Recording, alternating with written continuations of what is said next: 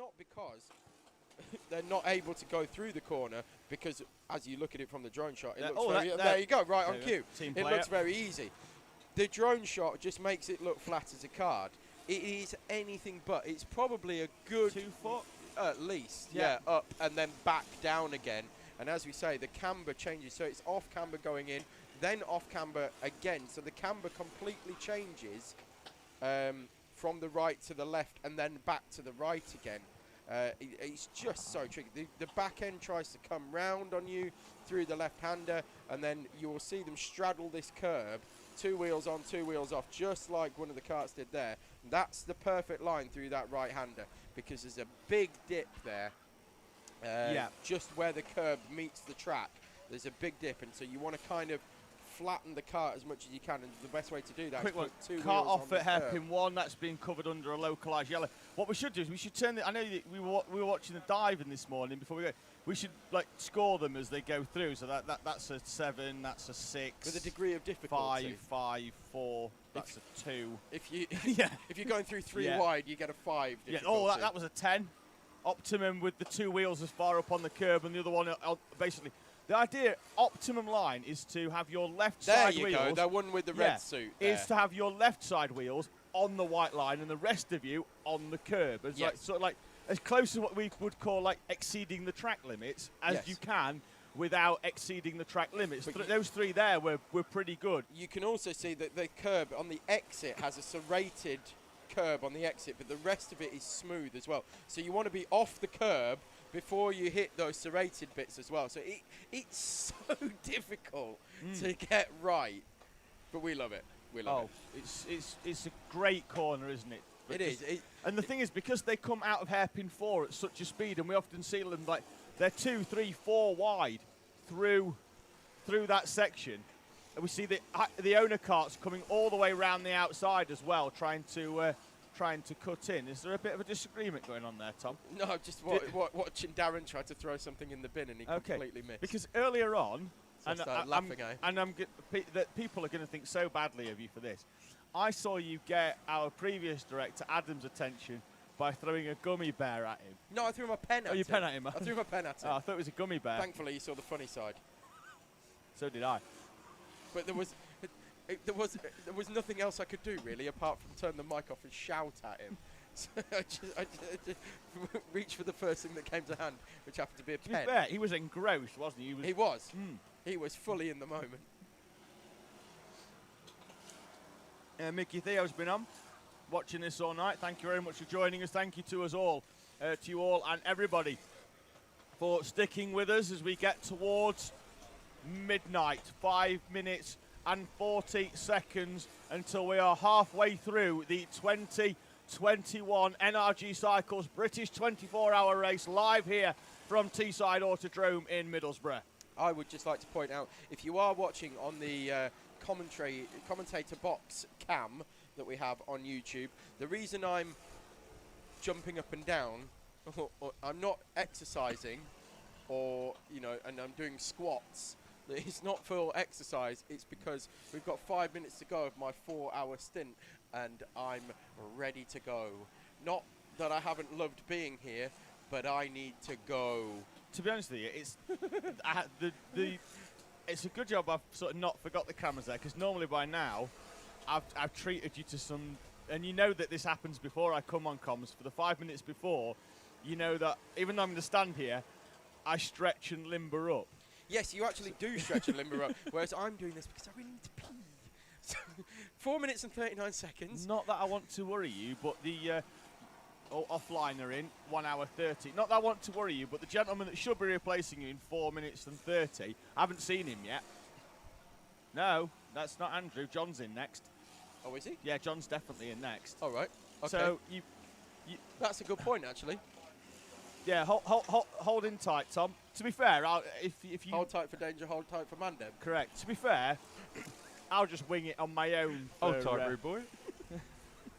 I'll wing it on my own. Oh, questions in. Is there any live timing? Yes, there is. You can get that at live.alphatiming.co.uk/24HR. So that's live.alphatiming.co.uk /24HR. You can get all the timing on there as Grabex come into the pits. What you can see more if you're watching it on a laptop, or the timing on a laptop or on a standalone PC, because what you can see down the right hand side is how many pit stops each team has done, how long since they were last in the pits.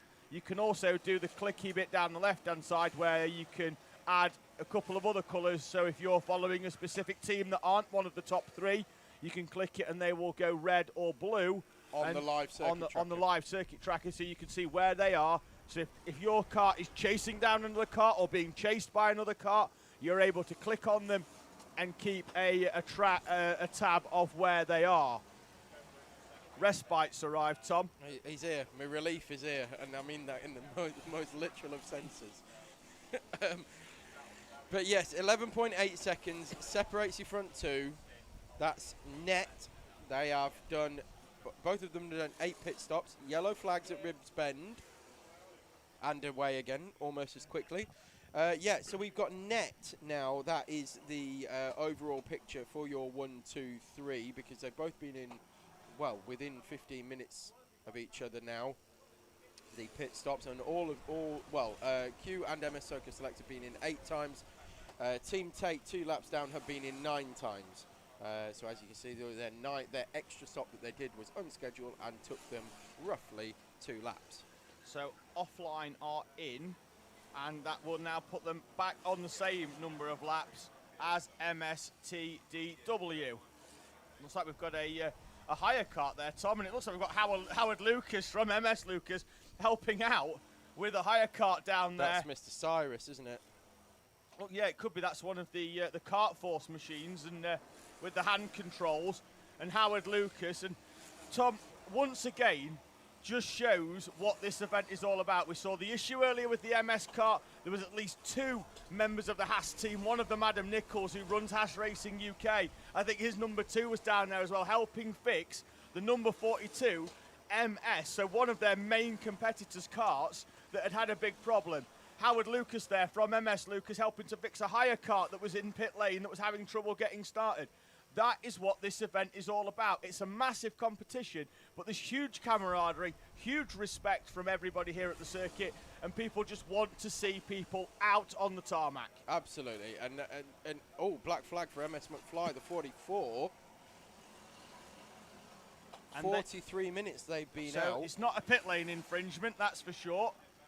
So chances are that is for some hefty contact, maybe some driving standards. Well, we did see yellow flags out a minute ago, or a minute or 2 ago. Yeah. Right, so what I'm going to do now is I'm going to take this opportunity to bid you adieu. Just a quick one, Tom. Kart off down there at Rib. Whoa! And that's an owner kart having some issues. No, that's a hire, having some issues getting back on. I don't know where the penalties have gone. I know you were looking at this earlier, but the penalties have disappeared off there. The live tracker's gone as well. Okay. No, that wasn't me. I don't know. No? I don't know. We've lost that bit. Oh, there it is. Oh, it's down the bottom now. Things have moved on a little. Yep, sometimes it occasionally brings up that there's been what it's for, but not in this case for MS McFly. Lights have remained on, though, down at Rib, Tom. Not sure whether that's just because the marshal has elected not to turn them off yet, or whether we've got another problem at the reverse corkscrew at the mountain section. So we'll wait to see what that is. ML Racing pick up a black flag. They've not been out that long, have they, since they fixed it again. 53 minutes. Maybe something to do with the MS McFly. We'll see. Anyways, right, I'm going to go. I will leave you in the very capable hands of John Ratcliff, and I will now unplug my phone. Thank you for using your charger. You're welcome, sir. Yes, I'm going to go get myself a couple of hours kip, and I will be back at bang on 4 o'clock in the morning. So enjoy, folks. Hope you stay with us through the night. It's been a pleasure, and I will see you again from 4 until 8. Thank you very much, Tom. The live stream comments still coming in. Thank you very much for getting in touch with us then on the live stream comments. If you are watching via YouTube, please do give Alpha Live Productions a like and subscribe as well. Give us a quick thumbs up.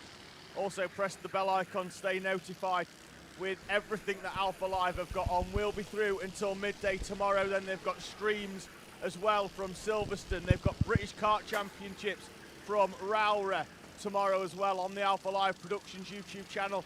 All the coverage from the Motorsport UK British Championships covered by Alpha Live Productions on their YouTube channel. So you can see all the top level UK karting as well as this fantastic British 24-hour race. We have gone past the halfway point, and at midnight we are now into Sunday of this 2021 running of the British 24-hour race. And we have a gap now of 10 seconds between our leaders, Q Racing and MS SoCo Select. Absolutely nothing between our two leaders. Two black flags then from ML Racing and MS McFly. Seen McFly, they've come into the pits. There's the 21 of Team Backmarker. They've just got caught there on a on one of the higher carts. Look, they're clear. And it's a great pleasure once again to welcome John Ratcliff back into the commentary box. Thank you very much for having me back, mate. It's great to be back at the circuit again, of course, even at such a ungodly hour. To be fair, I mean, midnight's not even particularly a difficult time. We'll wait until I get to the end of my stint at like 3, 4 a.m. Then we'll see how I'm feeling. But at the moment, a little bit tired. I elected not to have any sleep before this. I felt like if I just had 30 minutes, 45 minutes, it might kill me. So I felt best to just try and see it through. And of course, back in the apartment, I had the live stream up. Of course I did, keeping up to date with what was going on. And yeah, I couldn't quite believe how close the leader of Q Racing and the second place of MS SoCo Select are on circuit. I saw it darting between like sort of 15 seconds to even 1 or 2 seconds at some point. So it's clearly been very interesting, and I've clearly missed out on a lot of racing, but glad there are so many people still on the stream, still supporting what's going on. And walking back through the paddock from the overflow car park, I saw at least 2 teams in their tents with some massive screens on watching the stream. So big shout out to all of you out there watching it down in the paddock and cheering on your team. Make sure to let us know who you're cheering on in the live chat. But yeah, thank you very much for having me, mate. Yeah, it's fantastic. And we see some people watching it on the phone. We see teams down in the paddock. You've just got some of the largest tellies that you could probably put in your van. Yeah. I think we've got a picture later on. Darren's just queuing it up. We'll see it in a few moments. But there's one team down. I'll name them when we see them. But they've got 2 TVs in their awning. There it is. That's the Alessia awning, and a lot of I think like Rye House Cash Bandits are down there as well. A couple of others. Most of the Rye House lot are down there. They've got a TV screen on one side, the live timing up on the other. They've got putting my feet up seats as well. And about 4 bags of McDonald's as well, so yeah, perfect, powering them through. Some crisps as well down there. And lots of Domino's there. That is Q Racing. They had some fuel delivered. Nice. The fuel being Domino's. They Perfect. turned up earlier on a bench down there. So I took a quick snap of that before sending it to our producer. That is our fuel bay here at Teesside. So basically, as the drivers come over the weighbridge, they go down to the 24-hour filling station. So all the barrels there. So we've got 3 pumps this year. We had 2 last year, but we've obviously got an extra 12 carts, so now we need 3. So and that there is your weighbridge, which this year, as you can see, is now sunk into the ground. In previous years, it's been a case there's a ramp up, sit on top, and a ramp back down, which is obviously catches out some teams. Yeah. That's Core Blimey Racing in one of their entries. I think that was the 313, just in the picture there. But this year's the first year that we've had it sunk into the ground. This is the new dummy grid that we use for the sprint series as well. All the fencing around the outside is brand new. That was done during the off season, so it's completely different to last year. We've used it for the sprint series this year. First year we've used it for the British 24. I believe it's really brought the venue up a notch in having a proper dummy grid area, having a proper Parc Ferme area as well, because behind the fuel bay, that's where the gate is to let the teams in and out normally on our sprint series. And we'll be back here in 2 weeks' time for rounds 5 and 6 on Saturday and Sunday for a double header of the NRG Cycles Owner Sprint Series live from Teesside Karting, which has 6 classes all the way up from Bambino cadets, junior pro kart, senior pro kart, junior and then senior Rotax as well. Down there in the paddock, a number of our junior Rotax drivers actually are manning the weighbridge for us. So we've got Gracie Mitchell down there, David Mack down there, Bella Franklin's working down there, making sure that teams start their engine beyond the cone where they're allowed to, down in pit lane. So 3 of our junior Rotax drivers helping out. I've seen one of our junior pro kart drivers, Max Shields, down there as well, helping out. So everybody chipping in here at Teesside for this, once again, fantastic British 24-hour. Oh yeah, it has been fantastic, and yeah, as you say, big shout out to everyone working down there, even into the dead of the night. We salute you, we salute you. As who we got in the pits there? We got number 42. Yep. Well, MS Lucas currently in 6th position. Finished their 1 hour and 26-minute long stint. That's quite a long one. It is on schedule then into the pits for MS Lucas, number 42 kart, currently in 6th place in the elite class.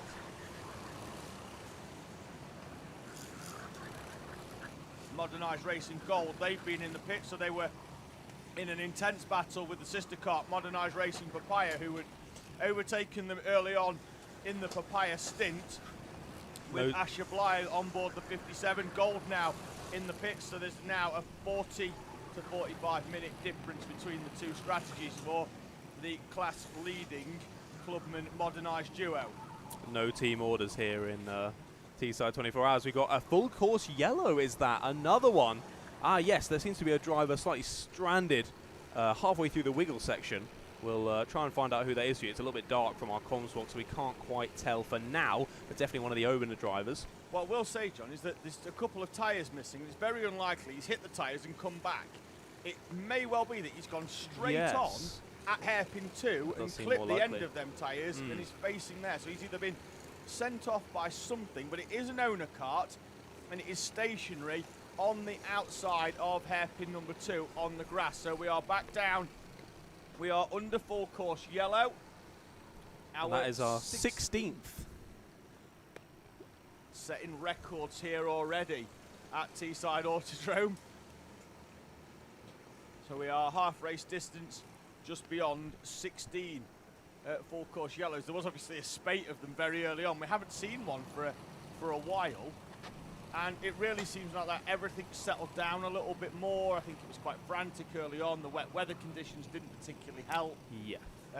In all honesty, I think driving standards have probably increased a little bit, but I think that's partly as well to do with the fact that the weather conditions obviously stayed drier for at least the last 5 or 6 hours as DWS Racing come in from 4th place in the pro class. They've been out 1 hour and 22, so this full course yellow has come at the right time for them.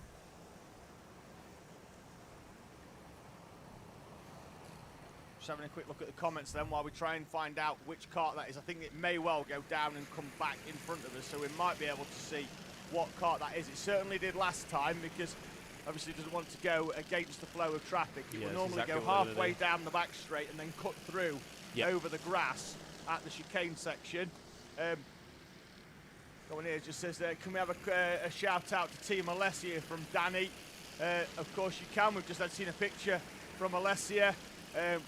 They actually came to see us earlier and bought a massive Danny Palacio dummy with them, a mannequin that came into the commentary box. We've got a nice picture of that. So if that is you, Danny, thank you very much for joining us, at least in spirit. I know you can't be here for the race, but thank you very much. Just going to play Spot the Stricken Kart. There's the picture on screen, actually. What a beautiful photo.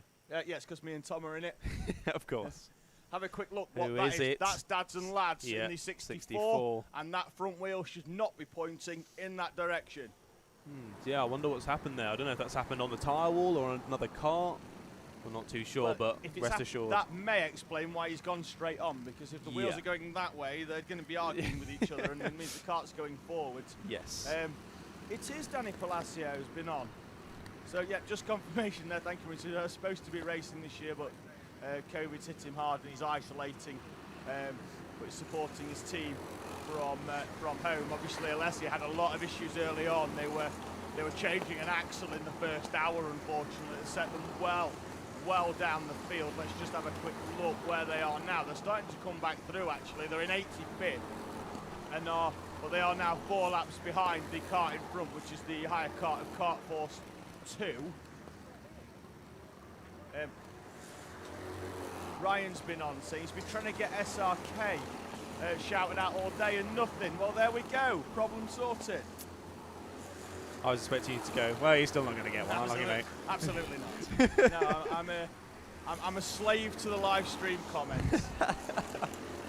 They are your master. Max Tomlin's on. He's asked to give a big shout out to his local team, the 667. I'll give them a shout out. We've been calling them NC Racing because, well, that's what we're calling them. So Yes. yeah, I'm not going to go too deep into it, but I reckon that Max can probably figure out why himself. Yeah, let's just not go into further detail about that. Matt Cook, I think he's been to a wedding today, so he can't wait to get back from a wedding tonight to tune in. That's no excuse. We've already seen Jake Richardson. He's been to a wedding today in his race suit, and he was watching it whilst he was eating his meal. So Proud of that. Yeah, get it on while you're there. Get everybody else watching as well, and then send us a photograph of everybody round the table watching the 24. The second place kart has come into the pits, by the way, mate. MS Soko Select. It doesn't seem to be a scheduled stop. No, you're quite right. 35 minutes in for the 43 of MS Soko Select. Let's see if we can get an idea as to what the issue is on that one. I'm just having a quick look down on our pit lane camera to see whether we can pick up why or where the 43 of MS Soko Select, but it may well just give Q Racing number 33 entry a little more respite than they were probably bargaining for. Still not appeared yet down there, but they may well just be down in the awning. Let's see how far they drop behind them. This could put Team Tate back up into second if it's a long one. They are 3 laps down. This could give Q Racing quite the cushion. Yeah, this could be quite useful for them. And the other option is that if they had a proper problem, they might have had to go back into the paddock already. So we might have missed them come through the pit lane. But yeah, still shows up as pit on our timing screen. So not seeing them come out yet. We'll still keep a close eye on what's going on. But as you say, Team Tate are now closing in. I think they still had about, is it a lap cushion on them? Yeah, about a lap cushion. But they're going to quickly close that in. So we'll keep an eye then on MS Soko Select. The gap has gone out now to two laps from what was 10 seconds. And there on the screen, actually, just as it cut off, Dan Crosley, who was in that kart, is now stood in pit lane. The driver of the 43 MS Soko Select machine, not where he wants to be. Very bemused. They're stood in the pit lane, especially at an hour like this. Just standing there waiting. There he is at the back with the bright orange helmet on. Lovely little number there, but yeah, very frustrating for him just to be stood there thinking, I'm losing all this time, I want to get back on track. Yeah. Does look orange at night, it's pink in the daytime. Is it pink? Okay, it looks very orange on that camera. Cart's back down on the floor. I could see the pink race suit, so yeah, that match makes sense. Yeah, but cart's back down and back out on circuit, but that has lost MS Soko Select at the least 2 laps. Have they gone out? Is that them? Yeah, that's them. Coming out now into Rib Bend, I do believe. It is. So there we go. Yellow machine of MS Soko Select as SMJC 595, currently in 3rd place in our pro class, picked themselves up a contact warning. Mechanicals still going on then for our higher teams. They started at 11 o'clock. They will go through till around about 1 in the morning because they have three minutes for their mandatory pit stops. And we've obviously got to work through the entire field from the race leading kart in that class, which now is NRG Global Power for our higher class. The team that was up there before, so we've had Team ETL.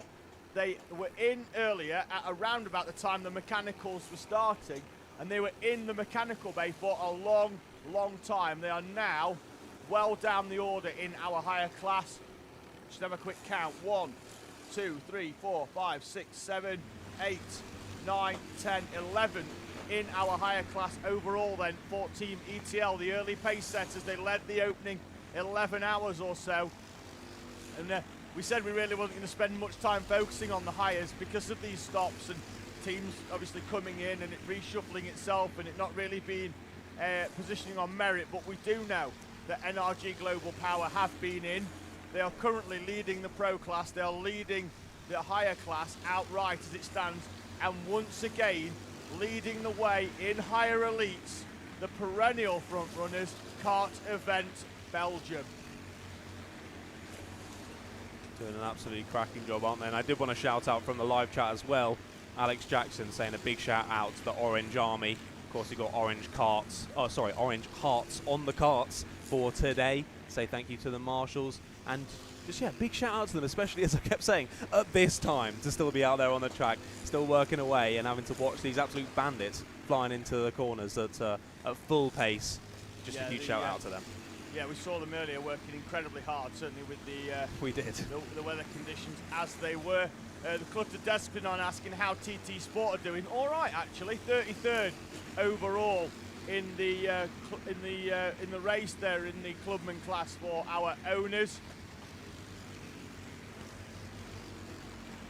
So scroll down a little bit further. Sam Nash is just updating us on why Cash Bandits were having some issues. The front wheel came off, and that generally means that they require the help from the quad, and it was recovered. They lost around 7 minutes with that one. Ollie Naylor's been on. He's been here before as well in the Minimax class, racing in the Amalgamated Juniors here at Teesside. He just wants to give a shout out to his local circuit there, obviously here as well. Lockwell Hill. They've had some problems earlier on, but are still going out there around the circuit. So Ollie Naylor wishes them all the very best. To see whether, I think we're probably just about down to the bottom now of where we are in terms of our comments, but please do get them in as much. Brett Harvey's been on, actually, just wishing Good Chip Racing all the very best. They are, as it stands, leading the rookie higher class by 2 laps. Quite some way. Well, it's in terms of positions, yes. A lot of positions, yeah. They've got 10 positions. However, it's only a 2-lap difference. That's over crazy. 10 positions. Wow. From, if we have a look at the timing, we've got Adrenico on 491 laps, and they are in 43rd. In 63rd place, only 4 laps behind them, Carlos Fandango, and there's 2 more karts below them in Red Lodge, Wasps, and Simtech Motorsport as well. 4 laps between 22 cars in our class. A couple of them, I think at least one is an owner with lads and dads. They're in the pit lane. I think they're still having some issues with that kart where the wheels were arguing about where it wanted to go. Still though, over 20 teams from 49th down to 60, almost 29, down to about 65th, 66th place, split by 4 laps. It's unreal. Yeah, 4 laps would usually be a hell of a lot in most racing, but in endurance racing over 24 hours, that is absolutely nothing.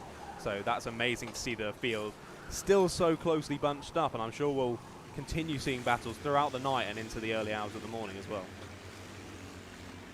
Catherine Potter's been on, just wishing all the very best to 113 Red Graphics and also the 240 Modernised Racing Azure entry, which has got Andy Ambrose in that team. I don't know if he's in the kart yet, but that's Catherine's driver coach, so no wonder she's supporting the 24 modernised entry. They've got obviously 4 karts out there racing. They've got, trying to remember the colours now without going through the notes, they've got papaya, magenta, azure and gold. Wow. For their coloured entries. Do you want to go through the class graphic on the screen?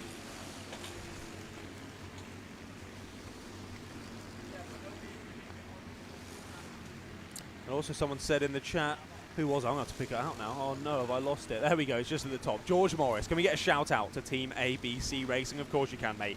They are doing very, very well. I seem to have lost them now. Yeah, I found them again. They are 2nd in the hired club class, doing very, very well. I think about 3 laps behind the leader, who is Hopeless Disaster. Whilst you're talking about classes, we've got a helpful graphic. Oh wow, not a helpful graphic. Yeah, so there are our higher classes. So you'll notice that the surrounds, they match the background colours on the timing. So Our elite runners are those drivers that and teams that have finished in the top 3 of previous 24-hour races, hence why we're going to call them elite. So then pro are going to be your teams that have finished in and around the top 10 or have many, many years experience of racing at 24 hours and doing reasonably well at it. So then we're going to have our clubman runners there, generally drivers and teams that have a couple of years experience, or maybe those that have done a little bit longer but have maybe not finished in the top 10 regularly. And then obviously rookie, which is going to be fairly obvious in its description there, the teams that have either not really done a 24-hour race before and are coming here for the first time.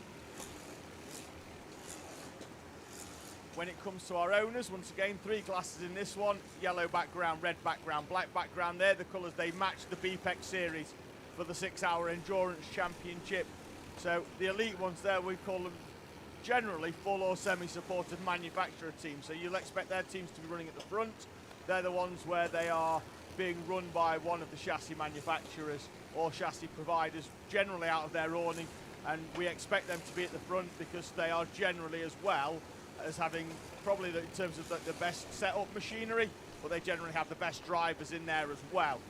Pro are going to be experienced teams that are self-run. They're probably going to have good drivers in those karts, and they're drivers that are just going to turn up and jump in the machine and go racing. Whereas clubmen, in terms of entry level, we obviously see a lot more clubman teams, but it's a lot of a case with them where they are either running themselves. We see Rethink Racing, for example, they're running 2 karts, but they're running them pretty much like all the drivers, and maybe one mechanic is doing that, whereas like rather than having an army of mechanics, some of the teams where basically everybody's driving and everybody's chipping in on the spanners as well. So that's a real example of what the clubman teams are like here for the British 24. Very interesting, mate, and it's great to see all the different levels of experience going out there on track and still enjoying themselves and still finding those groups to battle with and just having a good time out there, because as I said before, that's the main thing, isn't it? It is, and just having a quick look at the comments, they're still coming in thick and fast. They really are. Yeah, I love the fact that people are up, and Mark Hill has just been on, so big shout out from all the Hooton Park IndyCar Series to Scenario 77, full support to everybody, to them from everyone at Hooton Park this weekend. Another one coming in for the same team as well from Carl Johnson, showing his support for the Scenario 77 outfit. Alex Jackson just says, Alpha Live have had an update on the graphics. We have had an update on the graphics, but I've got to give our producer director Darren credit, because as usual with most of my ideas, I come up with a fairly decent idea and generally need somebody else to facilitate it, and on around about 80% of the occasions that person is Darren. So thank you very much to Darren Hassan, our producer director here for the 24. He does most of our rounds here as well for the NRG Cycles Owner Sprint Series as well here at Teesside. Last one then before we move away from the comments for a little while. Johnny Maud has been on just saying big up Bradley and the crew for at BSR for Bradley Shepherd Racing. Around about an hour ago, they were there or thereabouts for the win in that class, but they had an issue with the chain, and it wasn't on the sprocket, and that generally means that it doesn't go very quickly. Yeah, that's usually not too positive. No, so they had to they had to pop down to the mechanical bay, and this is what we're saying now. Is the problem is that any team that has a mechanical issue between 11 and 1 in the morning may have to wait, because both of the ramps are going to be in use for a mechanical stop. So if you have a problem and need to go down and have it dealt with, you might just have to wait patiently rather than being able to drive it straight up on the ramps, because there's only 2 mechanics bays, there's only so many mechanics to go round, and they are currently doing the service stops here at the 24. Yeah, that's just luck of the draw, isn't it? When something goes wrong, if you get unlucky and happen to be in that window, yeah, it is what it is. It's no real difference, is it, to the to full course yellows in no, that that's sort true. of issue? Is it sometimes you get lucky, yep, and sometimes you don't. That's racing. So, story then of the last half an hour or so. is the MS Soco Select in their number 43. We've got a kart stationary right at on the hairpin 1, apex. and it's in the middle of the circuit. The yellow flag is out, so He's got drivers round. should be expecting that there is a kart somewhere on the circuit. I saw about 5 karts coming in a pack, and we've got a black flag. That's for the SMJC 959 kart, currently running in 14th place. Sorry, was it the 595? 595. Sorry, my apologies. They picked up a warning flag around about 20 minutes ago, so it looks like that's just accumulation of issues that they've had, but they are in 3rd place in the pro class. DWS Racing are 5 laps behind, but they have been thrown a lifeline in the pro class, and it now depends if SMJC come in, if it's just for a driving standards, but they still will need to get out of the kart and go and report to race control. And that takes quite some time on occasion, depending on how much of a naughty boy you've been. Yep, so that gap, expect that to close down. We'll return to get the full update on that one in around about 5 or so minutes when SMJC go out. Just a little quick question was how long is a service roughly? As a minimum, 3 minutes.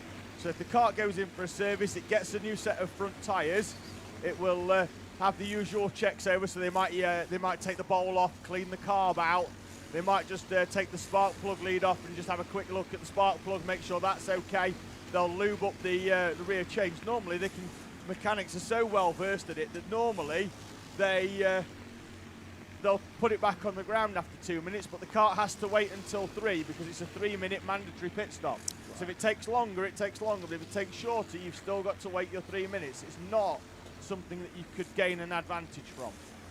I've just seen the marshal walk out with a black flag, making sure that the SMJC kart knows that he's definitely got a black flag. And I saw him dart back to his post as about 6 karts flew past him on the circuit, still battling, absolutely going for it, even in the night. And as I say, with the night, obviously there's a lot less visibility, especially for us staring out the comms box trying to pick out numbers. There are some fantastic LED strips on some of these karts, so I've got to say a big shout out for them. If I see one in particular and I spot the number, I'll be sure to give them a big shout out.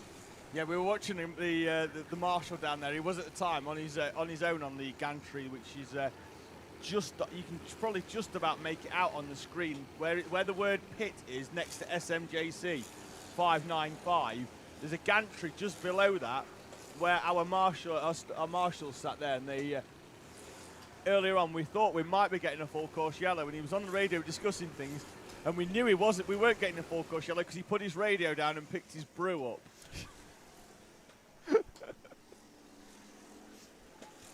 Yeah, we've kind of just been seeing what's going on with the race by looking at the marshals, really. I remember we were looking earlier and we were like, right, okay, if he puts his hat on, we know it's raining. If he takes it off, we know it's stopped. So, yeah, we are certainly using the marshals for our own benefit as well as the racers' benefit tonight. But, yeah, I see you've taken your jumper off. I didn't quite believe you when you said it was a hot box in here, but even at what I will say as well midnight, is if you are still watching on the Double Dash Motorsport Media live commentary box, you may have just got a little bit more than you bargained for then when the hoodie came off. We got there you go. Let's timestamp it. Go back to the stream. Go to that timestamp and you can... Yeah, we got a full viewing of the belly donut. you might get the DDMM channel taken down, mate, for pornographic content. I don't know. Yeah, they might have to put an age limit. The 44 we're after the watershed, though, to be fair. Has been in the MS McFly, and that's unscheduled as well. Yep. Jack Morris only went out in that one 27 minutes ago, and he's come back in for a driver change for the MS McFly entry, so that's gone back out. They are at 11 pit stops. Just going to have a quick scout down. Obviously, Q Racing are due in the pit shortly, so they're about 10 minutes away maybe from their stop, so maybe they will go back onto the same number of stops as MS Soco Select. That's what I'm looking for at the minute. Who is on the highest number? We've got a number of teams on 11. Has anybody beat that so far? On Point Racing have been in 12 times. Why So Serious 12 times as well. A couple of others. Do we normally see some 13 of the... down there. We've got a 15 as well, I think, 15. for Alessia. They've had some problems. We see a number of teams, mainly more in the rookie class, where, rookie races, they've been in 17 times, where drivers just do slightly shorter stints, something like that, just because they maybe not had the experience of doing these sort of races, so they just sort of go Well, look, a tank will do us 1 hour and 30, and the owners will do 45-minute stints between us and just do fuel every other stop.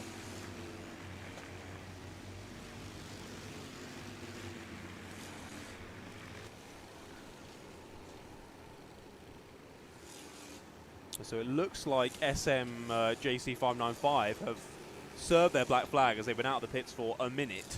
And they're still in 3rd place in their class, but I'm not sure. Is it still 4 laps between them? Yeah, I think there's 5 before. We'll wait for them to come round again. Maybe it might drop to 3, because I think maybe DWS are going to come through in a moment. So I think it's more likely to be around about 3.5 rather than 4 actual laps. Because that obviously is a laps behind the leader, and if they're either side of the leader, then that might be a bit of a difference. So maybe 3.5 laps. It certainly cost SMJC around about 2 minutes having that visit to race control to discuss what I could only imagine, given that they picked up a warning flag about 20 minutes before the black flag, was to do with their driving standards. Yeah, it's a decent chunk of time lost, even though it may not seem like that much over 24 hours. It can make all the difference by the end. So you'll have to keep an eye on that one, but they're still a few laps out ahead, and if they can not get thrown off by it too much, get back into the swing of things again, they should hopefully still be okay. But yeah, as we say, we'll keep an eye on it. So that looks like that's NRG Global Power in the pit lane there on the right-hand side. Lockwell Hiller on the left, because that's Kieran Lambert getting in that kart. Looks like the NRG kart's having a bit of a problem getting that engine started. That's the race leading kart in our higher class. They've been out on track for 1 hour and 3 minutes, and this is an unscheduled stop then for NRG Global Power. They have a gap of around about a lap to the 2nd place Kart Events Belgium. And they are really fiddling around with that right engine. They are. The driver's in, so it looks like they could be ready to go, but it looks like they've got a problem. Quick tap on the back, and the race leader is back out on to circuit. So that is, it's an MS suit, so it's one of the JDR drivers. So it's either Jude Fernihau or Lucas Ellingham. I think, looking at the helmet, it's Jude Fernihau going out now in that kart. So Jack Dex, who's racing obviously in MS Soco Select, his race team JDR, a number of young chargers. Lucas Ellingham, who had a fantastic outing at Kart Masters last week, had issues in the heat.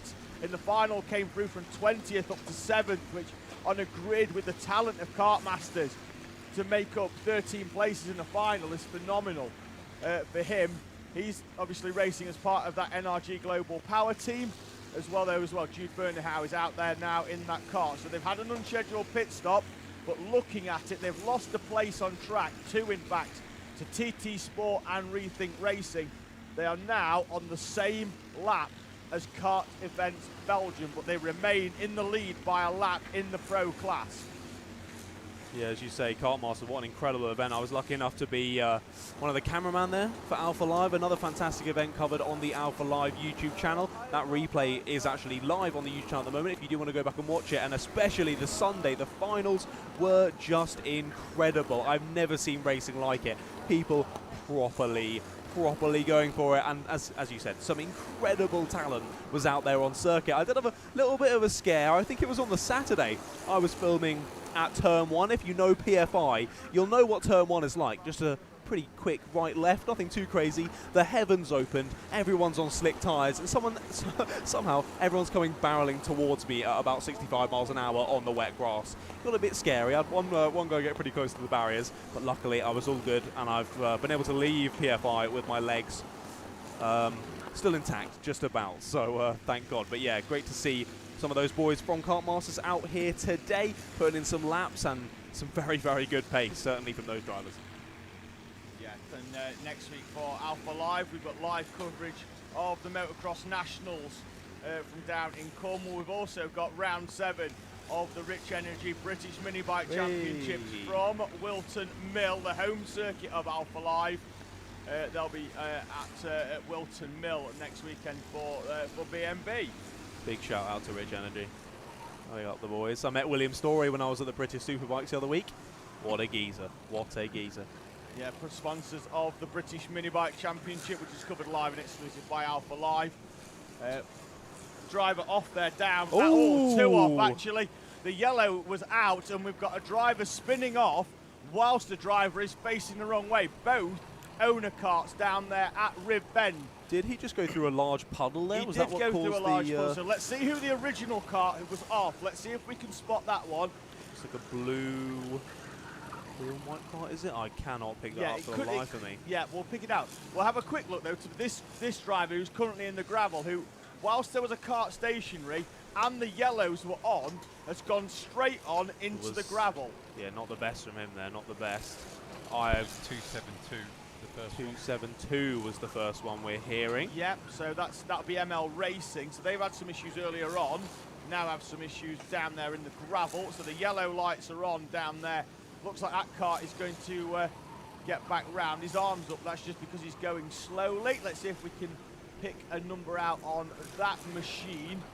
Another blue cart, I believe it was, at the front anyway. X Racing pick up a contact warning. That cart will come into that cart with the Nauseo panel. We'll try and find out who was off down at Rib, the second machine. We'll try and pick that one up as they come through. It's got to be in 4. Was that 45? Maybe, could it? I think it was this cart up the inside at hairpin 2 there, now going to the outside. Or to the inside even. Look. Yeah, I'm not I sure. believe it was. We'll have a look as he comes through. We'll see who that was then down at Rib. It'll certainly be coming through behind the first cart, which was the MLR one. Oh, sorry, ML Racing cart. The, so it's these two owners that are just about to come through at the back of this train, I believe. I think it was number 45. Potentially could have been. I want to say it was number 45, we'll MSTDW. Let's see how long their lap is when they come through. They did a 118. Seems they pretty normal, doesn't it? They were So off no. for a while. Let's have a quick look if Definitely we can can't pick be anybody else out that comes through that's had maybe a lap time that was a little bit longer than expected. MLR are well down the timing order after issues earlier on. They had a 142 lap, and that other cart was off for a similar time. So yeah.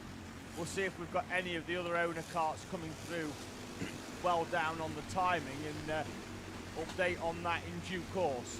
Yeah, that does seem like the most likely cart though for now anyway.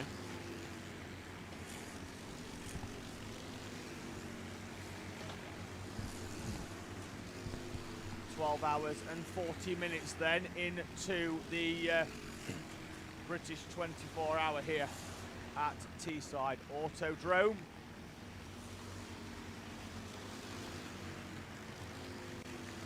The 2021 running of this fantastic event here from Middlesbrough.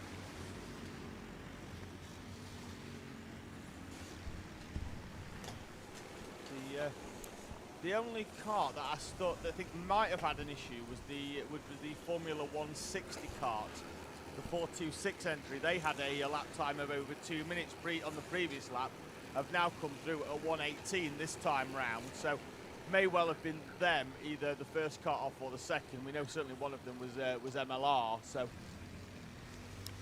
yeah, certainly. Well, Darren has told us he wants to get a coffee. So can we do a cheeky little run through of the order currently out on circuit? We can do a cheeky little run through as long as Darren gets me one as well, and if he doesn't, then no. White coffee, black coffee. He's in my ear asking what I want. So I'll just reply live on air so he can hear me. I'd like a flat white, please, Darren, with 3 white sugars in it. Thank you very much. No trouble. Is this where you take the piss out of you having 3 white sugars again? Absolutely They're not. small sachets. They are very small sachets. Right, we're going to have a quick run through, but what I do want to note is whilst we are doing a run through, is that Q Racing's number 33 entry is due in the pits in the next 5 minutes or so. So we'll keep an eye out for that. I think the marshal on the start line is just about to issue a contact warning flag, so I'm not sure who it's for, but let's have a quick run through then of our owner runners as it stands, because we're not going to bother with hires until the bottom of the next hour when that's the contact warning coming up. That's the 113 red graphics getting that one. As we mentioned with the higher class, they have got some service stop, so we're going to stay away from them for the next hour or so.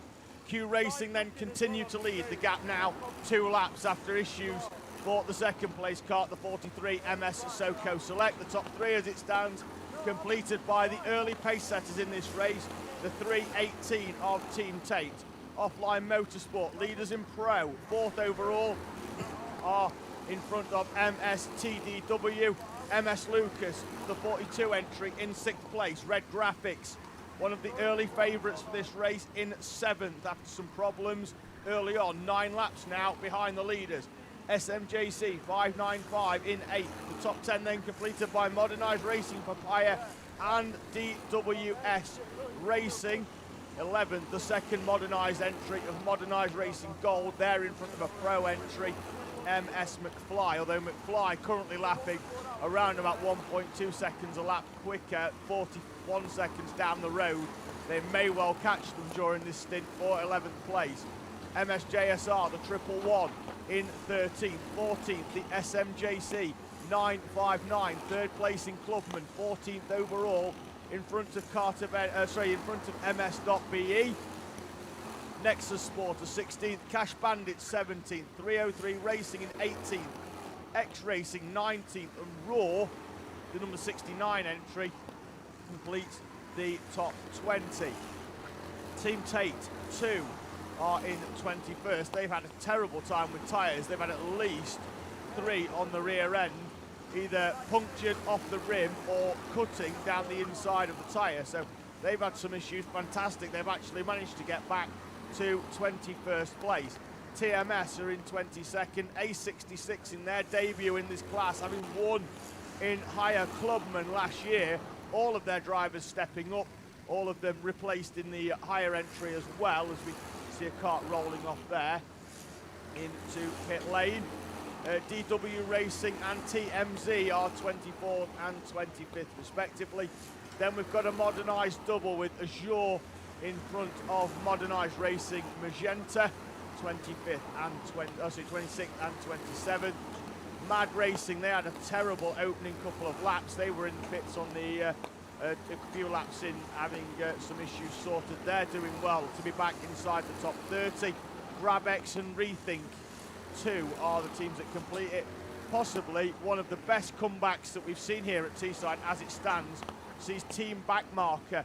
They are 45 laps down off the leader, but they are in front of all of the higher karts now, having actually had to take most of the components off one kart and put it onto the frame of another because they had a catastrophic issue in the opening hour of the race with a damaged chassis. Before we then start moving into highs, Rethink Racing's 103 entry is in 33rd. Then we look down towards teams that have had some real problems. On Point Racing, they've got one driver in hospital. He had some issues earlier, thinks he might have a tendon issue. We wish Mark Mason all the very best.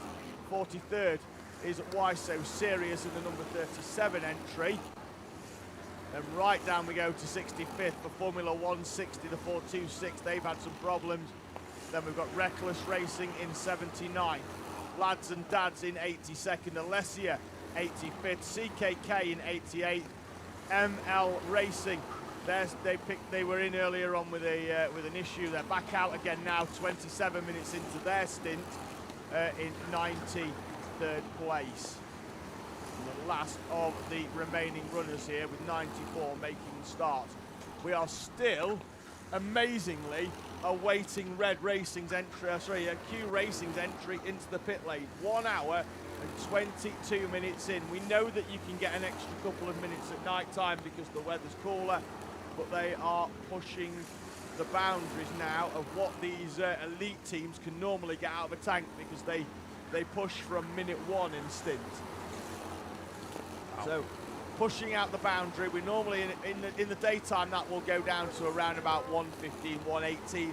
They are pushing it now. They have a gap of 2 laps, so they can certainly afford to maybe ease off a little bit, although they are still lapping in the 1:14.3s, so they are still the quickest car out there on circuit, at least on the previous lap in our higher class, in our owner class. So we will expect them in the pits very, very shortly to take them up to 9 pit stops, which will put them on par with MS SoCo Select and Team Tate at the front. 4th place offline have still only done 7, and they're halfway through their 7th stint as well. As we wait for Q Racing then, let's have a quick look at some more comments.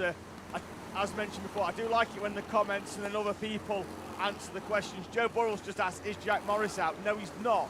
He was out for around about 27 minutes in the number 44 entry, and then we saw him out of the kart again, and somebody else went in it. Not quite sure what the issue is with Jack Morris in that kart, but he only did a very, very short stint in the number 44. Mickey's beyond saying, can you shout out Austin Mundy? I would, but I might have to shout quite loudly because I think he's in the seat at the moment. FCY, I've just seen out the window, the lights flashing, the boards are out, and it's another, what a time for Q Racing this has come. Granted, they've already got a gap of 2 laps to the lead, but we've got a full course yellow and there's a stationary car on the outside of hairpin 2. It's just off the screen as they go round. Obviously, we've got static cameras at night time because we allow the camera guys to sleep as we continue to go through the evening. But we've got a stationary kart on the outside. The driver remains in it. It looks like it's a higher kart because I think we've got a big foot Nauseo panel, and that means I can go back to the comments. Alex Bellaby's just waiting for his brother. I think that's Christian, who's in the NC Racing entry. 667. He's waiting for him to finish his stint, and then he's going to pop off to bed. Alex Jackson asked what tyres these are on. Well, the Highers, they're on miters, so they're going to get new sets of fronts while they're in the service stop. The owners, for the first time this year, for the first time in the 24-hour, are running the Dunlop SL1 tyre. Some of the teams still getting used to actually to what them tyres can do. Some of them have pushed the boundaries quite a lot, and we've seen them reacting very differently to punishment, and like when they go over curbs and stuff with these Dunlops, is reacting very differently to the to what the Bridgestones have done for many years that the Endurance Series has been using them. Might as well run through the actual full spec of the owners while we're at it, because Alex Jackson's asked that as well. What chassis? Well, in this race, we've got the main 2 that are being used here today are the MS chassis and the Hash chassis. We've got a number of others. A lot of teams running 7 karts. One's running an old Stratos chassis.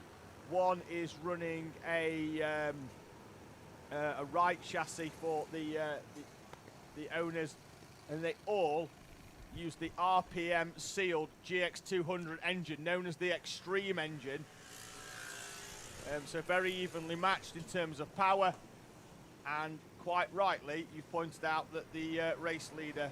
They've used that very well, haven't they? I think they may have already been in, actually. I think that it was just incredibly timely that it came out. I think they may have just pitted. And we are going back to green flags. The car did come past on the quad bike, but in the darkness, I could not pick out the number, I'm afraid, so we'll have to wait and see. It looks like it possibly was number 40 of Mad Racing, who were in 28th. Just gone into the pits. Possibly, although they were 1 hour 27 They were 1 hour 27 in, so they could have just taken a pit stop there. I did see a few cars start into the pit lane. Entry, and I think it may it was, have sorry, been of course it was a higher. My apologies. On the side, so. Yeah, no, that's my fault.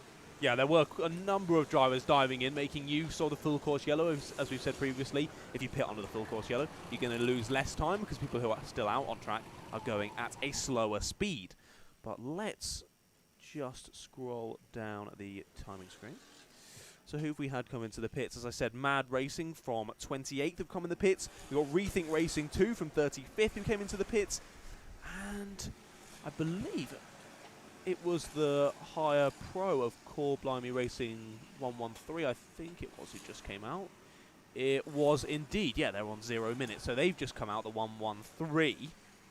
So that's one of our higher karts, but they have come out. So it's definitely not them, unless they somehow fix that problem unbelievably fast.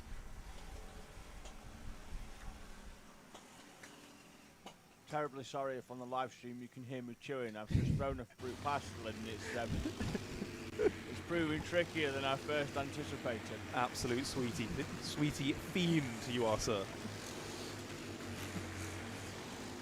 Just still getting through it.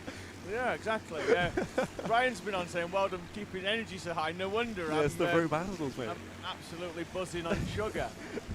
Coffee and fruit pastels, perfect combination. Yeah, once again the live stream are having a chat about chassis and stuff like that. Great to see. Matt Cook mentioned something earlier. He, let's see if I can find his comment. Now you just got to find it.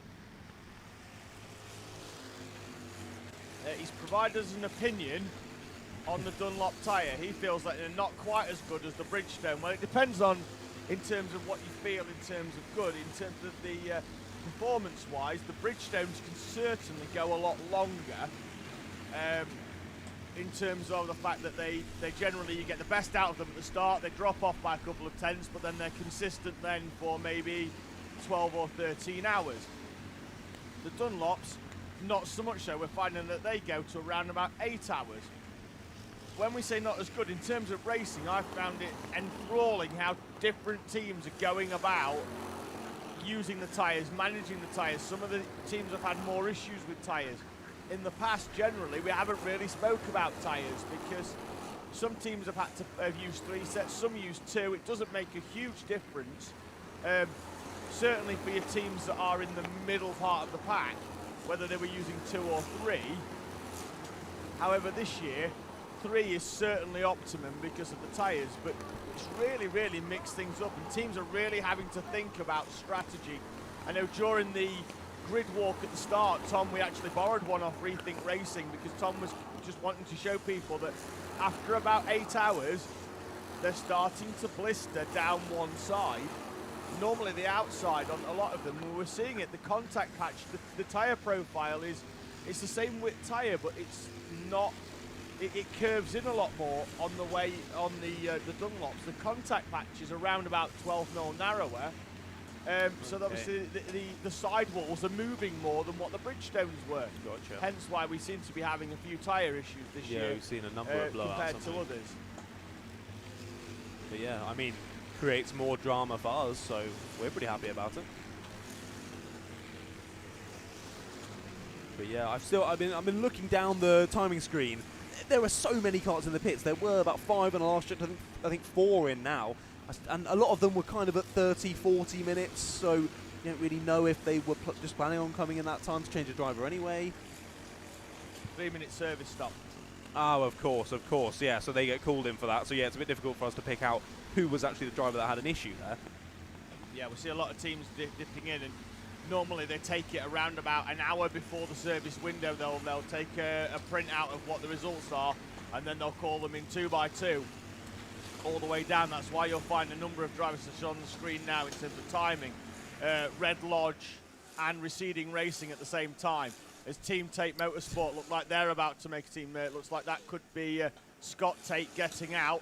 I just thought he was showing off his best dance moves, to be honest, Yep, but I noticed the car was coming in as well. So Scott Tate is getting out of the seat. There is his weighted seat, and Darren Brown takes over at the wheel of the 318. And you saw just how much they had to lift that seat. Scott Tate, I mean, look at the size of him. He's tiny. He needs a lot of weight to get that car up, but obviously they've got to take it out because his other teammate, they can't, they can't just, they can't leave it in because they're just carrying extra weight then round in the 185 weight limit for these carts. Just got to get them out. It looks like we're drivers come in there for an unexpected pit stop in the Hires. I think he's looking for his team. He's come through. He can't see them, and he's shaking his head. He's going again. Yeah, that must be quite frustrating.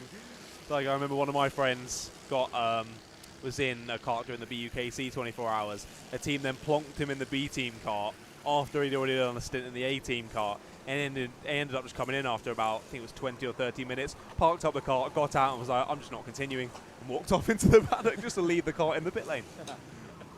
So luckily that driver decided he'll still carry on, but yeah, not sure why he came in. Maybe misread a sign, thought it was someone else. It was like we had some difficulties when we here for the BUKC 24 hours of being from Cardiff Uni. We had a Welsh flag to point out, hey, driver, come in. Another team had a Portuguese flag at the night time, they looked very, very similar. So that did produce some upset, but we were able to make sure that they were doing it from a different point, so we definitely knew it was ours. But yeah, just things you've got to work out at an endurance race, isn't it? Matt Cook has asked a question that is very timely to that, and that is it just the pro teams that have comms to the pits, a pit-to-kart radio? No, it's not. Anybody can run one. Some teams elect not to, mainly because some of the really good ones can be quite expensive. We're going to pick up on that in a few moments' time, I'm sure. That was incredible. Somebody's gone through with lights on his helmet. LEDs like, all across the helmet. Yeah. That was awesome. So we'll try and pick there out he is coming through the shot. You just see his head illuminated. That is fantastic. We'll see who that is. We'll try and get a number on that. We might get a better view out of the combo. Yeah. We could do with a full course yellow to slow them down as well, just so we can see who that is. But that is the 040, I believe that was. So that could be Mad Racing. They are running as 40, but it's 040. So we'll just get a confirmation. It is. Yeah, that's definitely. So the Mad Racing entry is glowing. You certainly can't miss him out on track. So. No, not at all.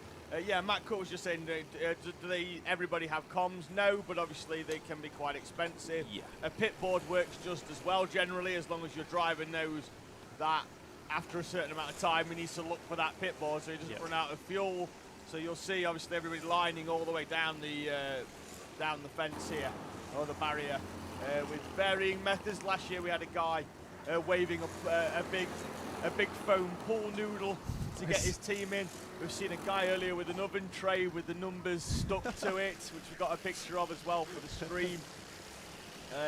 Yeah, absolutely fantastic. Just how teams come up with these ideas. But, a lot of them will have have radios. Some of them use like one with a receiver on the side.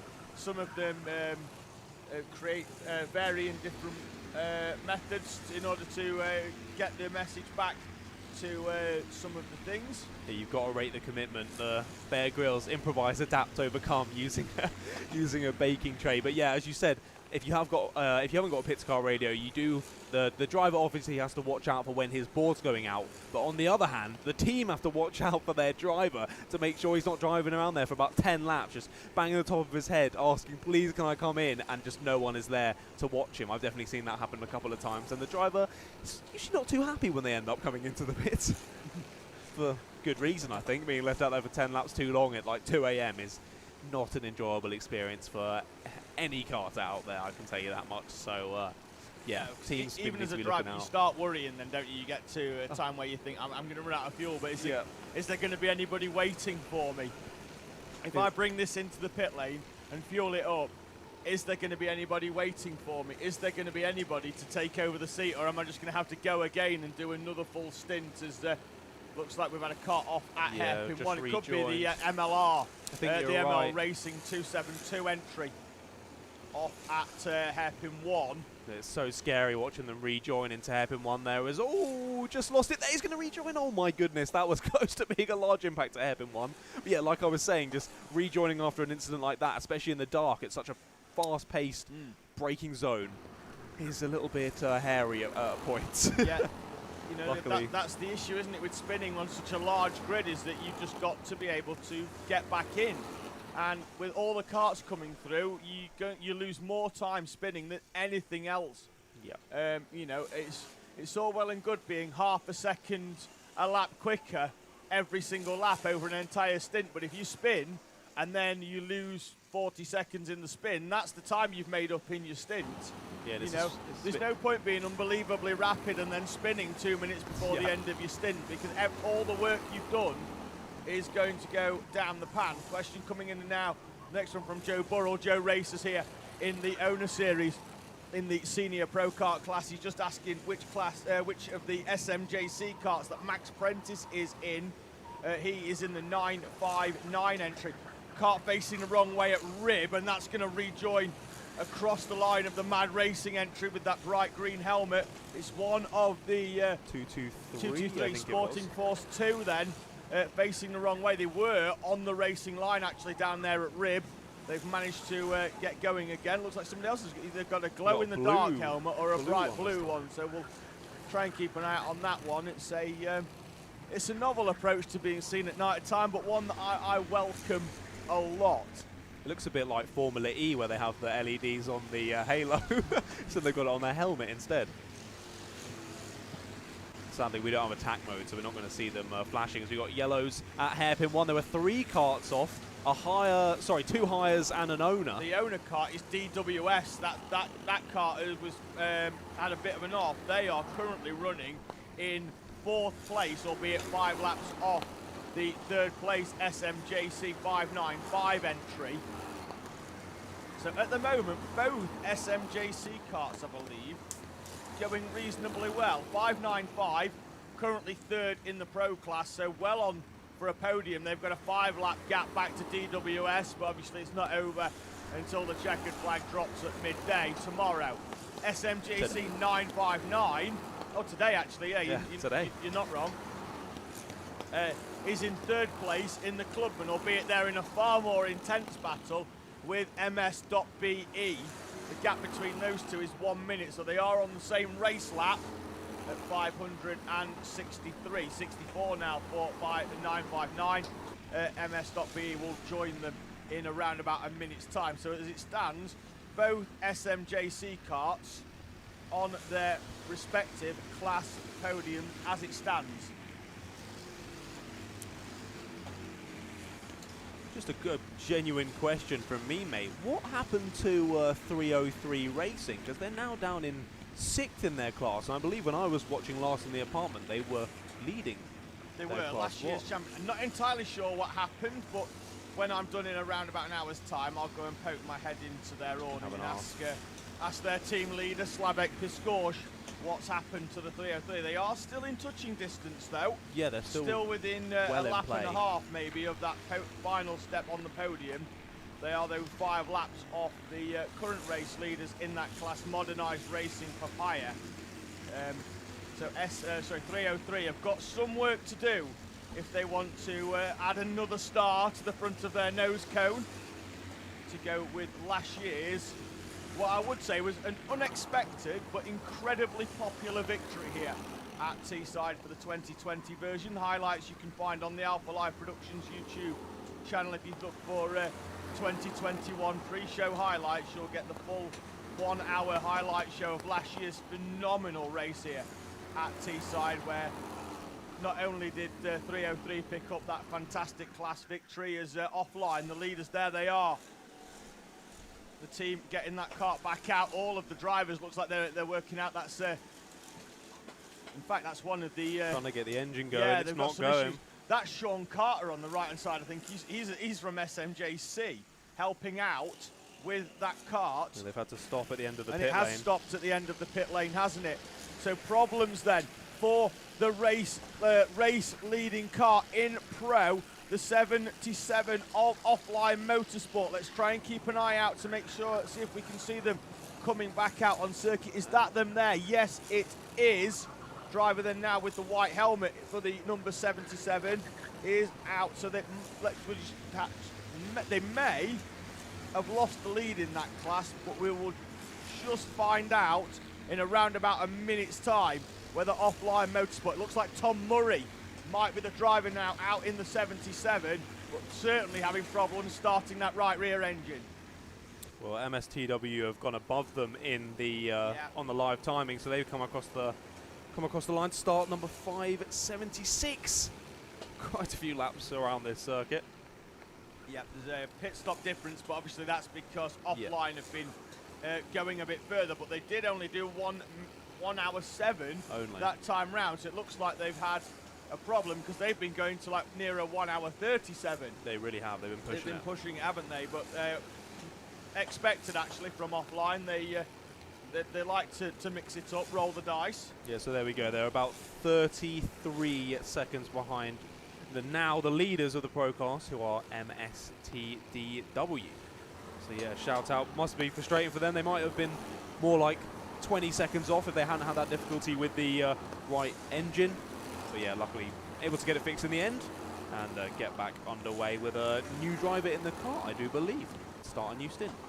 Yeah, so Tom Murray then now at the wheel of the 77 offline Motorsport entry, but they are now in second place in the class, albeit on the same lap, but 30 seconds down on MSTDW, who haven't run fault-free so far in this race.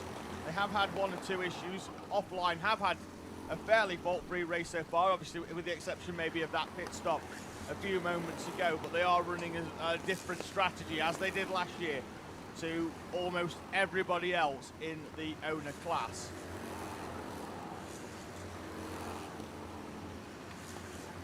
Just had confirmation that Andy Ambrose is going out in his modernised entry. I think he's in the number 24 modernised Azure, so Andy Ambrose will be out in a few moments. Not sure if he is just yet, but he's certainly the next one out in that machine. A couple of drivers having difficulty with engines there. One of the higher karts couldn't seem to get the left engine started that time, but his teammate managed to run over and did it first time, so big shout out to you, sir, especially after a long stint. That is difficult to get those engines started first time, so nice job, and he's back out on track. Yep. Alfolly2 has just said, what's your predictions, who will win overall? I'm not sure if that's for us, but I'm going to throw it out there to the chat as well. We've got 7 classes. If somebody wants to go on there and just say, just list all 7 karts that they think is going to win all the classes, I will happily read out your bold statements. Not endorsed by us at all. Absolutely not, because the commentators curse strikes. Exactly. It strikes a lot, and it strikes a lot when I'm involved. Even when you're lovely to us, like 303 Racing, dropping off loads of goods, still the commentator's curse gets them and puts them down in sick. But yeah, still doing a valiant effort out there, aren't they? And we're enjoying their snacks. Sweet dreams to Alex Bellaby. He's off to bed. His brother's finished his stint. Good night, Alex. Off he goes. Good night, Alex. We'll see you in the morning. Feel like proud parents putting our son to bed. There you go. Tuck yourself in, because we can't do it for you, unfortunately. But good night. Have some sleep. We'll welcome you back at, I reckon, 7 o'clock. Should we set his alarm? Yeah, Alex, come on. We need a good alarm from you. Yeah, we'll see Get you back at 7. involved. Yeah, there you go. Or Alex's suggestion. Stick your headphones in and sleep to their voices. No, that's the one. Absolutely not. We don't like Alex Jackson 47 anymore. We'll read out no further comments after that. Absolutely not. I've taken a massive offence to it. I'm so angry I'm going to have to stop talking and eat another fruit pastel. You're literally just making up any kind of storyline to have an excuse to eat another fruit pastel, aren't you? That comment's annoyed me as well, so I'm going to have another fruit pastel. I respect the fruit pastel arsehole, to be honest, mate. I've doubled up and I've got some problems. You're going to lose a tooth in a minute. Those things are scary. Attack your teeth. Absolutely attack them. Do Alpha Life have a dental policy, Darren? Do you cover the cost Health of that? insurance. Not the amount of sweets you eat. I'm told that's a firm no. Not with 3 sugars in your coffee. Not with 3 sugars. That is very true. Right, I'm going to need to run out and change a camera battery, gents. Shane Reed's asked a quick question. He says, can the drivers hear the commentators? Not whilst they're out on circuit. However, during daylight hours, we are out over the circuit PA. We turn it off at night time because people like to go to sleep, and generally when we get shouty and something exciting happens, we go up a notch, and that generally causes people alarm. What I will say on that is that in the past here at Teesside, certainly pre-COVID, people used to line the bank behind the commentary box with a tent. And I've done the race before, and generally, you go to sleep in your tent, and whilst ever the karts are going round, you can fall asleep. Then when the full course yellow comes out, and the karts slow down and the engine noise drops, it wakes you up, because you're not used to the fact that there's no kart noise. It's really, really strange that you can sleep when it's loud, and then when it goes quiet, it wakes you up. It's a really strange dynamic for a 24, but obviously things have changed now. The camping area is to the right of actually where this part of the track is. There's Ironworks motocross circuit, and they've got a paddock area that they allow us to use for the 24, so you see people walking down the back there. That is where the entry is up to the camping area. It's where most of our owner kart teams go. Sorry, our hire teams go. So, yeah, just going back. So, no, they can't hear us actually whilst they're out there on the circuit. But like during the day, obviously, everybody that's at the circuit can hear us over the PA. So if you are here at the track, we'll probably be back at around about 6:30, 7 o'clock live on the PA. Mickey S has been on, and he says, I've asked about 10 times for a shout out. Can't you see my comments? What comment? Yeah, what comment? Nothing to see here. I'm just scroll back up now. He thinks Q Racing are going to win if they don't have any mechanicals. Keep scrolling to see if I can see anything else. He's just put no shout out then. In fact, Mickey, just retype it again. It'll come through, and I'll endeavour to just keep my eye. Alex has set his alarm for 7 o'clock, Yeah, as we go on, thought we might Alex. have done. Big up.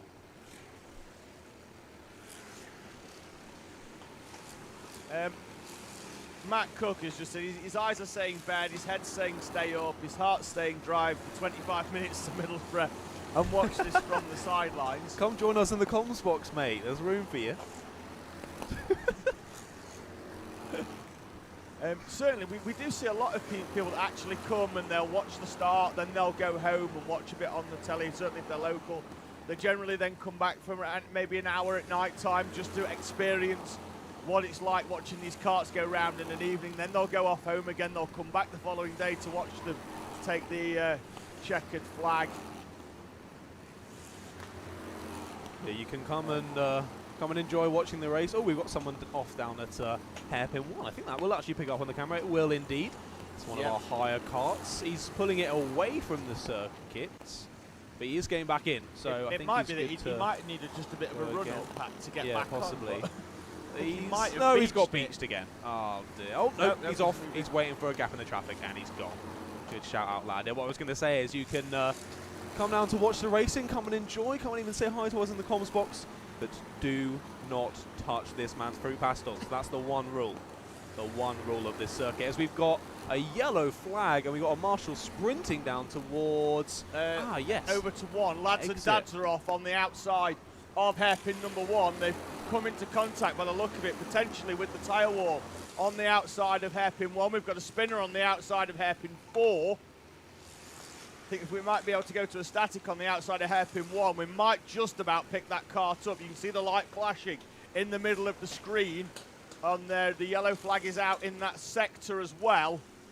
So we might be able to pick that up in due course, although I'm not entirely sure on that. We should, but it's definitely, it looks like it's lads and dads. It looks like the marshal's radioing it in, and we could be on for another full course yellow to recover that kart.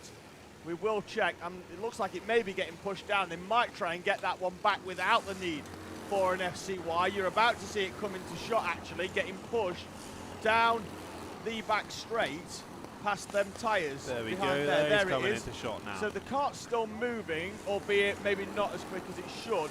They might get that one back. The driver's actually, it's moving quicker than the driver. The driver's jogging behind it to try and get that one back. Chasing him It down. might just be a case, actually, that they use that it's there so that it's quicker to get the quad off when it's done, but we'll see.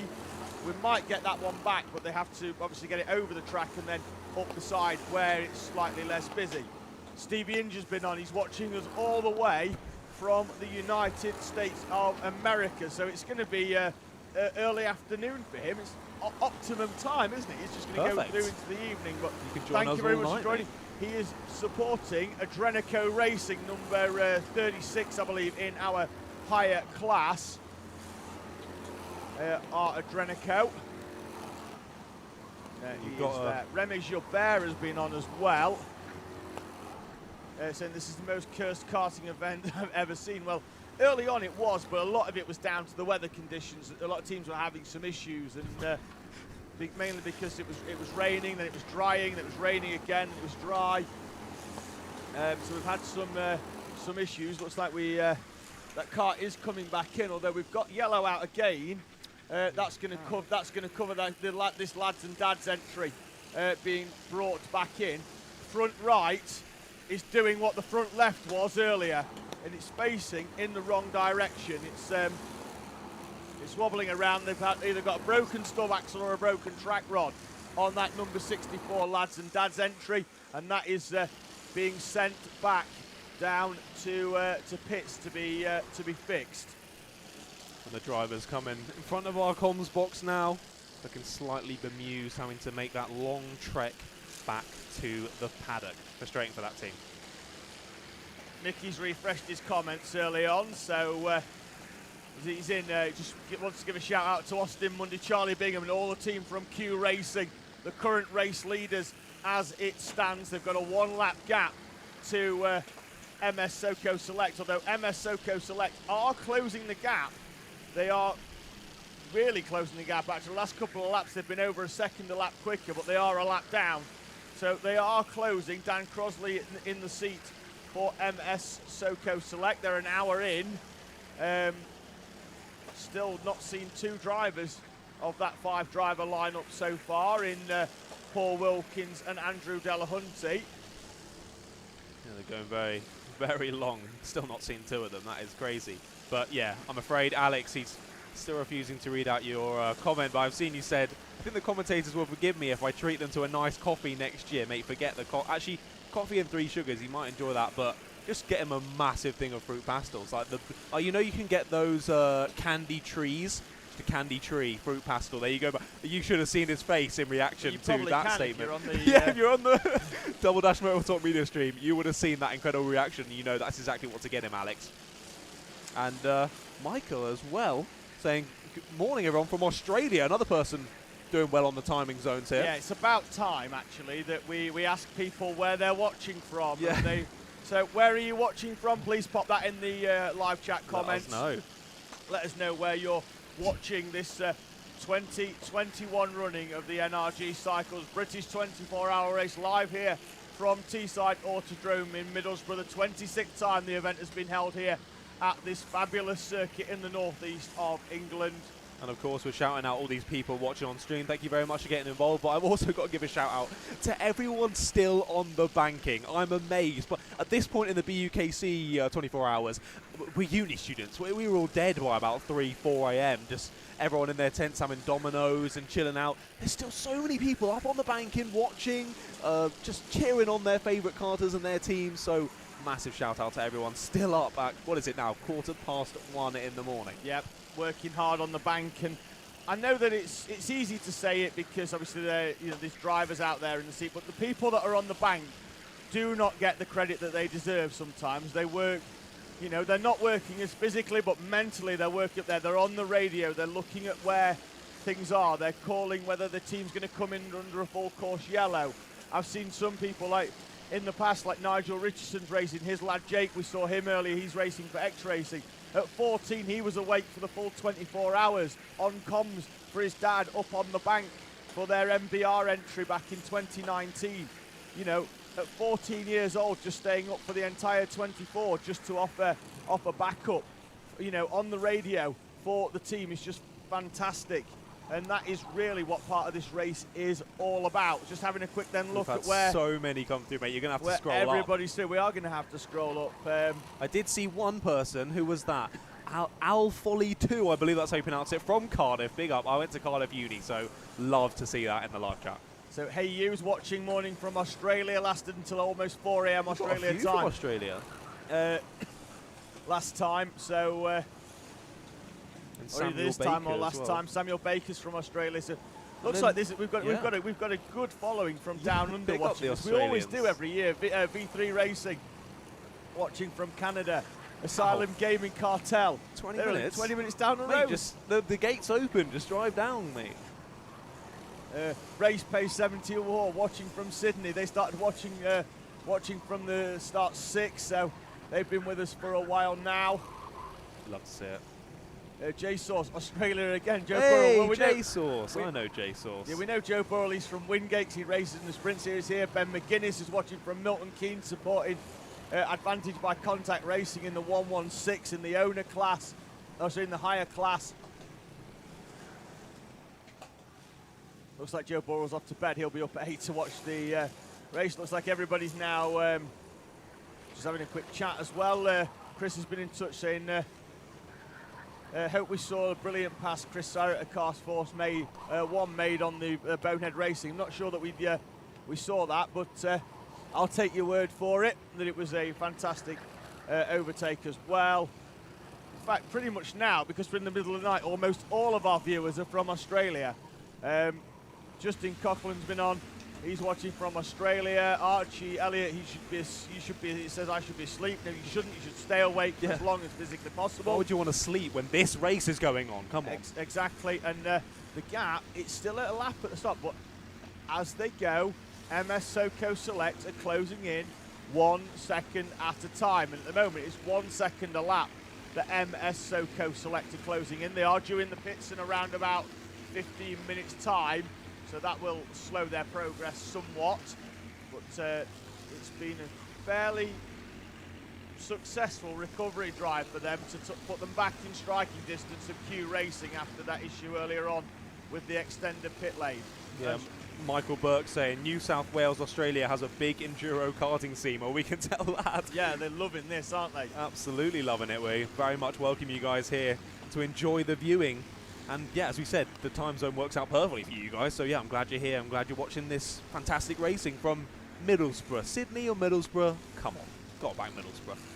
Race Pace 74 has just asked, what's the update on the Guinness World Record attempt? Unfortunately, Ian was taken ill at around about the 8 or 9 hour mark, so has been unable to complete that one, unfortunately. Frustrating for Ian. However, his Just Giving page is still up. You can still donate to it. I believe it is in the description of this live stream, so make sure you go and check it out and give as generously as you can, because he was doing it for some incredible causes. And despite the fact he wasn't able to break the record today, still massive shout out for even going for such an insane thing to try and do. So massive shout out to Ian, and yeah, just give as generously as you can. Thank you, everyone.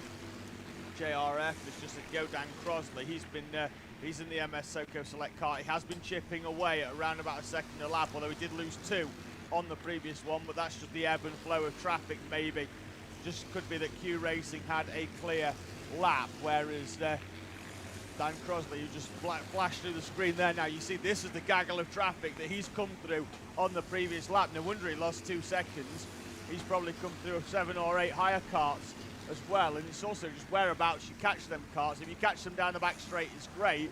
If you catch them down the bottom post straight, is great. If you catch them at the end of that straight, where you get to the chicanes, where it's single file at best, it's not great. It's terrifying. You have to sit behind them and make your way through, and that's where you can lose at least a second, maybe 2, because then you have to wait to go down the inside of them at hairpin 1. Indeed. So plodding along with this race, you pick out anyone that's particularly close to each other out on track? Having a quick look down, there's a 0.31 there gap between our, I think there's just been a pass there between number 17 of Nexus Sport and the 303 racing car. Could be right. I think 303 are either due in the pits or maybe very soon, maybe coming in very shortly. So that might be it, because they'll still show as being 118 until they come over the line next time, then they'll 0 again when they come through next time. Modernised Racing Gold are in the pits at the end of a 118 stint for them.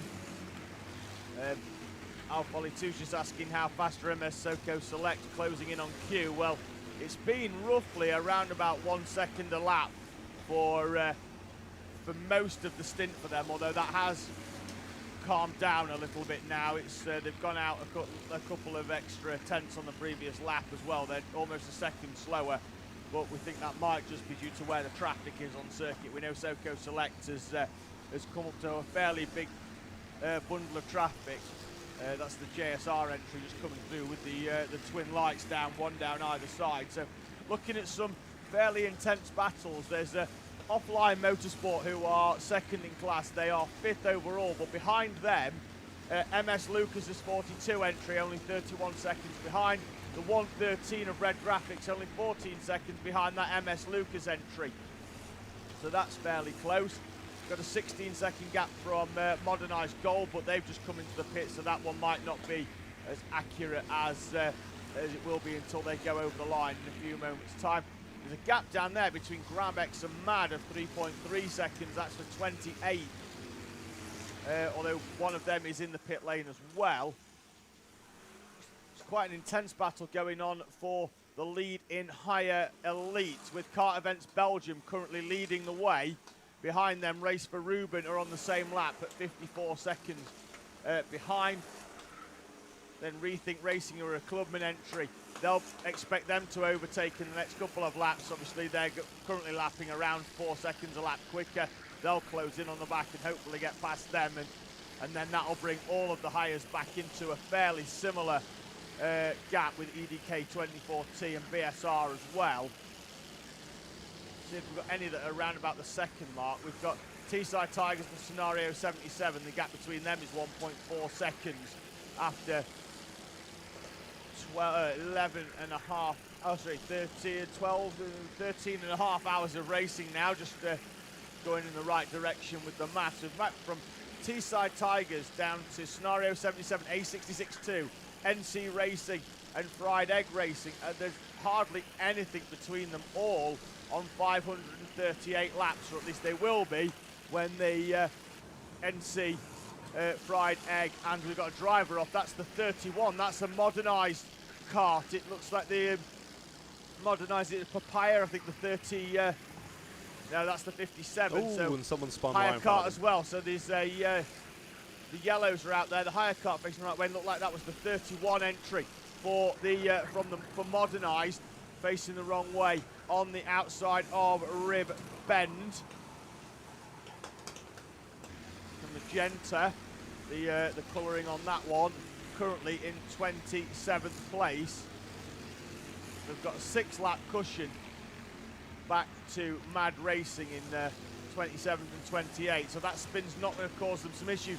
Problems there, down the back straight for the class leading Kart Events Belgium entry. They've just been in the pit lane at 1 hour and 35, which is about right for a higher elite entry.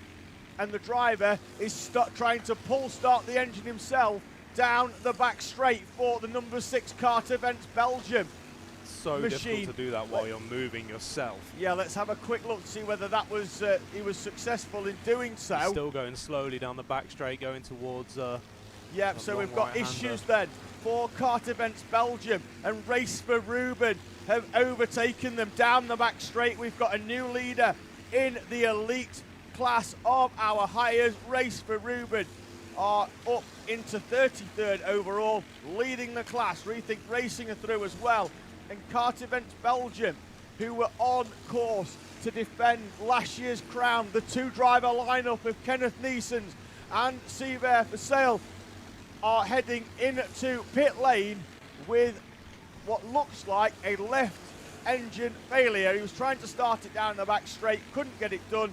He's managed to drag it back to pit lane. Yeah, that engine was having none of it, was it? I saw him pull it maybe 6 or 7 times, the cord.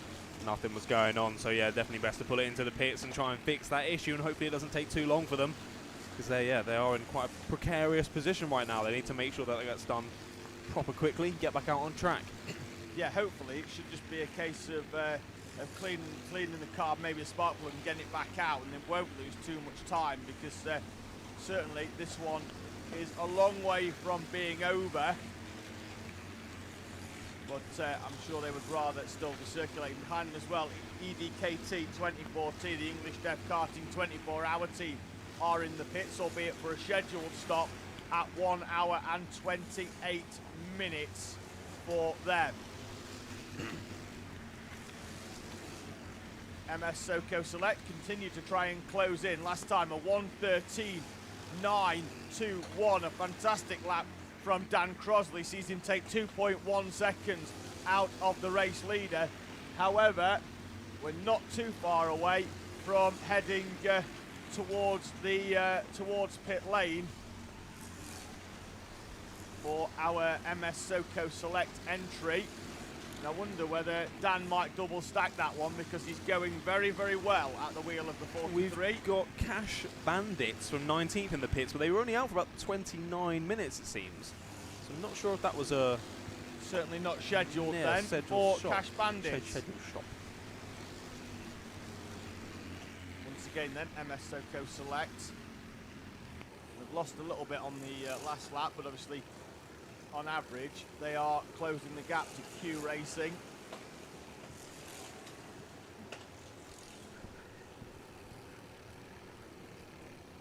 probably due in actually in around about 5 minutes then, Soko Select. We know they can eke it out ever so slightly at night time. It's 1 hour and 14 at the moment for them.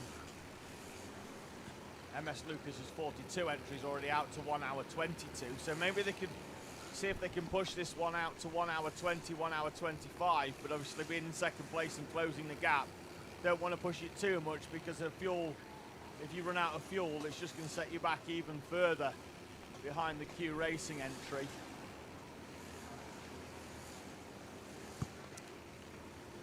Yeah, the top three doing quite similar lap times now, all around in the 115s. Team Tate in the kind of low 115s, Q Racing and MS Soko Select in the mid to high 115s, but the quickest out on track right now, I believe, is 6th place, number 42, MS Lucas. Saw them last lap, or the last lap before last, they did a 14.8, then they've done a 14.7, and now they've done a 14.6. So slowly getting faster and putting in the pace, but you have got to think if they're doing that much faster every lap, they are going to be using up the tyres and the fuel quicker than the other guys nearer the front, but it's what they've got to do to try and pull themselves back up into those podium positions. Yeah, I'm just going to have a quick look to see where they are out actually on circuit. I think they'll be coming out of See if we can spot them. I mean, they've had an hour and 23, mate, so they're basically looking to come in now as well. Yeah, maybe they're just pushing in soon, aren't they? Pushing for the end of the stint. See if we can keep an eye out for them coming through. We'll have a cheeky watch. But yeah, I did see a few people in the live chat asking what the world record was for, and I saw a few people answer it as well. Ian was going for the most number of laps completed in 24 hours in a car by one driver. And as we said, sadly, wasn't able to complete that today anyway, but what a valiant effort from him, and we wish him all the best recovery from what he's put himself through. Yeah, so Josh Volkers then now at the wheel of the 42, the reigning BPEC 6-hour champions, the number 42 MS Lucas outfit, and Josh Volkers, the lead driver in that entry, is out on circuit and lapping in the 114s, consistently in the 114s as well. He's 25 seconds behind Offline Motorsport for 5th overall, albeit in completely different classes. The yellow backgrounds down the left for the elite, red for pro, black for clubman, and then obviously the hires that we've run through a number of times already. We'll catch them a little bit later on. That's team back marker in the pit lane, 1 hour 29 for them. So a scheduled pit stop for the number 21 machine, they were down. They spent 40 minutes in pit lane within the first hour and a half of the race. Fantastic that they've actually managed to get anywhere near the top 30. They are 2 laps off the back of Grabex now, and obviously they're an elite team, a team back marker, so expect them to potentially get somewhere into the top 25 potentially, although that is it's quite a lot to try and get that 8 laps in the remainder of the race, but that is quite a lot. But we can also see 303 pulling away out of the pits there on camera. Obviously the 303 Racing just dived in the pits. Vita Hugo's been on, just as wide as some have lights and some don't. Well, the lights aren't there so the driver can see, because we've got floodlights all around the circuit, and actually it's reasonably bright, as you can see there on the circuit. You can see the karts, and the drivers can see exactly where they're going, although there are parts of the circuit where it's brighter and other parts where there are more shadows. They're mainly there so that the people that are on the bank can see who their teammate is. So you know where they are, and I'm just having a quick look at something. Tom's just said in the chat, I'm driving for Team Tate right now. Is he saying that from the car? Yes, someone's asked now, anyone know who is out for Team Tate right now? Darren Brown is out in the Team Tate machine, having taken over from Scott Tate around about 40 minutes ago, as the 113 red Racing entry goes back out onto circuit there. Ed Hack handing over the wheel to one of the 2 Hunter brothers in the 113 entry. And to answer David Brown as well, is car 81 catching place 20. You're talking about the TTM2 team trying to chase down the Raw team, the number 69 in 20th. They're kind of just trading times at the moment, really. The last lap, the Raw team did a 1:15.874. The TTM2 team did a 1:15.865. So 6 thousandths in that, so I'd say they're not really catching, kind of just trading times Yeah. and staying in a similar position. Fairly similar for them. Red Graphics, obviously, we've just seen them in the pit lane. They did 1 hour 23 stint for that machine. They've come into the pit lane there and now back out with a new driver in as well. MS Soko Select then continue to circulate as they have reached the 1 hour 20. We know teams are now managing to push this out to 1:25 and beyond as well, as DWS come in the pit lane at 1 hour 24. So I think that's about the region that we're getting through these nighttime hours. That'll obviously be reined into, I think, the conservative side of 120 in the morning when the temperature comes up again. Yeah, I would agree with you there. SMJC have pitted from third place in the clubman class. They've got a bit of a cushion back to the MS.BE, who's also been in the pit lane. They're in the pits at 18 minutes as well for MS.BE, and that might be why there's a cushion, sadly, for the MS.BE entry. Vitor in the live chat, you can't ask a question and then be really sassy with us on the response. There we are. Well, we've explained what lights are for you, mate, anyway. Sorry about that if I came across as Mr. Sassy Pants. Oh, you think you need another fruit pastel, mate? Absolutely. That's you should have seen him dive for the box there. Absolutely dive for it. I did mean to ask you as well. Now I'm going to ask you a question. Now you have a mouthful of fruit pastels. What time does the mandatory pit window for the hire drivers close? When does that all finish? When they're done. Okay. And I don't mean that in a sassy way. We're not coming from Vitor's corner here. At around about 10 o'clock, there is the order is set for when they come in. The digital flag is used, so it's currently flashing with service on at the minute. Under the word service will be the number of the cart that is required into the service bay. So drivers will, the number will flash. The drivers will have 3 laps to come into the pits to serve there, and if they don't come in, they will go to the back of the queue.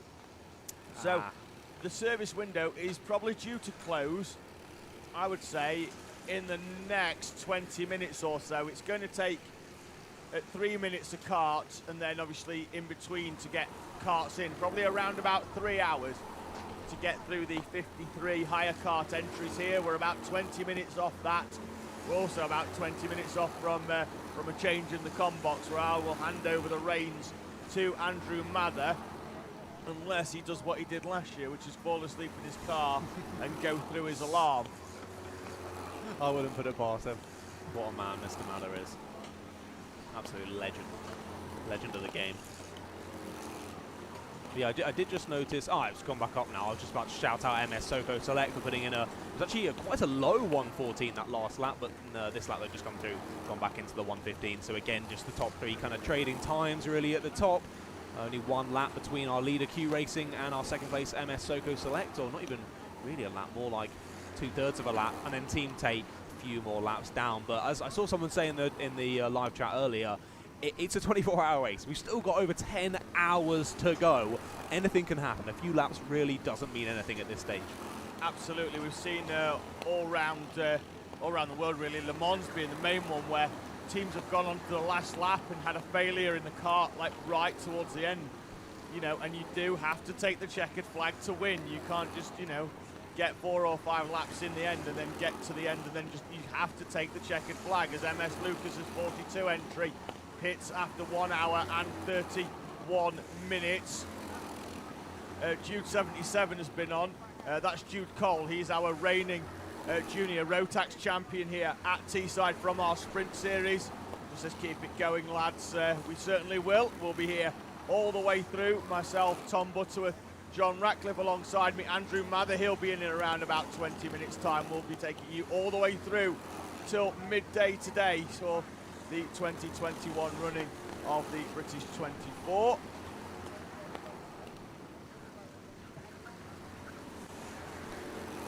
Vito's clarified his question now regarding the lights, which is much better, which means he's going to get a clearer and non-sassy reply. Well, I can't bank on that.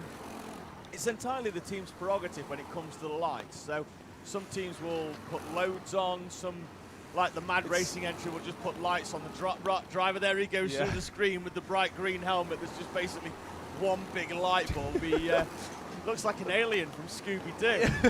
Yeah, I think at that point it's more of a fashion statement than any sort of strategy, really. Either way, it's working rather well for him, isn't it? Working well for us, certainly. We can pick him out a mile off. So, you see, certainly with the Bigfoot Nauseo panels, there's a V shape with these two grooves down that go into a V. So we see a lot of teams where they'll put like a strip down in each one of them in a varying colour. Some we've seen in the past where they'll get a strip light and put it all the way around the outside of the Nauseo panel. The owners, they generally go down either side of their much slender Nauseo panel as well.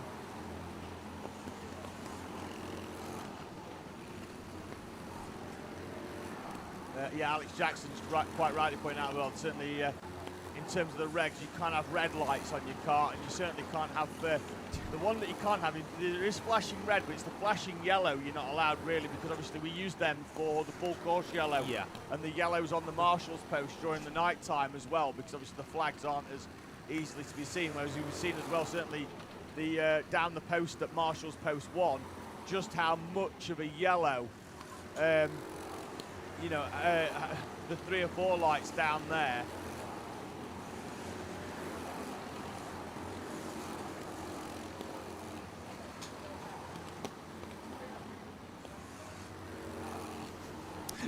I've just seen Alex say in the chat, "You're welcome." He's being sassy with me too. It's 20-2, lads. Come on, you gotta give him. Oh man, no, allow it. Yeah, I'm normally I'm generally, it's light-hearted. And when we say it's sassy in like a jovial type of way. Yeah, it's blatantly obvious that I'm being sassy. Yes. Although, whilst I'm telling you that I'm being sassy, it also sounds sassy. Sassyception.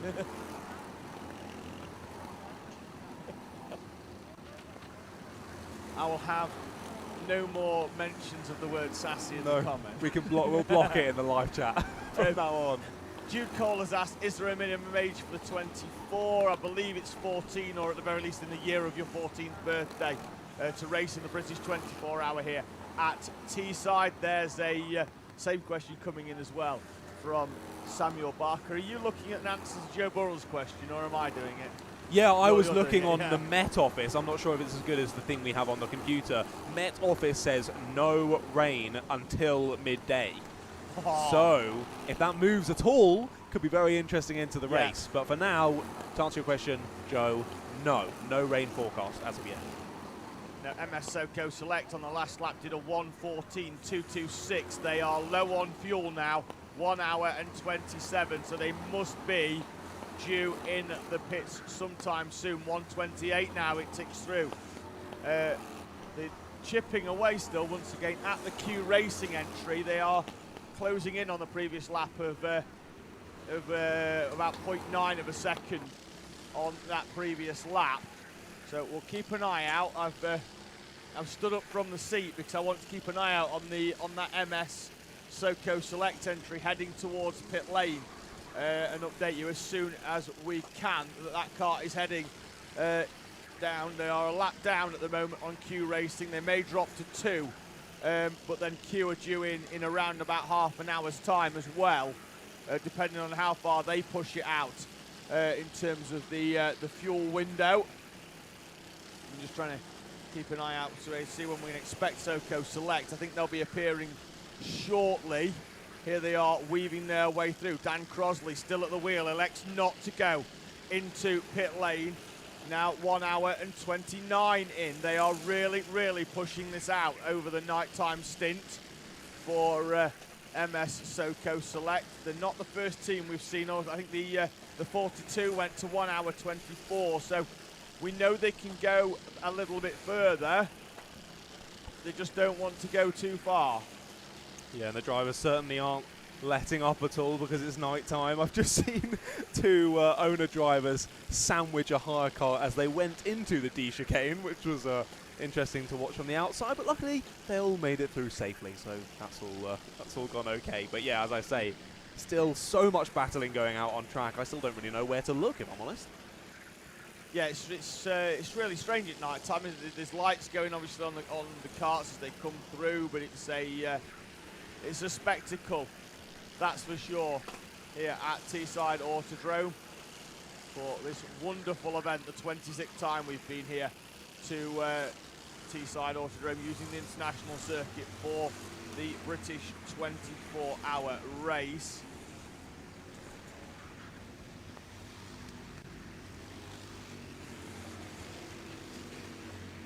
Just having a yeah, Mickey's just said Austin seems to be good in the rain, but unfortunately it doesn't seem like any of that is due until midday. Joe Boy quite rightly points out as well that he has done a sprint race here at Teesside this year. He came up, I believe, for round 3 just to get himself in. We obviously only use the national circuit for that, so as they go through the D chicane, the circuit hooks round right and rejoins at the Wiggles, and that's the circuit we use for the sprint series here at the Teesside Autodrome.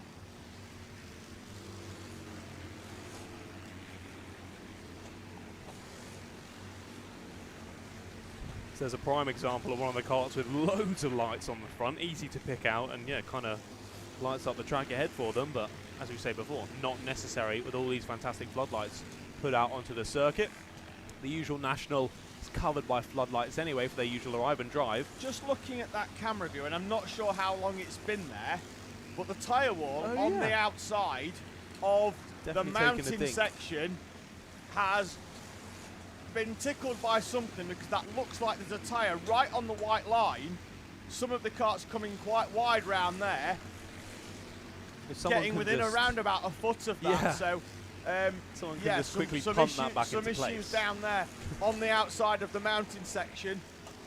Hopefully that will get picked up soon, because that is not on the racing line, it's just up there, but it's on the white line on the edge of the circuit, and if somebody's going to go wide there, we've seen a number of carts get within around about a foot of it there as the 131 entry goes wide out of that corner, almost gets within touching distance then of that the Carlos Fandango car, almost getting in touching distance of that tyre on the outside.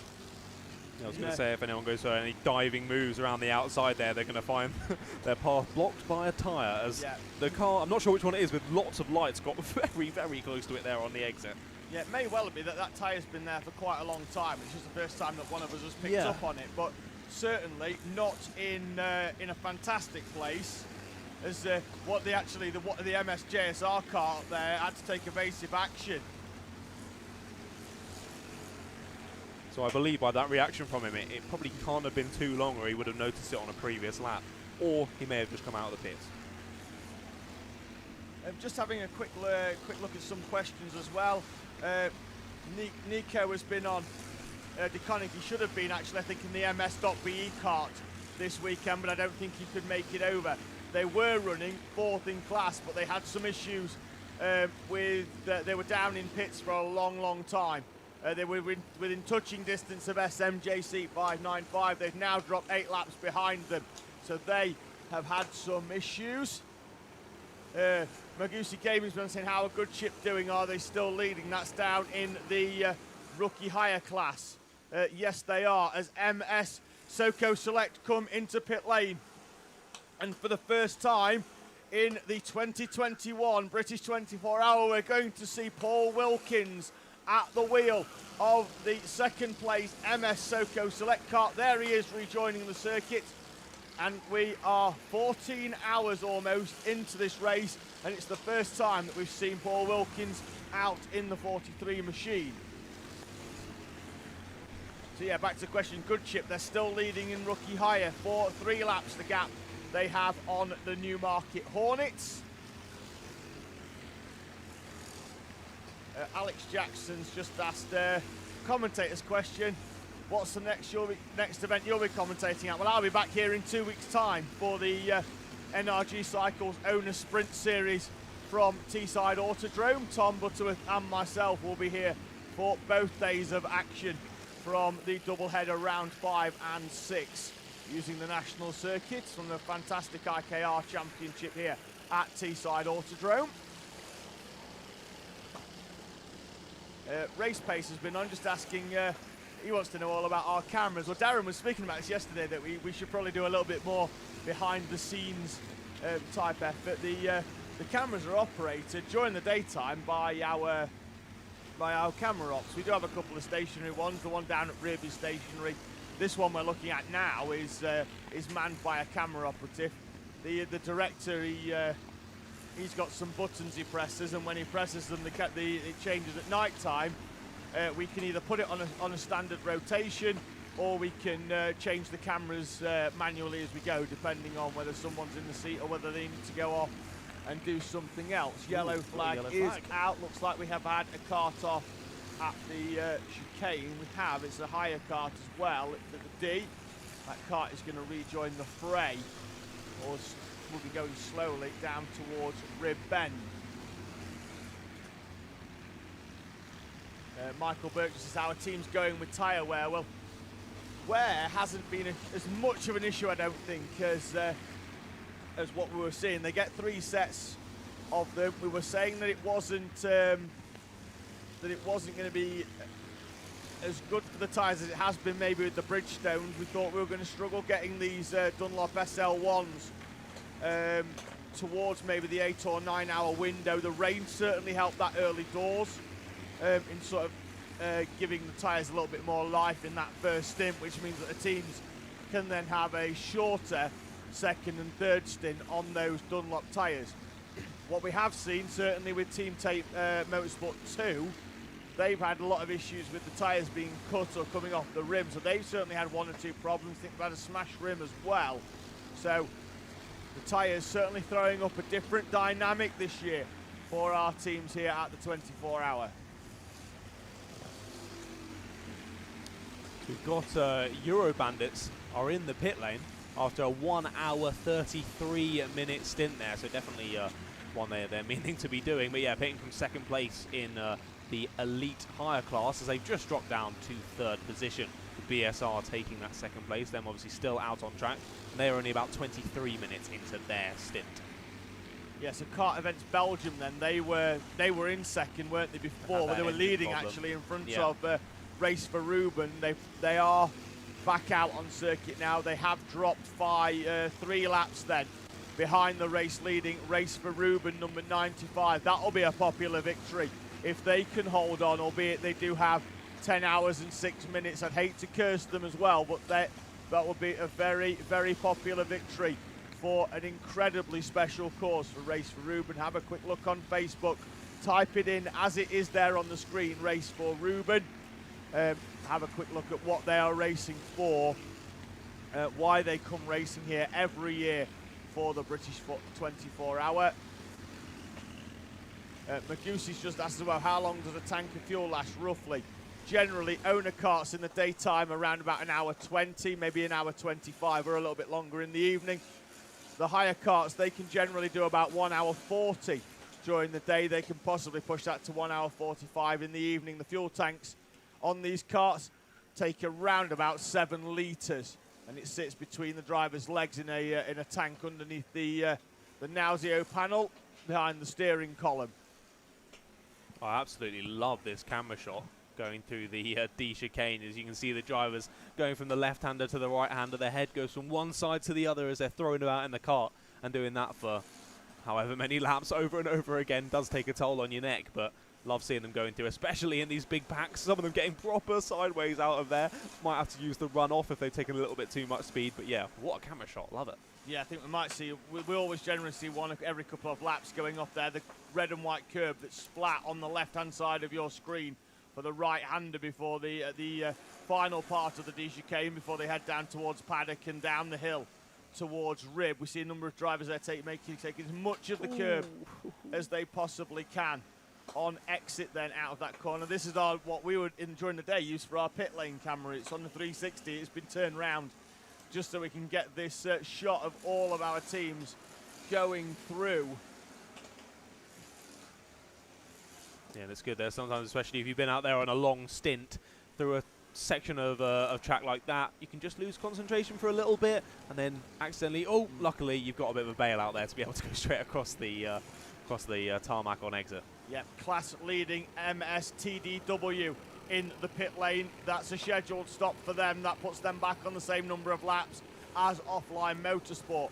One team in the pit lane that we didn't expect to see yet, MS Lucas's number 42 entry, has only been on track for 14 minutes, and it is showing as in the pit lane.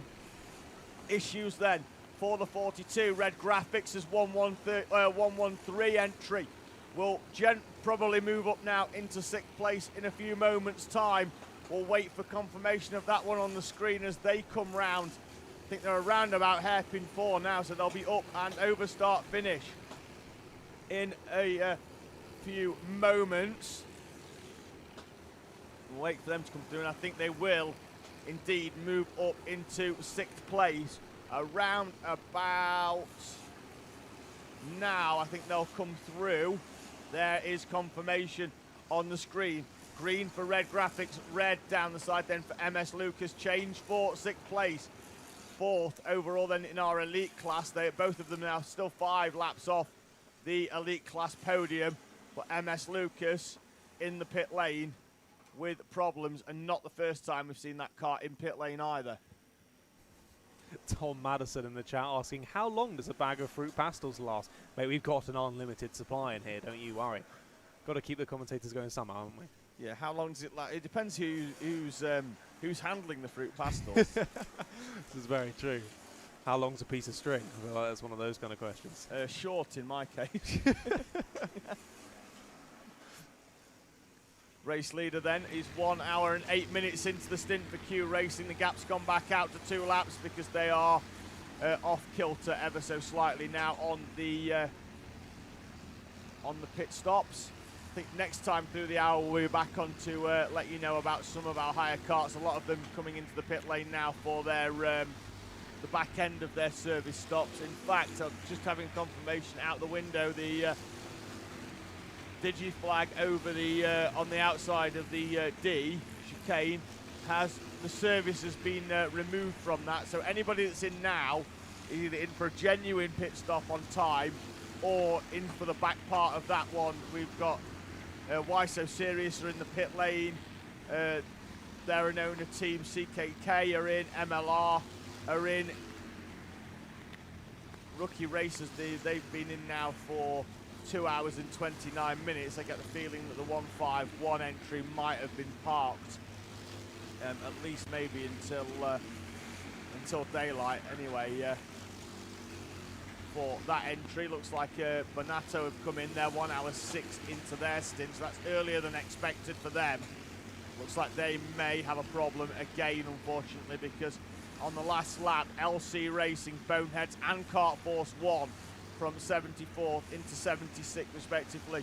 Team Bonato now down into 77th, and what was a promising start for them, leading our higher clubman class, has not come to fruition. A yellow flag at hairpin 3 as well. Kart spun round. Yeah, I think the start line marshal's just radioing in a contact warning. I think as well. All controversial. I was about to point that out in the live chat. I was going to ask you. I'm not sure if it is the actual Paul O'Grady, but do you reckon it is? I think it is. He's suggesting that the purple pastel is the best. What are we? Our pastel connoisseur. What do we think? Absolutely not. Oh, absolutely not. The green one is the best, followed by the yellow one, the orange one, and anything else in random order after that. Oh, you're never going to get on his show, mate, anymore. No, not at all. Opinions like that. No, maybe I will get on and we can discuss it in great detail as to why the green fruit pastel is the best of all the pastels. It's what the viewers tune in for. It's what they tune in for. I did want to give a shout out for. That's why I scrolled down here, but now the chat has gone. Who was it? It was Martin Hughes saying, Kieran Hughes is in the 119. Come on, son. I don't think that is just a term of endearment. I think that actually genuinely is his son. So big up Kieran out in the 119. That is the Dukes of Stafford car in the rookie hire class. Currently sat in 84th place, and I think still about in the top 10 for their class. So doing well out there. So go on, Kieran. Good luck on his stint. You know, for a team them as a team that have done hardly any karting other than a bit of stuff while on holiday and stuff at the time. Watch out, Jamie Henderson. You're about to get muted in the live chat. Not even justifying that response, that reply with a response. Not having it, I will not have it, and I will ban you from the channel. Yeah, so Dukes of Stafford that's currently got Kieran Hughes out in the seat.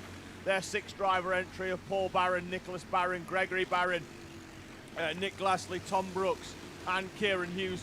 None of them really have done any sort of experienced karting, just stuff on holiday. They're complete novices, which is really what the rookie class is all about really here for this 24-hour. All credit to them for coming, for joining us here at the British 24-hour. They seem to be running very well. Looks like they're all enjoying themselves. Thank you very much, obviously, to Martin. He's joined it. He's watching as well. I don't know if he's at the circuit as well, but we often seen, you mentioned it on the way actually up here towards the com boxes, how many people are at the track but are also watching the coverage as well. Either on their phone or on a camera, you know, on a big screen, which we saw Alessia and Rye House and everybody that's there. This down, there's about 4 of them in the same awning complex, all racing. Generally, those drivers that race down at the Rye House circuit. Yeah, so can't help but notice again, John, that the time has gone past the top of the hour, and it's not the first time here at the British 24-hour that Andrew Mather has been late for a com stint. You're gonna have to hunt him down, I'm afraid, Darren. Have fun. See you later. Well, I was also going to say, yeah, so many people enjoying the event from wherever they are, getting up on the screens at the track as well. Fantastic to see. And also, shout out to runners like that who may be down near the back, but that's absolutely fine. They're getting involved. They're complete rookies, and they're throwing themselves into such a large event. You have to just give full respect to them. And as I've said many times on the stream already, as long as they are having fun, having a good time, learning some new things to take into their next attempt, that is all that matters at the end of the day. So big shout out to them and any of our drivers, wherever they are, up and down the grid. Now we've got the hunt for Andrew Mather is underway. Yeah, if anybody in the live stream comments has seen an Andrew Mather walking around the paddock, if you just start looking into windows in the car park, if you see him, just like smash the window. Yeah, what we'll do, we'll start a hashtag Where's Andrew, and then when he comes into the com box and he's just all of this hashtag Where's Andrew. So if everybody that's watching, and I mean that absolutely everybody, I will not take no for an answer. I will even... We'll put aside our differences on colour of fruit pastels. In fact, if Jamie Henderson puts a hashtag Where's Andrew, I will agree with him that the green pastel is the worst. Oh my goodness, okay, this means a lot to him. Just a quick one, cart off on the outside of That's Rib. the Lads and Dads again, isn't it? No, I think it could be Reckless Racing, the 916 entry. With the white narrow Nauseo panel. Dads and Lads have got different shaped one, they've got a flat one rather than a white one. So we need an expert like you here, mate.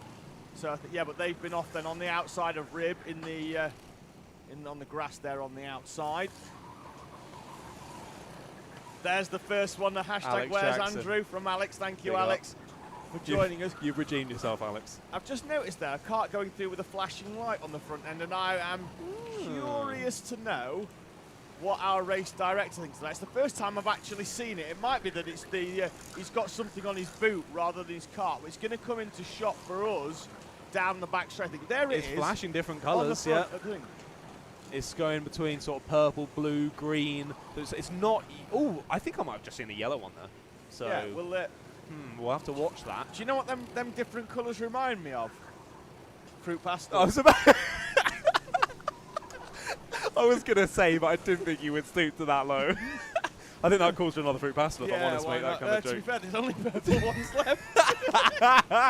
So, whoever was gassing up the purple ones in the comments, come to the comms box and there's about 50 for you in a box.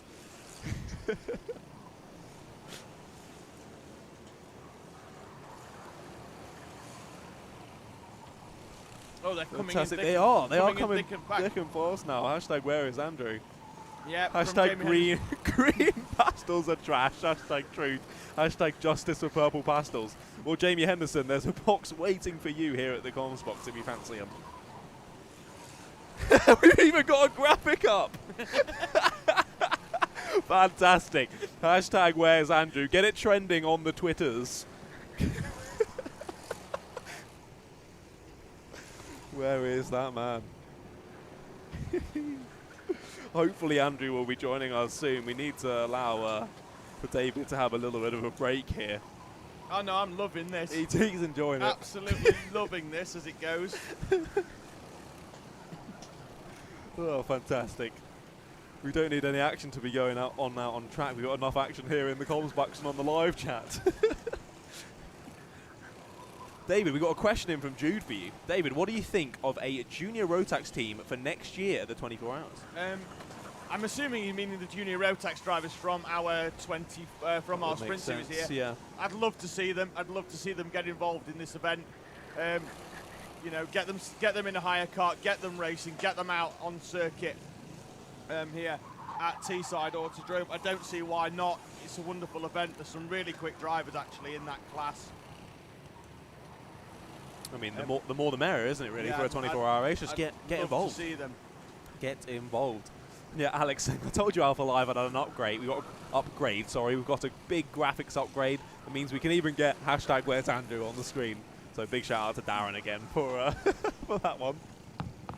But yeah, we continue looking down at Rib Bend. There's yellow lights still flashing down there, but we can't see from our angle quite where anything is. If someone has managed to go off somewhere down there, we'll keep an eye out for those It might lights. well be that's off. That they're dealing with something down at the mountain section. Yes, and, that's a good point. To be fair, the service light's back on again, so I believe that there's maybe one or two teams that maybe still have maybe missed. We've got a stationary cart on the outside of the dogleg section as well. So we're not gone full course yellow yet. So we've got an issue down at Rib and maybe the mountain section. We've got another issue, and that looks like an owner cart. We'll wait to confirm. Whilst we are waiting to confirm, I think we might have a very interesting picture, but I'm not sure whether it's ready to show you yet. There it is. That's live and direct from the commentary box. That's what's left. We've got an abundance of purple pastels. Only purples. And I think that brings the argument to a conclusive close. As you slip another one into your mouth. Perfect. Was that another different colour, or are we down? You're gonna have to deal with purple now. Is that how it is? Yeah, that's a negative Ghost Rider. Look at you. You're having to do longer than you need on the comms box, and you're having to eat the worst colour pastels. What has this world come to? That the negative Ghost Rider there. If anybody can tell me what that refers to, straight over my head, in the mate. Live chat comments, Not a clue. I will personally send you a black fruit pastel. I'll send you a purple fruit pastel in the post.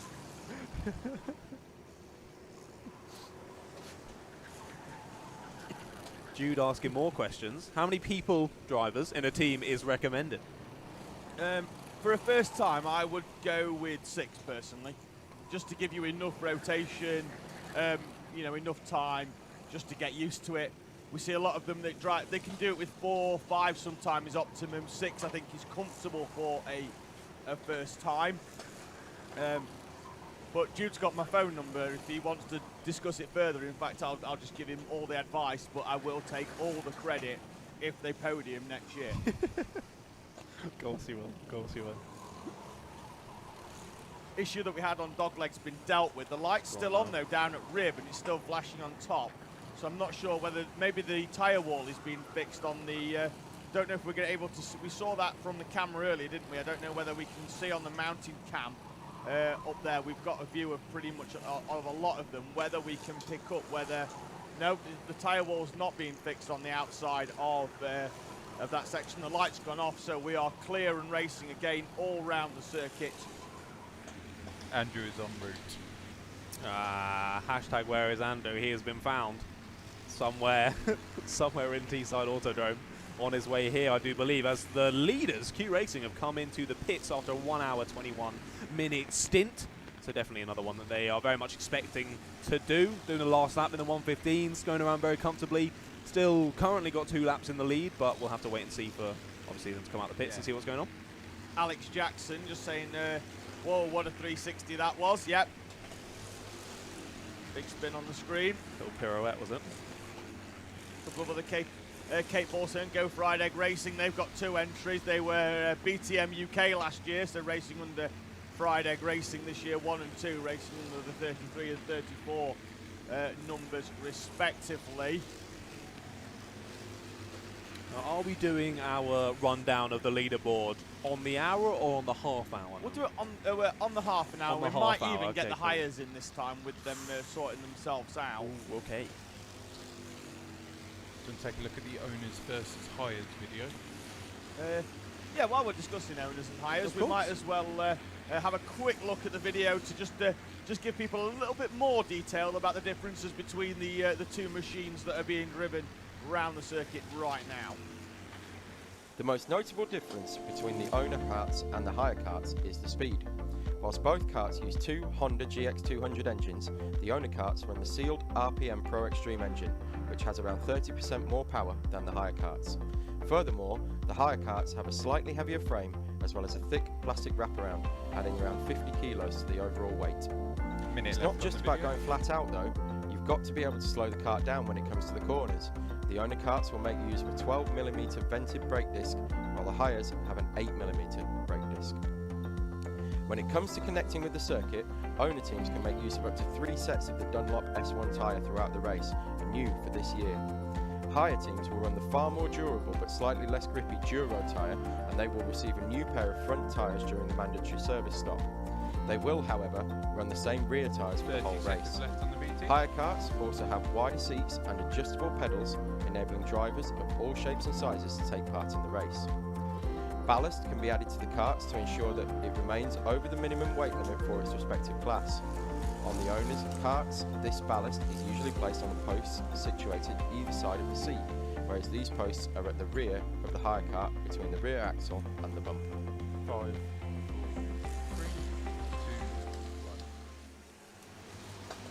1. Welcome back then to the 2021 running of the NRG Cycles British 24-hour race live here from Teesside Autodrome in Middlesbrough.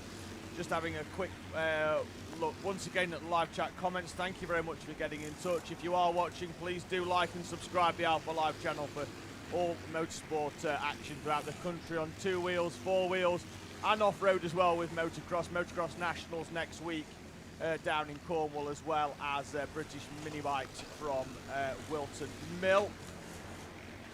Just having a quick look, yeah, Caroline Davis has been on, just saying, what is the likelihood of Good Ship winning their group? That's in rookies. They're currently in 52nd place with a 3.5 or 3 lap gap back to the Newmarket Hornets. Well, as long as they keep going, and that is the main thing, they have to keep going. They are circulating at a good lap time at the moment. They're doing 121s. That's about where you want to be, certainly to be consistent. And especially with the Newmarket Hornets behind them doing 124s. Yeah, they did previously on the last lap. They did a 124. They Good Ship are going well so far. They are. They have 9 hours and 46, and that's something they have to keep going. It's all the way to the end. If they have a problem, that is a problem. And thank you, Caroline, for joining us for your hashtag 2 a.m. watching. Welcome. You join us this wonderful hour to be watching karts. Modernised Racing Papaya, the class leaders in owner clubman, have been into pit lane. They have now got a gap of 2 laps back to the sister kart Modernised Racing Gold. They took the lead in that class shortly after I joined comms. It was around about 11:45 actually when they took over, so it was about halfway through my session that Modernised Racing Papaya went to the top of the pile in clubman.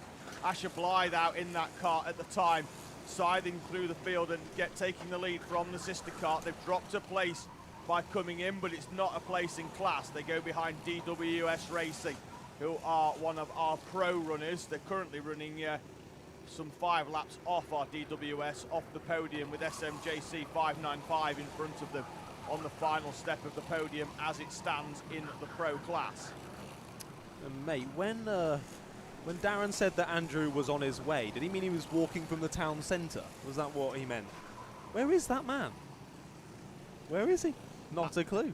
There's a 50%. I mean, the car park's pretty full. There's a 50% chance he's going to turn up True. in a red and white striped T-shirt, isn't there? After we've done the hashtag Where's Andrew bit. Got a spinner at hairpin 1. Sorry, one of the owner carts. It is. It looks like that's the 18 of On Point Racing. They've not had a fault-free race so far. We had obviously the incident with the extended full course yellow earlier on. They've been in the pits, certainly I saw earlier. We've got a cart off down at Rib as well. Ooh. That's an owner cart in the gravel down at Rib Bend. You've got to go up that cliff face to get back onto the Yeah, circuit. Marshall's helped him out there. He's going to have to get back in it and find some space. We'll keep an eye out as to what cart number that is, but he's got a bright yellow helmet. It might be easier, actually, to pick this one up if we can't see it here on the back straight. Could be the 36. Could it have Cash Bandits? Yes, it is. I think you're right. 36 of Cash Bandits with a bright yellow helmet. Let's see. They've had a bit of an off down the... so it looks like it could be Dante Yeah, Dillon, you're right. that one, potentially. Let's have a quick look. It's a bright yellow helmet. Could be, but sometimes at night time drivers use a different helmet so they don't Yeah. have to mess around with the visors on them. Just trying to sort out, overnight, because from 9 o'clock onwards, all of our drivers must run a clear visor with the being dark and with the floodlights being on. It would just be silly. You wouldn't want to run a tinted No, visor. not at You'd be all. completely So blind. what we find is a lot of drivers bring 2 helmets with them, which at night time makes it more difficult for us guessing who's in the cart. We normally have to work on their suit colour more than anything else. But it's a Big case spin of at hairpin 1. Was helped Yeah. round there by another cart. He's managed to rejoin okay. And look who's just arrived in the comms box. It's Andrew Mather. So does that mean that, David, you're going to answer your final yeah, I'm gonna couple of questions? I've just rolled up actually. I'm just going to show Andrew the campaign that we did. We even had it on the screen as well. Andrew, We had hashtag Where's Andrew on the Alpha Live coverage, mate. You missed it. Just going to ask the couple is there nose cone penalties? No, we don't have nose cone penalties applied. It's generally to sprint race. Black flag for MS Soko Select, the team running in second place. That's huge. 26 minutes in, and MS Soko Select, who are closing in on the back of Q Racing at the rate of about 1.5 seconds a lap, have picked up a black flag. So MS Soko Select penalised for something. I'm done on comms now. I'm going to hand over to Andrew in a few moments' time. I'm going to go and find out what that one's for and try and relay it back to you guys in the comm box. Lovely, mate. Yeah, certainly a good moment to end it on there, David. But yeah, nice to see you, sir. We'll be welcoming Andrew in just a second. But yeah, crazy switch up in this race. As you said, MS Soko Select were slowly clawing back in that gap they had to Q Racing out in the lead, but that has completely scuppered that. They're going to have to come in. They're going to have to talk to the stewards, and they're going to lose a couple of minutes for that one. So they may... Honestly, there's still quite the gap between them and Team Tate in third position, so there probably isn't really going to be any sort of change for position outright on track, but it is going to majorly affect their bid for the lead, as the MS Soko Select car hasn't left it too long. They've come straight into the pits to deal with that. Still lots going on out on track. See if we can pick up any other battles. Of course, the other camera operators still nicely tucked up in bed. We are very jealous of them, but someone who's not tucked up in bed anymore, Andrew Mather, joins me in the comms box. All part of the master plan. What, to do 15 minutes less on the comms? No, to give David that last moment of the drama of the back. He black did. flag. He did love that. He was enjoying. We talked about fruit pastels for about 15 minutes as well, Hey. mate. So I think he's Right, going mate. a bit. I think he's going a bit loopy. We might. He was loopy have to before deal with that. That's true. This is true. What happened then? Just sleep through the alarm. Yeah, Yep. Nice. Lovely. back of the Focus is quite comfortable. I'm glad that I clearly did my research correctly. It's your graphic, mate. Just for you. Clearly did my research well and knew when I bought that car back in October that would be a good one for the British 24-hour. Good morning, everybody. Good morning. It's a bright and early 2 in the morning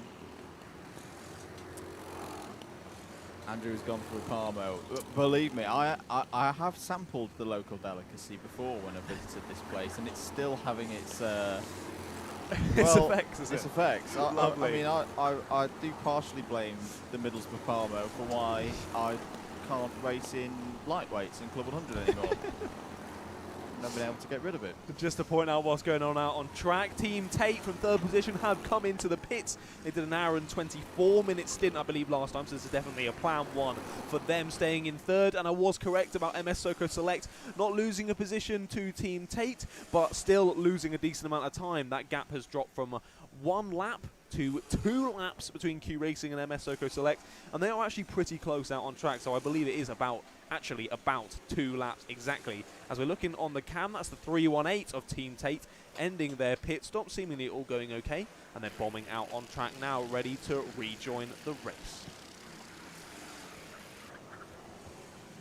So 9 hours and 39 minutes to go, or just less than that. Still very much, I'd still say it's a 3-horse race. Even with that black flag for MS Soko Select. Pro still looking very close as well. 1 lap between. Seen Paul O'Grady, hashtag Andrews here, hashtag return of the king. Stop it. Raw have just taken a position. 18th place has gone to them. They've got past Cash Bandits, and that I think is an overtake on track. That's not pit stops or anything. Yes, it is. So 14 minutes since Raw were in the pits. 47 minutes since Cash Bandits were there. So I think I was hearing Cash Bandits' race starting to slightly go awry when I popped off from the last GoPro reset. I think I'm right in saying that. Yeah, they weren't having the most fun. They dropped down slightly, but yeah, they're clearly in a good little race now with the 69 Raw kart. Another one we were speaking about earlier, 303 Racing kart is slowly working their way back up the order as well. Now in 5th position in class, but I think they've still got a little bit of a gap between themselves and X Racing just ahead in 16th place. But yeah, just clawing their way back, and of course, no bias at all. Not that they brought our sweets in the comms box or anything. So that's not why I'm bringing them up. Don't even accuse me of such silly things. Good morning to Kieran Shanks. Can we get a team backmarker shout out? Of course we can. A shout out for the Big P30 coming from last. Yes, you can. Don't So say team- shout out the big P. The P Oh dear, it's going to be that stint, isn't it? Team backmarker then are back into 30th place. They last boxed 48 minutes ago, and they're about to complete another momentous point of their race as well. Where are they? I've put on into the tracker. They should be appearing out of the gloom any second to finish what will be lap 600 for Team Backmarker. Here they come across the line, and the pace is good. This is, of course, the kart that had the replacement chassis, which, just to remind folks, had to be built up during the race. The teams are not allowed to have a second car ready to go should the worst happen. So they had to build up an entire cart of spares. That's a big in less big than an ask. hour. And they've not had a perfect run since then, but that's a pretty good effort to get back into the top 30 overall. I've just got a little update for you. MS Soko Select got the black flag for an advantage by contact at hairpin 1. Hairpin 1, so that's coming Out of the wiggles. Of the wiggles. Which, I mean, yeah, is probably the place where you would expect it most. Having to dive on the brakes after that one in the dark. Might come up on a higher kart in front of you that's a little bit slower, and it all just happens a bit too quickly, and oh dear, you bumped them off. And it's all happened a bit too fast. So frustrating for MS Soko Select there, but you gotta take it on board, not argue with it too much, get back out on track as quickly as you can, start putting the laps again, and I believe that is what they are doing. They've done a 1:15.0 last lap. Probably want to start trickling into the 1:14s if they want to catch up with Q Racing nice and quickly. But equally, as we've said throughout this stream, it's a hugely long race. We've still got 9.5 hours left to go. anything can still happen. So MS Soko Select, keep your heads down, boys. You still got it in the bag. Bit of pit lane activity to tell you about. One is fairly scheduled. It's Modernised Racing Magenta. 1 hour and 22 since they were last in. More concerned though about MS McFly, who I'm seeing on timing are back in, but we're only their last visit to pit lane was 35 minutes ago. There's the number 41 in pit lane in the higher class, and the 350 as well. Engine's going.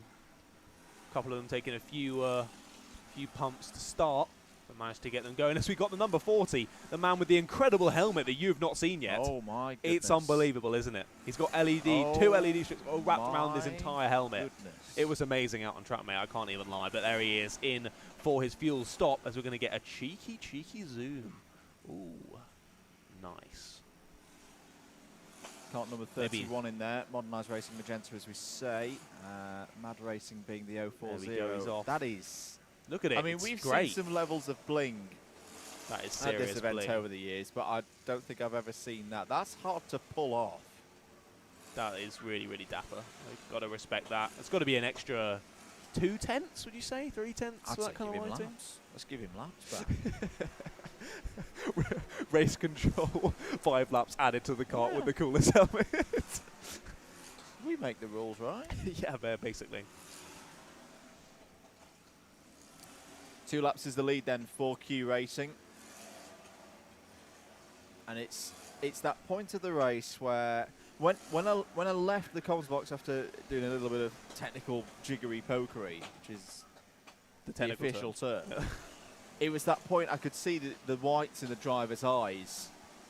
I think because we were still before halfway at that point, and there were drivers going out into the night, maybe doing their first ever night stints. Whereas now, 9.5 hours to go. Yes, we're in the second half of the race, but there's still a decent amount of this race. Everyone's a little bit weary. They've not quite got that second wind yet. Yeah, it'll take another couple of hours for that to pick up again.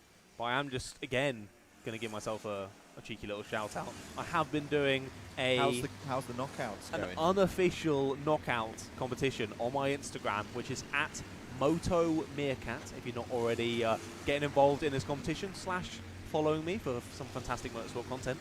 But the round of 16 has finished. I obviously just randomized the 16 that we had and put them into knockouts. We had Cash Bandits versus ABC Racing. Cash Bandits won that one 74% to 26%. Then we had the Cheshire Chodes versus Norfolk and Chance. The Cheshire Chodes cart won that just 54% to 46%. Then Dads and Lads Racing versus Euro Bandits. Dads and Lads beating them out 74% to 26%. Then Getting Tired winning the next one up against Eat, Sleep, Race, Repeat. About the same sort of percentage there. Then Hopeless Disaster beating out Boneheads there, 68% to 32%. Team Backmarker beating out the rookie racers with the same percentage. Why So Serious only just pipping Receding Racing there, 57% to 43%.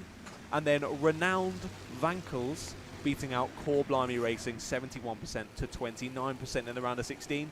The round of 8, or the quarter-final, shall I say, is now live on the story. So make sure you go and vote for your favourite team name / your own team name if you want to see them come out on top. That's absolutely allowed. Good to see Boom still running around with Boom. Well, their Nassau panel, their Bigfoot, that I think has solved the energy crisis because it's providing that much light We don't need the to the world. floodlights, just You know, like we that. don't need the floodlights. Just put Boom on every single corner. Where are they? They're in 70th place at the moment. And it's this point of the race. So I appreciate this. This is your first one. Where I look down this order now, and it really is a completely different order to what we were looking at 6, 7, 8 hours ago. The number of teams now, towards sadly the bottom of the order, who earlier on in the race were really up there. Team ETL being a big example this year. We're leading in elites now, 72nd overall, so they've dropped about 30 places there. Team Bernardo, just before I popped off, I saw Rob from the team, and he said to me, if we had no luck, if we didn't have bad luck, we'd have no luck at all. They've had another tough one through the night. They're still circulating, but they're in 77th position now. Ratcliff Racing have just come into the pit lane for a scheduled pit stop. Really frustrating for them. But as you said, like, just all so much more jumbled up. I think especially you can pick out on the timing tower, just the amount of different colours you can see. It's all completely jumbled up, which, I mean, makes it really interesting for us to watch. But yeah, fantastic. Fantastic to see all the guys still soldiering on throughout this tough night shift. Team Backmarker have gained another position, this time because of Mad Racing's pit stop. So they've gone up a position. A couple of shout outs for subscribers on the DDMM YouTube channel. Hello to Spa Motorsport. Shout out. Click the subscribe button. Thank you, guys. What a legend. And there's a couple of others. I say there was going to couple. Unfortunately, because of the way YouTube works, it doesn't tell me who you are. But if that was you who's clicked the button, thank you very much. 9.5 hours to go.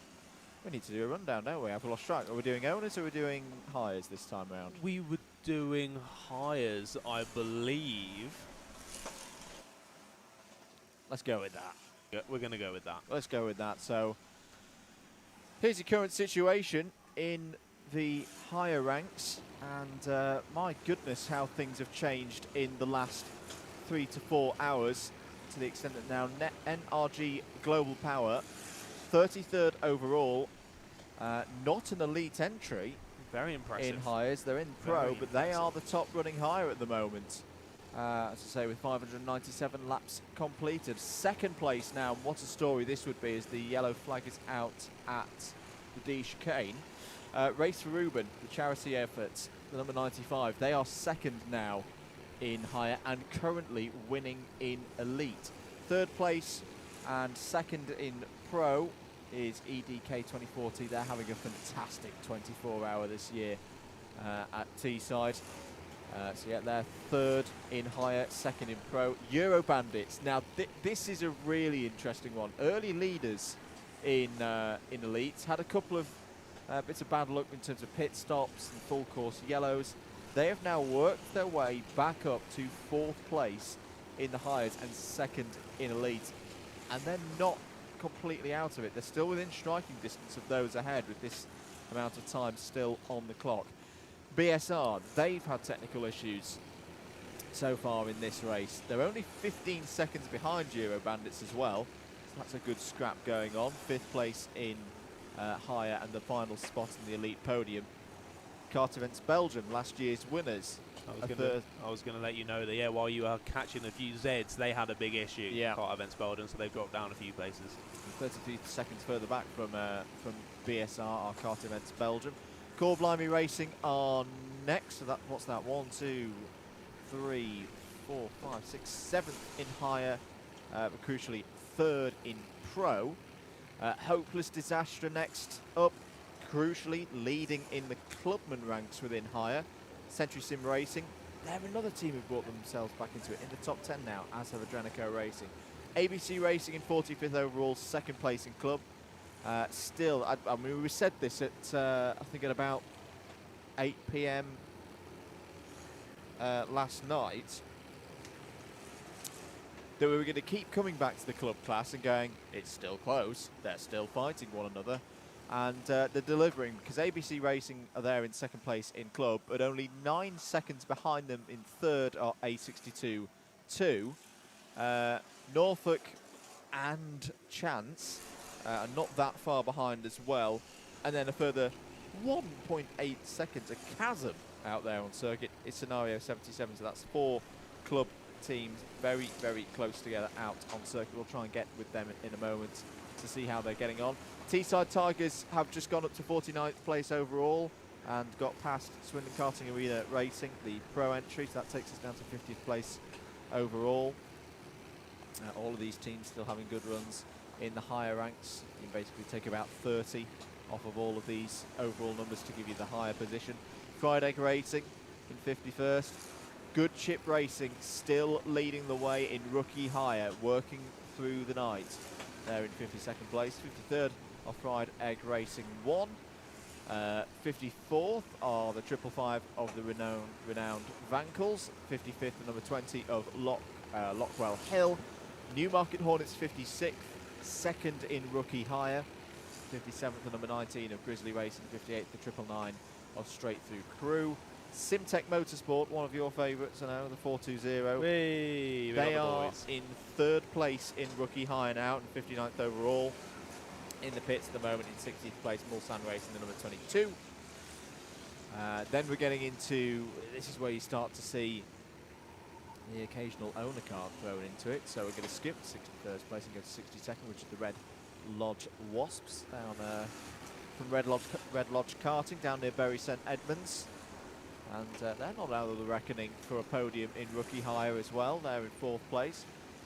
WM Max Racing are 18 seconds down the road from them in 63rd. Carlos Fandango is 64th. There is a yellow flag out at... pulled off my own earphones then. Jesus, I was standing up. There was a car going slowly, and they've now pulled into the pit lane. Did you see who it was? I did not see who it was, unfortunately. Oh, they've... I think they've had some problems with their front left. He was having to turn it with his hand going into the pit lane there. So we'll see if we can pick up who's coming in the pits there. Steering issues. So 64th, Carlos Fandango, 65th, the number 23 of Each Sleep Race Repeat. 66th, the 172 of Receding Racing. 67th, the 213 of Core Blimey Racing, 213. She's Manx Boys in 68th, 69th, Core Blimey Racing, 313. 70th, illuminating the way, is the number 8 of Boom. 71st, the former leaders in the whole of hires. It's a 41 of TBTL. They've been in the pits recently, and that looks like Kart Events Belgium are in for a pit stop. This car on the left, was it? Oh, okay. That was the one that was having the issue as they were coming into the pits. Yeah, he is gesticulating. Don't really want to know what he's saying there. He's not happy. Let's put it that way. 72nd, the 777 of MTB. 73rd, the 143 of LC Racing. 74th, the 969 of the Cheshire Chodes, which we can say at this time of morning. 75th, the 200 of Boneheads. The 76th of 140 of Kart Force 1. That looks like Kart Events Belgium going down into the abyss in a few moments' time. 77th, the 987 of Team Bonato. 79th, the 717 of Bro Kart. Yep, they're going into that the... That is not good news for Kart Events Belgium. No, having more problems. Having issues, and away they go. We'll count the minutes to when that kart re-emerges from pit lane, but that's a big... Oh, we've got full course yellow, have we? We have indeed. Yes. So I'm not sure what that's for. There's a kart stopped on the entrance to hairpin 2. I believe it is a higher kart, it seems. And we've noted down that that is indeed the 18th full course yellow of today's race, or today's stream. Yesterday's and today's race. Long race. Just to finish off the rundown through the hires, where were we? Pro Karters weren't we? 79th. Blue Shell Racing 81st. Inshinru Jiu-Jitsu in 82nd. Kart Force 2 in 83rd. Dukes of Stafford 84th. TMS Hire 85th. Skip down to 87th and 88th for the two Sporting Force crews, one ahead of two.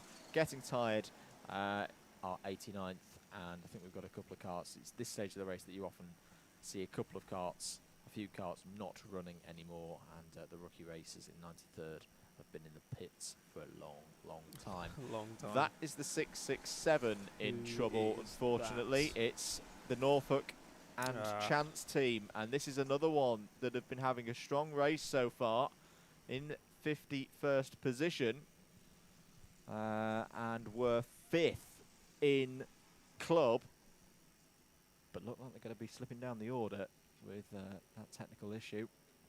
Yeah, they're not going to be making up any positions on the back of a core bike, are they? No, they are not indeed. And this is what can happen in this race sometimes. I think it's Alex Reddy in for them at the moment. If it's the... in fact, no, I don't think it is Alex Reddy, because that's quite clearly a black and red helmet, Andrew. What are you on about? It's Daniel Timms. Black and orange. So Daniel suffered an issue. Where is Daniel at the moment? He was over there. That's not too bad a spot to break down then. At least it doesn't have to be towed around full circuit. Should be quite quickly, but yeah, none of our leading teams really in a position to take advantage of that full course yellow. All of them under 30 minutes on their current stint, so not really able to, as I say, take advantage and gain some time back. Decided to all stay out on track. I think a couple of people might have made use of it, such as the number 6, Modernised Racing Gold, down in 11th place. They were on a 1 hour 15 minute stint there, so using that very nicely. As we see the number 66, that is A66, the team name, A66, in 22nd position. Trying to get the kart going, but seeming having a bit of issues. No, they've had a conflab, and he's on his way back to join the circuit. I had a question from Faisal. How's Ian Williams doing? He's not doing too bad. Ian, well, mainly Butters, because it was on Butters' phone. But briefly talked to him. He's home now. Good. Going back to, well, he's not been to hospital yet. I think he's stable now. He's not. We won't go into the details of what was going on, but it's stopped for now. He's going to get a good night's sleep. But yeah, if you weren't aware, sadly, our Guinness World Record attempt ended officially about 9 hours into the race.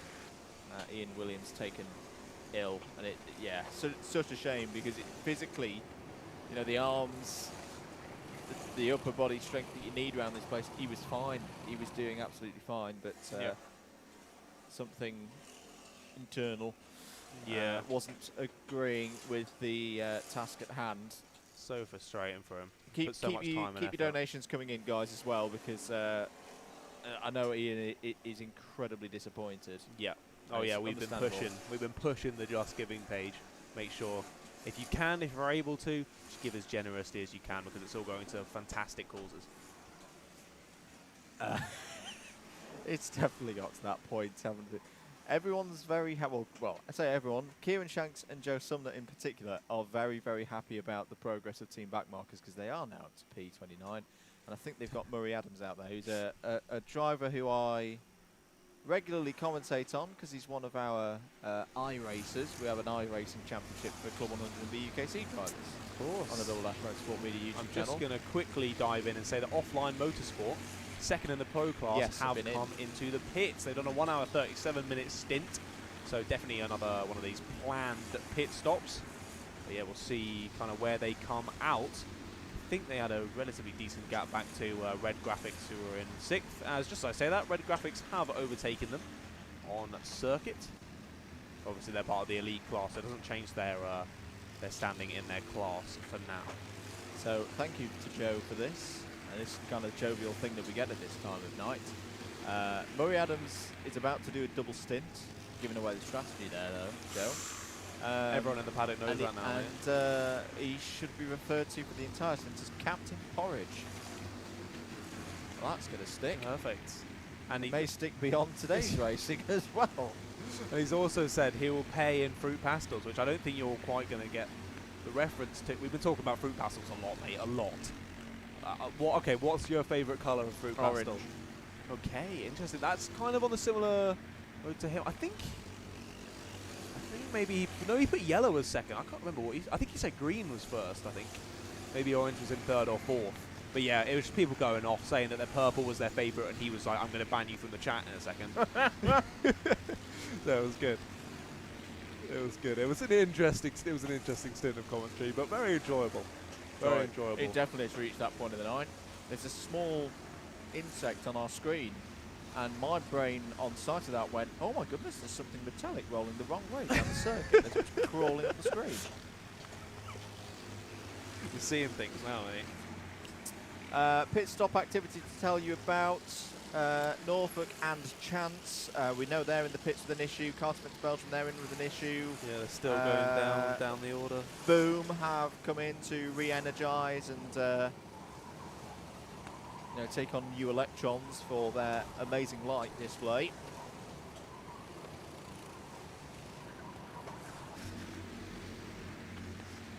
There was talk earlier of some teams deliberately choosing different coloured lights because the voltage that they were pulling the LEDs was less than other colours.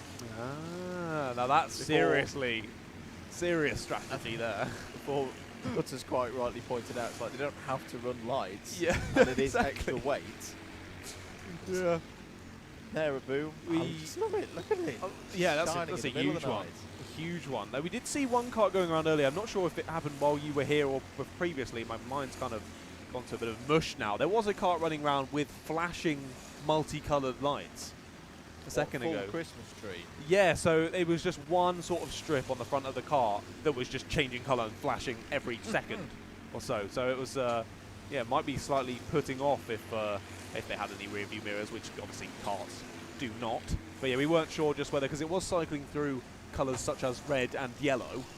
We weren't sure if that might be, if they might be told off for that. But I haven't seen it out on track in a while, so let's keep our eye out for it. It's at the point at which we sing about red and yellow and pink and green. I can see a rainbow.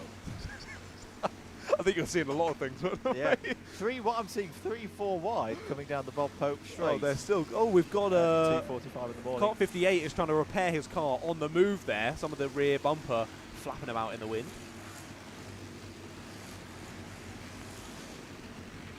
But yeah, I was saying earlier, they're like, just 'cause it's the middle of the night, they're not letting up at all, as you say, going 4 wide down the straight. Absolutely bonkers, but we love to see it. Why have A66 flagged as being back in the pits? They were After only 4 minutes. Yeah, they were only in a few moments ago for a standard pit stop. What has happened there? Let's keep an eye on the situation for the kart. Currently scored in 22nd position. As MS Lucas going through the shot, number 42, 7th place for them at the moment. I believe Darren's having a little search of the pit lane, see if he can find them. Okie doke. But no, nothing coming up as of yet. So maybe if they have had an issue and have to go back to the paddock, that'll be very frustrating for the A66 team. If you're watching on the DDMM view of the comms box when we're in full delirium mode at the moment, remember you've got your commands for the special links. Exclamation mark Brit24 timing for live timing. Don't put exclamation mark timing because that will bring up a dead iRacing link on the Double Dash Motorsport Media website, which is currently not operational because this is a real race, not a sim race. You've also got exclamation mark in, exclamation mark donate for the charity efforts, and exclamation mark mainstream if you've got yourself completely lost and stuck with our ugly mugs and you need to find a way back to the main Alpha live stream. Get me out of here. Oh yeah, also I meant to tell you as well, Josh Ladd said tell Andrew to get out of bed, and that was at 1:20. So you kind of needed that at 2:02. I was gonna say, yeah. I needed that yeah, a little bit too early. Josh is always a little bit too early. Right, back to the action on track. I meant as in with his finishing in the iRacing League because he's so bloody quick. He is very quick. It's obviously what I meant. Part of the Yaz Heat boys racing in iRacing, doing a lot of endurance racing as well. Part of the iRacing endurance team. So big shout out to Josh Ladd, who hopefully I'm going to be working with a little bit closer from now on, which should be very fun. But yeah, as we say, this isn't sim racing. We're watching real racing. And sim racing, although obviously we do have endurance racing that goes through the night, if you're watching that, you're sat up in your nice cozy bed doing commentary. We're in a wooden box overlooking a track in Middlesbrough, so we're proper in the thick of it, enjoying it. I like the wooden box. Ooh, who's I having do a like the problem wooden there box. on the outskirts of Hairpin 4? That They is are suboptimal oh no, line. he's throwing his hands up in the air. Looks like one of the Looks owners. like he's carrying on towards us, so let's have a look. Through the gloom, who are you, owner, with technical issues Who now are back you, up to owner? speed? It's the Mad Racing 040. Sorry, 040. Yeah, currently in 30th place. And a black flag. For A66-2. This is the team in higher club. That's quite big because that's 3rd place. That's 3rd place in higher club. That's huge. ABC Racing will be promoted to that position. And I think they'll lose overall spots to the Teesside Tigers and Swindon Karting Arena. In fact, that at the moment is 4 karts covered by less than 3.5 seconds. But the fact we said black flag at the same time there was a bit creepy, mate. Yeah, a bit like the girls in The Shining. That. You've got a black flag. Black flag Get for in you. the pits now. who's leading in highs? Said Harry Burrow. Let's That's have a okay. We did do the rundown, but it's NRG Global Power at the moment are your top running hire in 33rd place overall. There is Mad Racing, so they've come in. I think they've taken on some fuel. They weren't in that long ago, so that's why that was quite a short one. Are they going to disappear? They No, it looks like are going to go left. No, they are. Yeah, they're Yep. going to go hard left. Hard left back into the paddock to fix that. Is that the NC Racing guys? Back out, going back out. We recognise that helmet from a few moments ago. I think you're right. Although he seems to be looking for his team at the moment. That's Where the are look my of- friends? That's the look of, guys. There he is. He has found his mate. Jumps in the cart. Gets ready to go for another stint. Also seen Harrison Hall in the live chat saying, sat here in the medical car. Hopefully you're not a driver that's had an incident. Hopefully you're part of the medical team. And if you are, massive shout out to you, Harrison. Thank you for being here, mate, and making this all possible. Because without you here, it literally wouldn't be able to happen. So big shout out to Harrison there in the medical car. Looks like it was Jack Ransom getting into. I thought it might be with the stature of Jack Ransom, which I'm familiar of from. We'll read that in a minute. Yeah, Jack Ransom, very quick driver in the BUKC in the last few years. Raced for Oxford Brooks. What was that name again? Jack Ransom. Unknown to me, mate. See, that's because you were in Inters. Oh, Excuse me. I've not been in Inters for 2 years, thank you, mate. Only in Inters for my... Oh, no, wait. Is that a lie? That's a lie. I think it was the... Oh, I'm even getting confused now. All the years merge into one because of COVID. I've got no idea what's going on. I've definitely done at least 1 year, if not 2 in mains now. And we just don't talk to the Brooks drivers. We don't like them. who does? We have a photo Black from flag David of a Brooks. driver. Oh, now this is going to be shown on the stream now. Get that up on the stream. This is Oh. what happens. This is.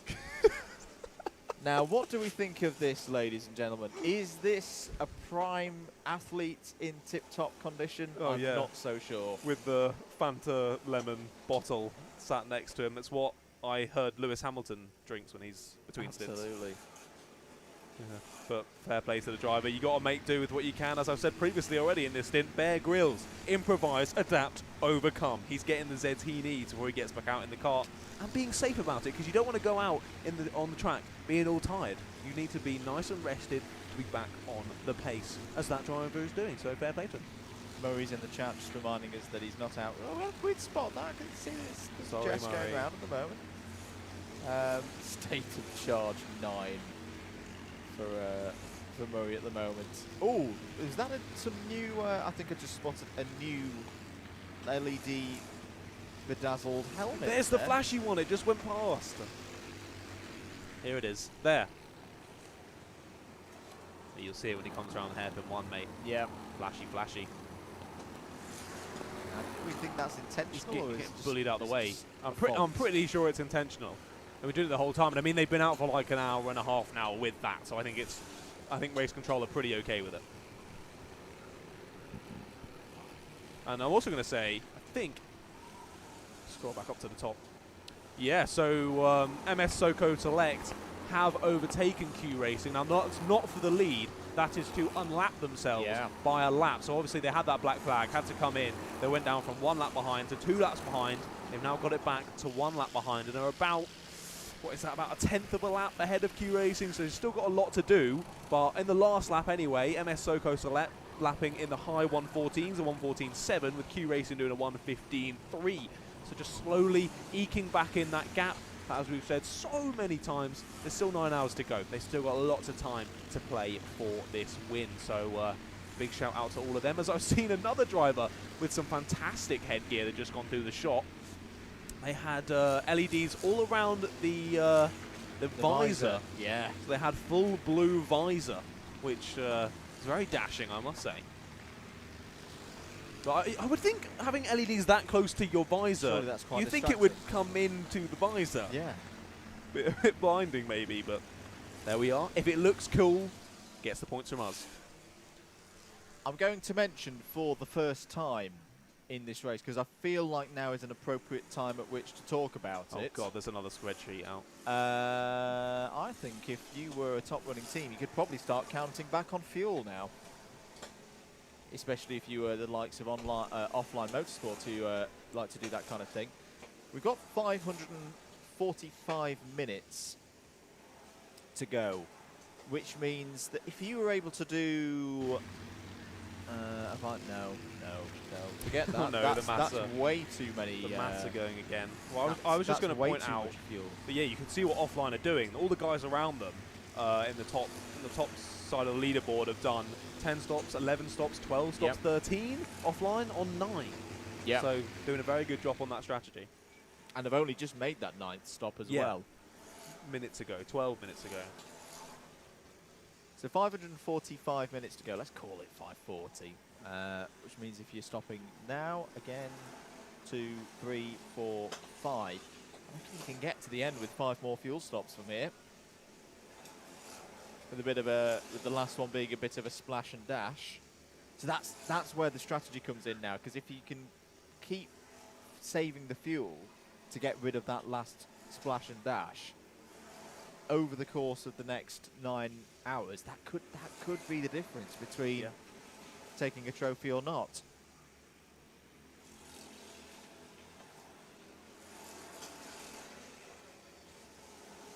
So as we say, 9 hours and 3 minutes to go. What's happening with Cash Bandits? They've just dropped 2 positions. Yes, they've just been in for a pit stop, so that's why they've gone back to 21st position. Modernised Racing, how this race has changed for them. It was looking a bit dire in the early stages, so that first 6 hours, but they're now sitting 1-2 in Clubman. 10th, 12th overall, Papaya ahead of Gold.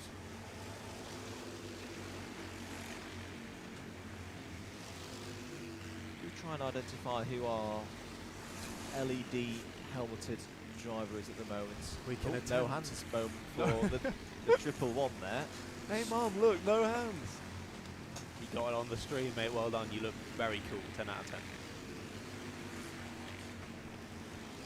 I'm going to make a point of not standing on my wire this time I stand up. I wasn't very comfortable last time. I'm going to have to stand up, mate, otherwise I might fall asleep in that chair. The other thing that we're going to need to look out for over the next hour or so is teams deciding now is the point to stick on the 3rd and final set of tyres. Especially as there's no rain forecast for quite a while, if at all now, for the rest of the race. When we looked earlier, it seemed like there might be some at midday. So Okay, so right at the end of the race then. possibly. Well, we'll keep an eye on that one. They've generally been saying about 8 hours on a set of tyres. Some have not been able to do that so far this weekend. At least right now, conditions are cool. 14 degrees. It's a clear night here on Teesside. Yeah, it's pretty nice now. The rain hasn't been here for a while, and it's very different from my first stint in the comms box. I remember we were saying earlier that anywhere I'd look out on track, somewhere there would be a yellow flag. There'd be people spinning and going off everywhere. This stint has been completely different. The guys have just been maybe a bit more dialed in, and they're obviously enjoying the dry track a little bit more. And there've been far, far less yellow flags that I've seen, which it's still even without the yellow flags, it's been very interesting racing, just watching people carve through the pack and seeing some fantastic moves as well from all areas of the field. So everyone out there doing a stellar job. Dukes of Stafford are being cheered on by Martin Hughes. They're in 84th position at the moment.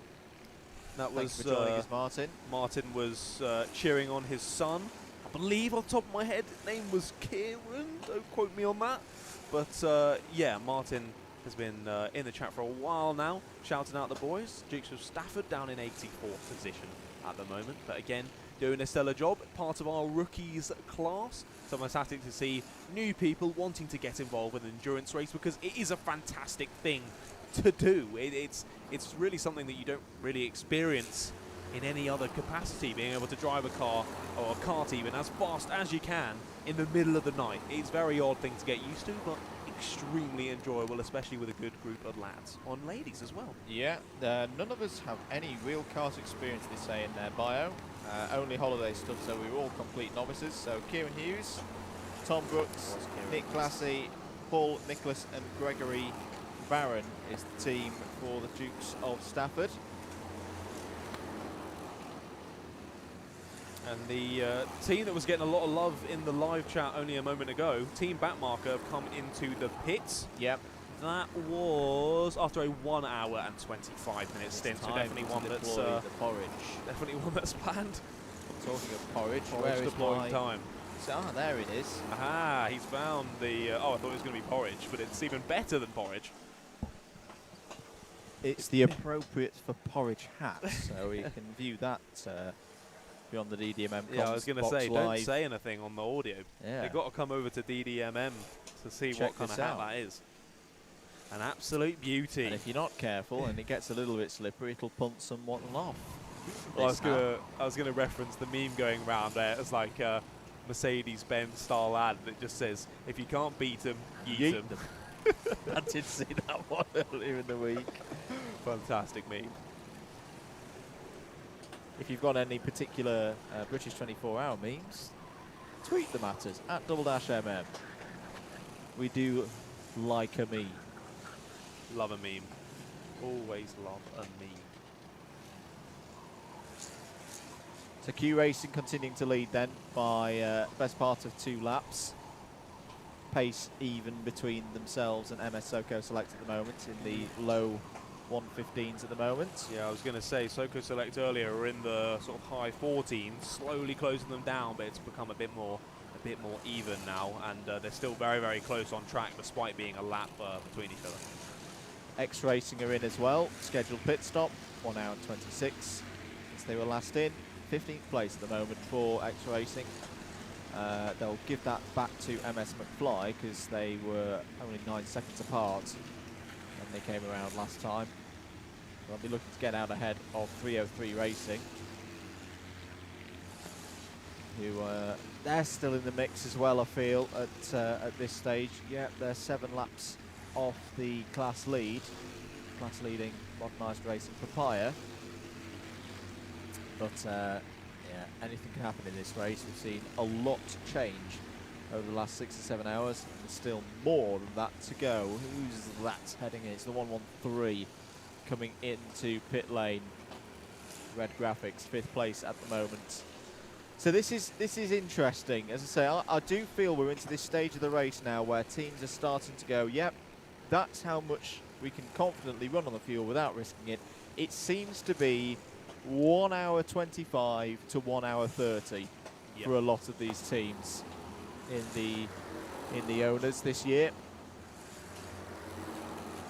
So if you plug that in to the number of minutes left in this race, I can tell you that would mean that you are stopping, well, now 2, 3, 4, 5, 6, 7 more times. But that last stop is a splash and dash because you'd only have 30 minutes to go at the end of the race. Back in 5.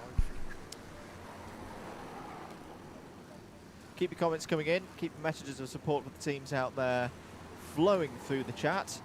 Andrew Mather and John Ratcliff on commentary duties for you. John for the next 56 minutes or so. You never know. Butters could have a bit of a elongated rest period as well. That's what we're going to call it? Yeah. Elongated rest period. Yeah, our producer, Darren, has decided he's going to go for a walk, try and wake himself up a bit. I did see him yawn and I nearly fell in. It was that large, so I respect him going for a cheeky walk, try and wake himself up a bit. But yeah, I also have to, again, I gave a little shout out when we were when I was on with David. I have to give one out again because I can't quite believe still the insane level of support coming from the stands, I guess we would say, the grass beside the circuit. There's still so many people out there. It's unbelievable. People with sleeping bags and jumpers and all that, keeping themselves warm outside because it's not quite as hot as in this hot box, the comms box that we have. So yeah, big shout out to everyone up on the grassy verge, making sure their team, everything's going right, they're watching out on track what's going on, and keeping the support going, because it's what the drivers need at this kind of time. It's one of the very unique things I find with a 24-hour race that I don't think you can see, or you do see anywhere else in the world. You know, I've been to festivals. You don't see this at festivals. You know, and it's the sleeping bag lemmings. And the best place for it is, as I say, one of my favourite places in the world, Le Mans. My regular camping spot at Le Mans is in the inside of Tête Rouge. For those of you who've been to Le Mans will know that there's it's not really, it's between shallow and steep in terms of the angle on the slope on the inside bank on the inside of the corner. And you get to about this time, 3 in the morning, and it's the hardy souls trying to get through to sunrise, but just in sleeping bags, just all over the grassy bank. And for anyone not initiated into the world that is endurance motorsport, it just looks quite bizarre. Just like, because there's loads of them. Loads of them all over the bank, and we've definitely got a little bit of that. We really have tonight here at Teesside. Yeah. Shout out to everyone out there. I've just seen Nath on the live chat. How many Harriers are left? The box is looking a bit sad. I mean, maybe we've got 6 or 7, is it? 8 maybe? We've got 8. We've got However, 8. I've got to point out, I know we've been talking a lot about the fruit pastels. Someone really doesn't like the purple ones, do they? Who do you think that was? Take a wild guess of who Mr. that might Sullivan? have been. Yes. He went on an almost 5-minute rant, arguing with people, telling them that he was going to ban them from the chat if they ever stated that the purples are the best. This is our chat now. This is our chat. I will have Andrew's Paul. going for the purple ones. Oh my goodness, this is mutiny in in the comms box. Going for the purples. However, Nate, I do have to let you know, we may only have 8 in the box, but we have a backup packet on the ground, a backup packet of Tang Plastics, and a backup packet of fruit pastels. So don't worry, David's going to be charged all the way through his next step. We need to hold them for the last third of the race. We need to hide them. Let's get them hidden in the comms box somewhere now. But yeah, thank you all for keeping your comments coming in on the live chat. Making sure you're getting in your memes too at @NM as well on Twitter. Yes. Love a meme. We love a meme. I'm going to pull that tab actually over onto that one there, so keep an eye on that. DDRS Racing are in pit lane for a pit stop. They'll give 9th place back to Modernised Racing Papaya. Paul O'Grady says his opinions were ... savage. Maybe that's what we call him now. David Savage Sullivan. They were pretty savage. Yeah, we were saying Paul O'Grady had some differing opinions, and we were wondering, is it the Paul O'Grady with the show? And I was saying, well, mate, if you're going to argue with him so much, you're never going to get on his show. And he said, I don't care. I don't care. They're the worst. They're the worst.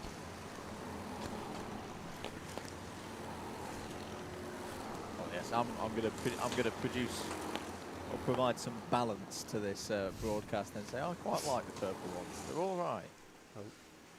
TTM2 are in the pits. 1 hour and 28 on that last tank of fuel for them. So Cash Bandits go back into 20th position.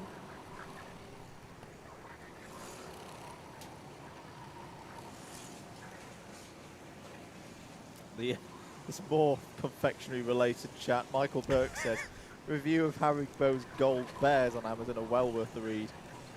Some people have too much time on their hands writing them. It's like, I mean, you can say that generally about a lot of Amazon sold products. Yeah. Why would you buy Amazon Gold Bears? Oh, well, Gold Bears off of Amazon. I mean, to be fair, the Amazon deals are incredible. True, and why Gold Bears? Just get the Star Mix, and like you get some in there, and they're better. Go down the wholesale supermarkets of choice. Oh, the wholesale, baby, the Costco. Oh my God, I'm now thinking about a Costco hot dog and drooling in the comms box. Wow. Stu Allen asks, with approaching the window for the final tyre stop for owners, has there been any tyre issues you've heard of yet? not to the extent that I think we were fearing at the start of the race. That rain in the first third of the race, I think, has eased the situation for a lot of the teams, because it meant that first set of tyres went well into say hours 9 and 10. But good question. Keep coming in. There's so much love from Martin in the chat as well. My son is only 26 and I'm proud of him. Good Sweet. stuff. Lovely messages from Martin there. And yeah, big up Kieran. I think it's been a little while now. He might still be out. If he is, he's definitely coming to nearing the end of his stint.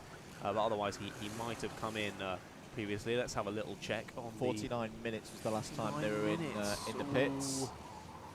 They're in 84th place. 7 laps up the road are Kart Force 2, the team of former servicemen. A huge conglomerate of karts comes through the reverse corkscrew. I do love when you just notice on the cam there's a gigantic gaggle all just kind of weaving in and out each other. I do not want to be the person in the middle of all of that. It seemed that every time... Spinner at Rib Bend. Managed to get it back underway and haven't gotten beached in the gravel trap like many have previously. Yeah, everyone get out of now the way. dodging them. Is it a Century Sim Racing driver? Oh, looks like a 7. Impossible. It's a 3 digits. Might have been the 777 of MTB in 70th place. Overall, in the middle of the pack in higher club.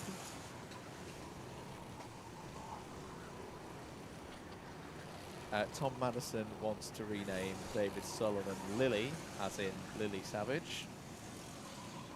I think that's. We'll put that to him. See how that goes down. Yeah. You've got a blank look on your face, John, as if you're not sure who Lily Savage is. Not a clue, mate. Oh my goodness! The youth of today, ladies and gentlemen. Who's Paul Lily O'Grady Savage? knows. Moving swiftly on. Mate, not a clue. Am I going to have to look it up? You are going to have to look it up. You are going to have to look it up to see what the link is there.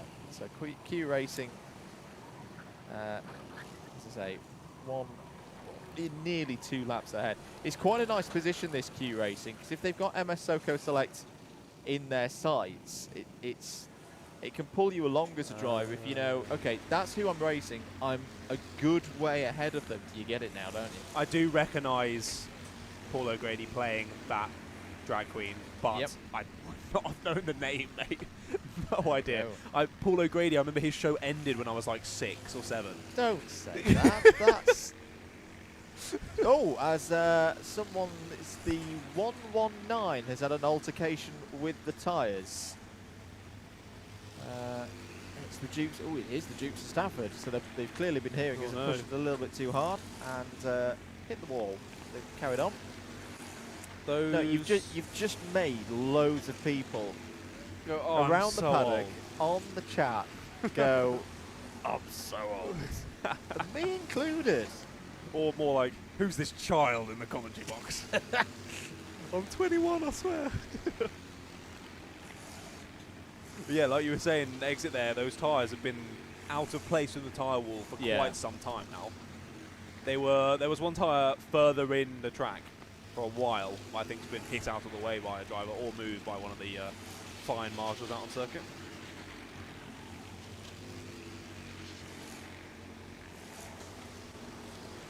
Eight hours and 46 minutes to go. TMS are in for a pit stop. Team representing top with Motorsports. They did a long stint there, 1 hour and 38. Now DW Racing go back above them into 23rd position. And then you've got a bit of a gap back to the 2 modernised racing entries. Rosiri versus ahead of Magenta.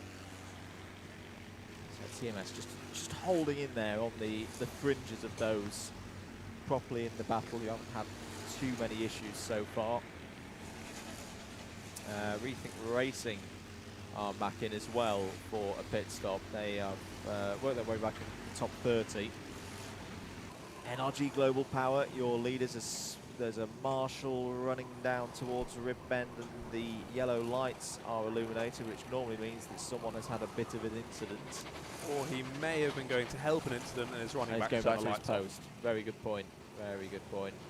That's exactly what he has done. NRG Global Power leading in higher, but also creeping in on the top 30. Can they do it overall, as some of these owner karts have issues? Yeah, the two Rethink Racing teams out ahead of them, blocking them from that top 30 position, and you've got a meme.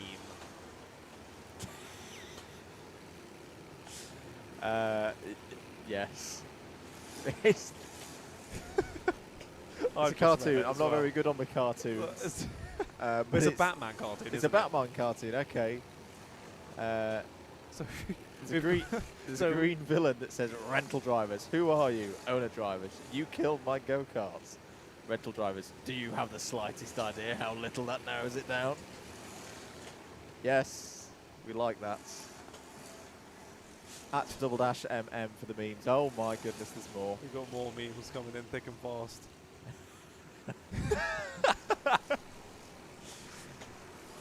All of these are getting retweeted. They're all good-natured fun. Make sure you check out the Double Dash Motorsport Media Twitter to see those being retweeted. Some great memes there. Great memes. You love to see it. Thank you for those, Captain Porridge. If you send me the more appropriate ones on WhatsApp, I'll get them on the stream. We've been told if they're appropriate, we can actually get them up We on can the do that. stream for you guys. Look at We that. can do that. Little did you think your fantastic meme would be featured live on air. How incredible. Sorry to point out, second place, MS Soko Select are in the pits. Yeah, nice off after schedule. a 56-minute stint. So what's happening So, there? what is happening there?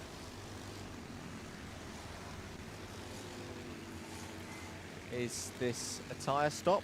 Maybe a little bit early for that. And also, as I say, off schedule. Surely they'd look to get Nope, they're full back fuel in. out. They It's are a quick back stop. out. So yeah, interesting. Maybe just the driver was waning a little bit and wanted to come in a little bit earlier because it wasn't too far off the stint they would want to be doing, like 20 minutes or so, but that is still quite a decent chunk. But there we are, back out on track. Still, still about 2 laps down on the Q Racing guys, and they're lapping very nicely now. Into the 114s, just as I say that, they've done another lap and they're back into the low 115s. But yeah, still putting in solid pace, leading out there at the front. I believe the fastest person on track currently is MSJSR, the 111 car, in 11th position. So there you go, some spiritual stuff going on there, I think. But he's down in the 114s, the only person on track to be doing so at the moment, apart from Q Racing, who were there a couple of laps ago. And, I've just seen that Rethink Racing 2 have overtaken Rethink Racing on circuit for Big 30th battle. position there. Yeah, it was a long stop for Rethink Racing 1. 6 minutes and 14 seconds for their pit-affected lap time. But they're back out on circuit now. Maybe they'll try and work together if they can get together on circuit. 18 Hopefully. seconds to close Yeah, down. I hadn't noticed first, that. though. Over 6 minutes, that lap climbing. Yes. It's a long stop. Longer than a standard tyre change as well, so a couple of laps gone there for Rethink Racing 1. Still, the lap time's very, very close between. As Team Tate have got a contact Yes. warning there in the 3rd position. They've got to be Yeah. wary of that. Don't want to get too many of them, 'cause Yeah. that will result in a penalty. They're an hour into their stint. The only other thing I can think about for MS Soko Select is that they've been taking advice from me, which is a very dangerous thing to do, and that they have now started almost doing the splash and dash stop of, right, well, we've got a bit of a half stint of fuel here. That they've done it now, so they can start backtracking the fuel on whatever number of minutes they think Sure. they can do reliably. As I So say, they go a bit more aggressive rather than saving Yeah. the fuel. and just be able to push flat out now. I think we saw some sparks coming off the Yep. cart through there. That was We'll see that at this looked time great. of night. There's Team Bonato and the Pink Pig, 987. just like F1 in Who, every way. I think their LEDs I was have gonna failed say. or just never came on. Now, I was promised as through There's the SMJC with the interesting LED placement there. I was saying earlier to David that the LEDs look a bit like Formula E with the attack mode. Yes! Hey. And there it is. Surely that is what that driver's doing to his own eyes. That can't be good. Incredible, incredible. Send more memes to us, please. We might feature them on stream if they're very good. And appropriate. And appropriate, I've told them where to make sure to let you know. Make them appropriate. If mother would tut about them, they're not going on the stream. This is true. Or, I mean, feel free to send us non-appropriate ones as well, which we will cackle at but not be able to put on stream.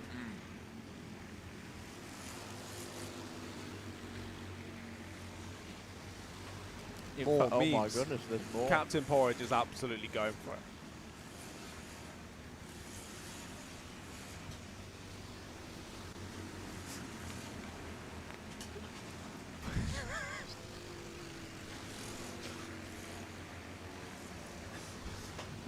Yes. TBM having a superb starts the race with one plasticky boy. I do feel for Team Backmarker because they were having a tremendous start and then had an incident with a hire cart and it all went a bit downhill. But they're on the way back. They're on the way back now.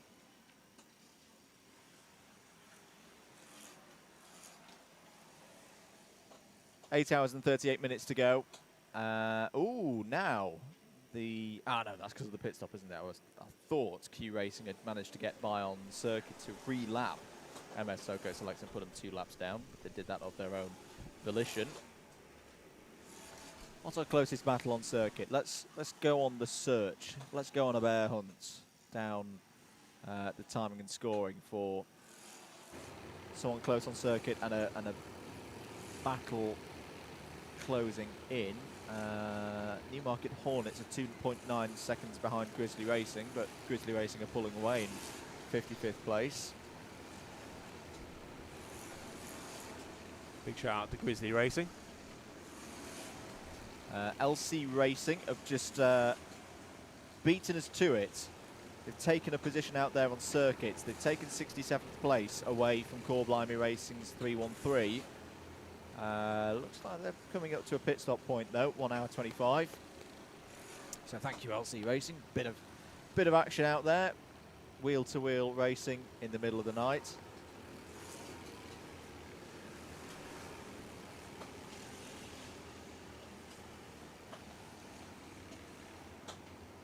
Reckless Racing have also taken a position overall.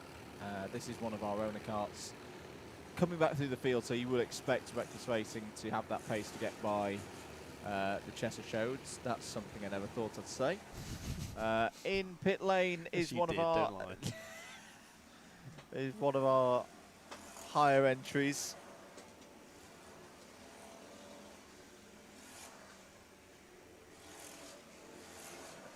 And here you see the new Olympic sport for Paris 2024, the art of getting a pro kart engine to switch on. Good commitment. Technique, I think, just needing a little bit of work there. Having a little chat, just chilling. It is one of those that as a newcomer that can be a little bit tricky sometimes, especially if you've got weedy arms. I find giving the throttle end a little bit of is the way to do it. Yeah, luckily when we were here for the BUKC 24 hour, we had a guy on our team who worked at a kart track with these exact karts for like 2 years. So he was giving us, right, you need to pull it all the way up to here, make sure you're fully extending while blipping the throttle, and it should start up first time, every time. Just don't let the kart run away from you. that's the only difficulty. Don't hold the blip too long. 80% of the time, it works every time. poor 223 have just come through shop there. Their LEDs looking fantastic, but then there's Boom next to them. Kind of overshadows them a little bit, doesn't it? Yes. Well, literally overshadows them.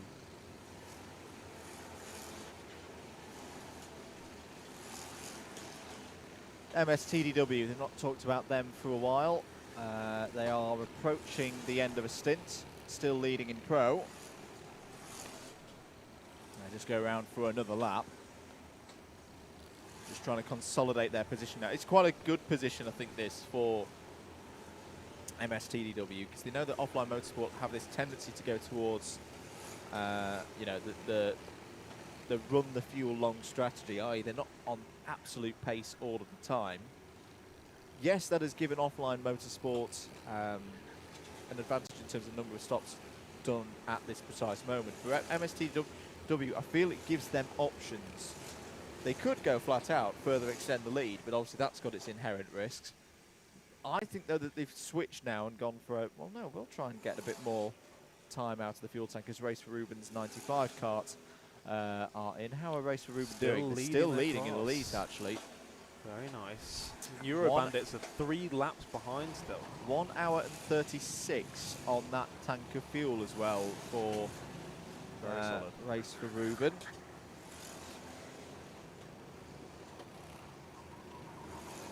I'm just going to do a little bit of maths to work out how far off they are.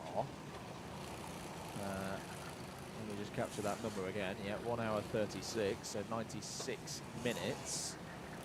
Name a better pairing than Andrew Mather and a spreadsheet. I'll wait. You've got to put the skills to use. Can Race for Ruben, right, okay, so Race for Ruben on current projections have got to do, they've completed that one under the 1, 2, 3, 4, 5 stops, and the last stop will be around 30 minutes worth of fuel to go in. I'd keep pushing on. I wouldn't try and eke out that 30, you're not going to eke out that 34 up to over an hour, so just keep on the pace for Race for Ruben, I think, on that current strategy. Yeah, another one of the fantastic charity efforts for this race. Do go check them out online. And they're a team that have developed over the years as well. This is their best run so far, as 3, nearly 4 wide coming down the Bob Pope straight. Whole mix of tyres in there as well. My goodness. You've just seen that same pack come through yeah, into the wiggles. They were 2 by 2 through most of the wiggles there.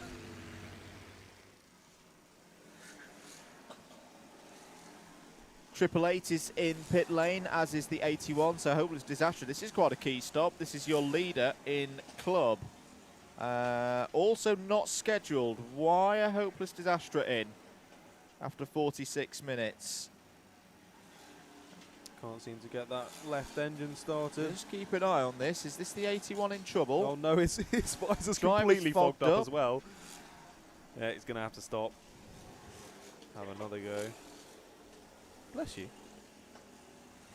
So, Hopeless Disaster, if you'd not picked up already, big Opel Astra fans.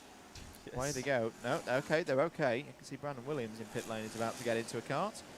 I think he's taking over from Costa. Raw being I was about in. to say, Raw come in the pits after a decent 1 hour 20 stint, the usual.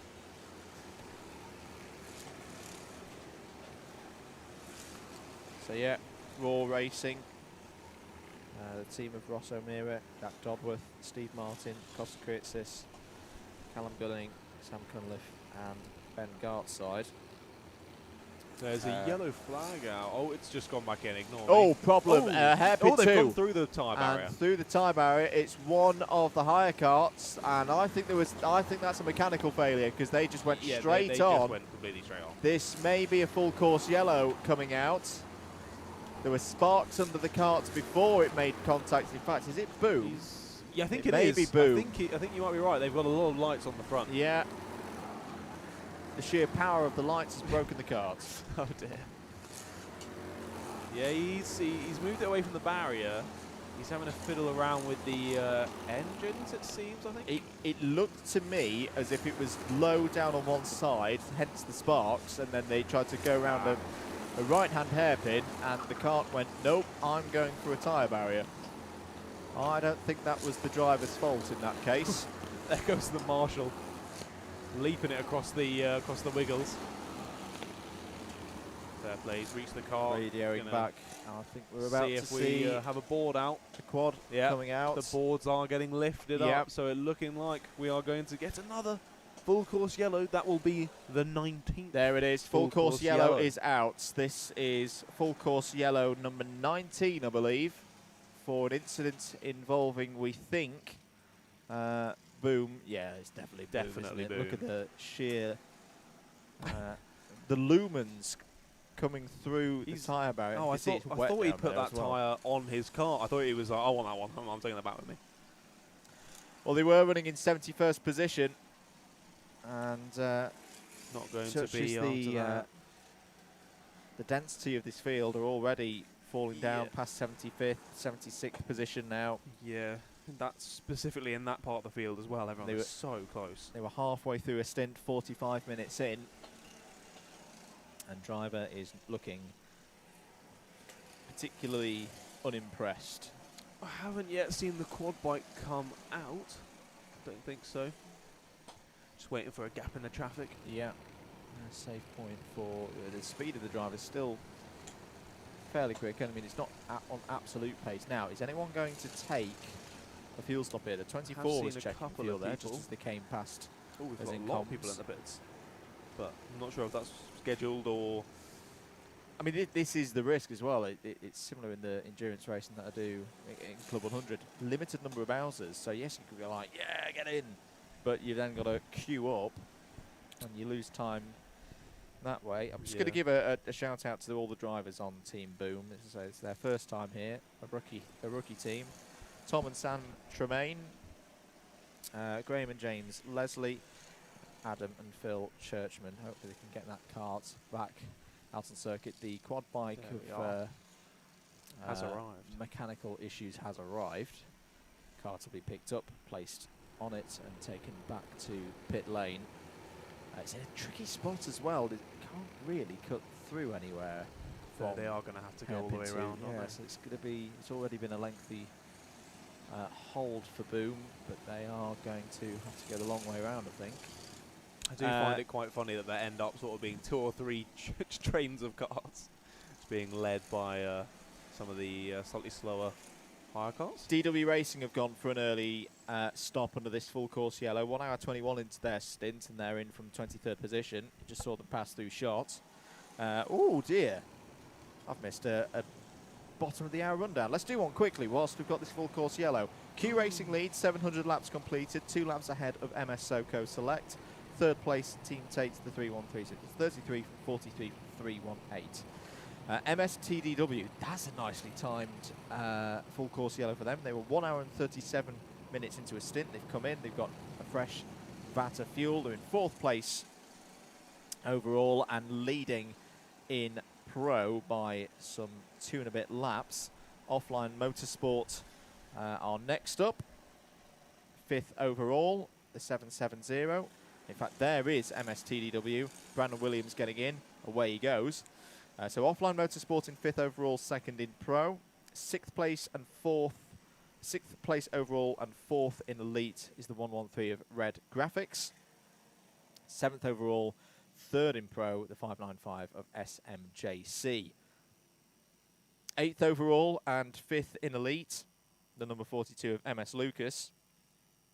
And then we find the first of our Clubman entries. So leading in Clubman at the moment, 9th overall, is the number 57 of Modernised Racing Papaya. 10th place, the number 58 of DWS Racing. As we go back to green flag conditions here at Teesside. 11th is MSJSR, another one of the elites. 12th and 2nd in Clubman is the number 6 of Modernised Racing Gold. So currently in Modernised Racing, 1, 2, Three is wide wow. through chicane. My That's goodness. not going to work. I saw that earlier with 2 owner carts sandwiching a hire cart. Just- It's happened again. Just be glad Mr. Howard Mitchell's puddles of despair haven't formed when it really chucks it down here. 13th place and 3rd in Clubman, the 959 of SMJC. So SMJC currently have both of their entries in their respective classes on the podium. 14th place, the number 17 of Nexus Sport. 15th, the number 44 of MS McFly. 16th, the number 10 of X Racing. 17th, oh, but Nexus Sport have just had a black flag for an overtake on the yellow, as of Team Backmarker. That's going to have just been there at that moment, I think, under that full course yellow. So we saw a little bit of this earlier. We saw 25 teams get penalties in the first hour. We got a black of the race. flag for Yeah. Team Back Marker. Oh, that's what you just said. My apologies. Continuing the rundown, X Racing, as we say, 16th, 17th for 303 Racing, 18th for the 36 of the Cash Bandits, 19th for MS.BE. They're all quite close together, covered by 2 laps. 20th place, the 81 of TTM2, 21st, the number 69 of Raw, 66, and the A66 team.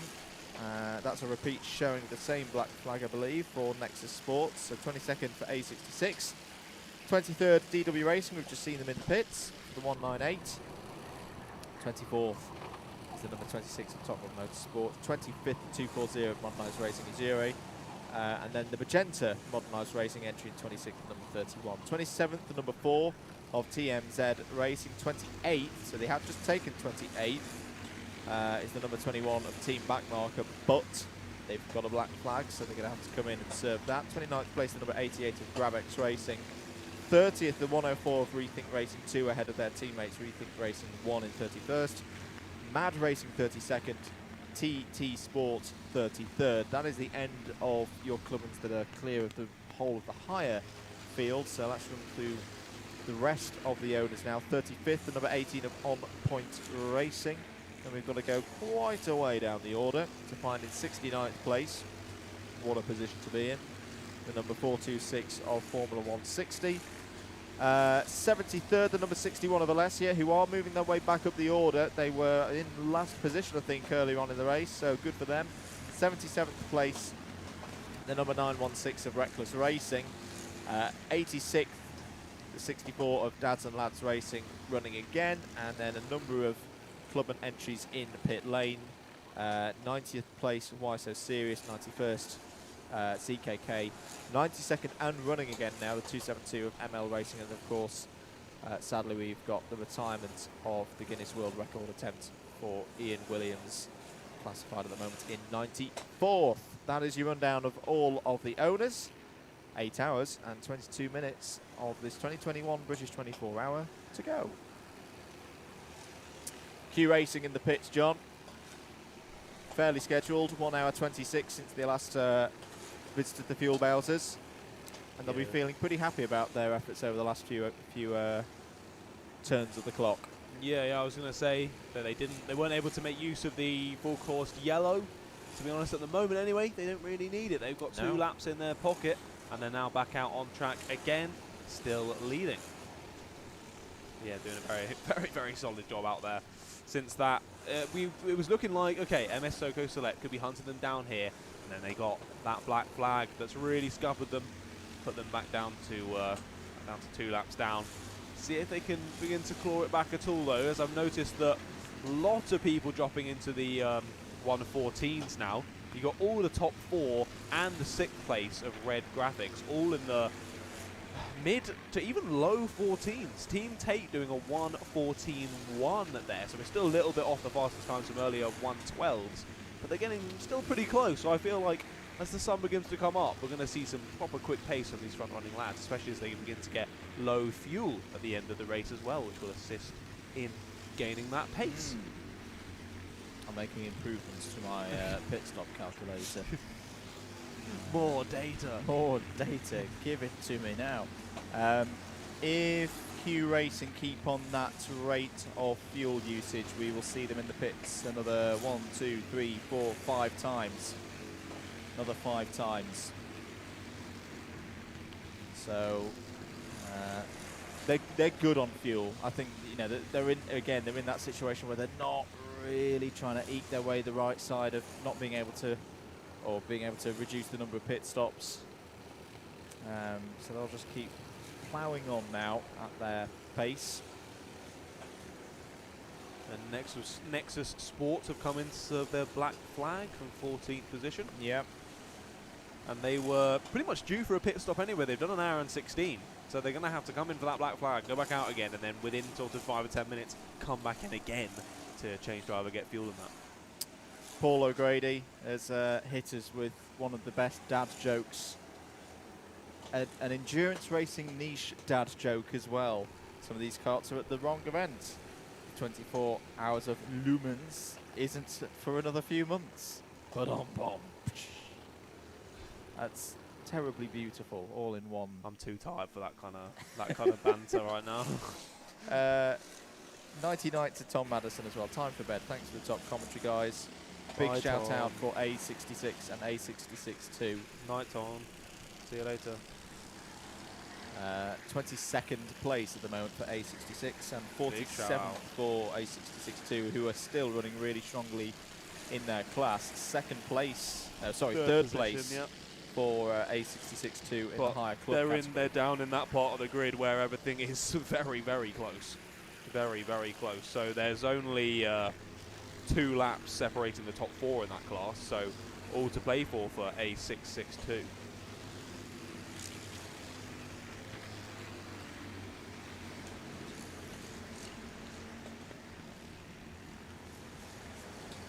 Good news. The Dacia Sandero. The Dacia Sandero is not in this race, but that Boom is good are. news. Yay! You Boom can see are them back out out. there with the lights on, just as someone spins it. A hairpin 2 manages to rejoin okay, and Boom go flying past. Back out on So track. Boom lost 10 positions. Oh. 12 minutes and 36 seconds was their That's a big lap hit. time with the issue. I didn't see or confirm what the issue was that caused them to visit the tyre barrier. As I say, I still think it was a mechanical issue because there was I think so. ample amount of sparkage from the And chassis. Going straight on a hairpin 2. Yeah. If it's not mechanical, what are you doing, mate? So I think we give them the benefit of the doubt there. Monline's Racing, let's go by them, 240. I'm going to say the Dacia Sandero is a good car. What are we talking about this? I drove a Dacia Sandero Sponsored. on winter test once, and in fact I drove 2 Dacia Sanderos on Wow. winter test. One that had a new type of limited slip diff in the front, and one that didn't. And the one that had the limited slip diff was better.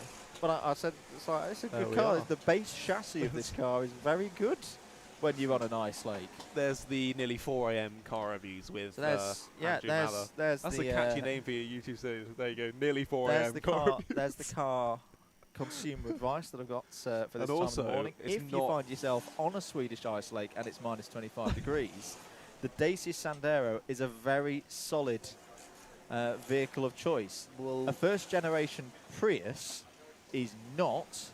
That drives like your couch. Don't bring up that name in this commentary and box. it's a terrible vehicle. But also, the Dacia Sandero doesn't exist. It is actually the Dacia. That is true. The Sandero. Dacia Yeah, Sandero. Top Gear pronounced it wrong and made us all get it wrong. However, Team Tate, 3rd position, have indeed entered the pits, but they've They got have. about an hour and 20 on that last stint, so Yep. does seem to be another plan one. Supplies are being provided to us here in the box of important stuff. Important supplies. I also wanted to say, Nexus Sport are still in the pits for that black flag. It's been a while. So there you go. They've lost another position just then to MS McFly, obviously in different classes, but still all matters out on track. So yeah, they're going to be kicking themselves for getting that one. That's quite warm. Really? Some good coffee, that. Coffee is hot? Yes. Well, there we go. The 318's in the pits. As Oh, we said. heck. Team Here Tate. we go. Connor Jupp is Jupp getting is back in. out.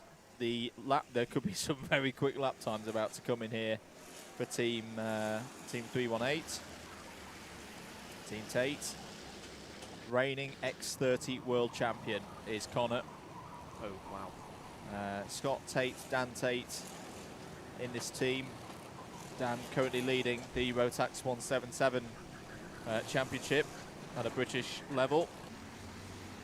Darren Brown and Mark Kimber in this one as well. And Darren Brown.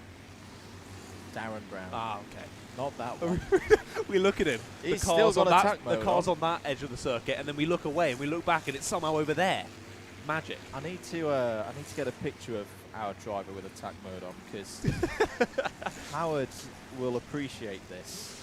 Appreciate At quarter to Oh, you've 4 just in the missed morning. Boomer coming in the pits. Boomer You've in just again, missed out so on there's that. a problem for them there. Right, if we just hold this camera, there's no way I'm going to be able to get the shot out of the commentary box Not a window, so I'll chance. just wait another minute or so for attack mode driver to come back round. So we're officially there. That is his official name, attack Good mode. evening, attack mode driver. You've been using attack mode for too long. Full party mode on the 303 at the moment. You're joking about attack mode, but you're wearing your Mercedes hat and not your Panasonic Jaguar That's Racing the point, hat. actually. I think we need to a pit change stop. hat, A don't hat we? pit stop.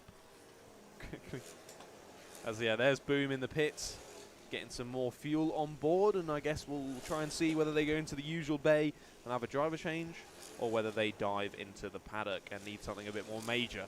Let's have a look. 'Cause obviously they were in relatively recently. Here goes the man. That's always difficult, pushing it by yourself after a stint. Even if it Yeah. wasn't that long, it's still not an enjoyable experience. But there we go. Hat pit stop has occurred. It feels Panasonic, cool, this hat, as well, because it's been sat just up on the ledge for quite a Ooh. while. as he's pushing it all the way through the pit stop and down into the paddock. So yeah, Yes. something major for Boom there. And sorry, Nexus Sport are still in the pits. Yes, this is quite the black flag. That is they're getting quite the telling off. Decent stop, by the way, from Team Tate last time around. 2 minutes 14.265, considering that was a good amount of fuel and a driver change. So Connor jumped back out there.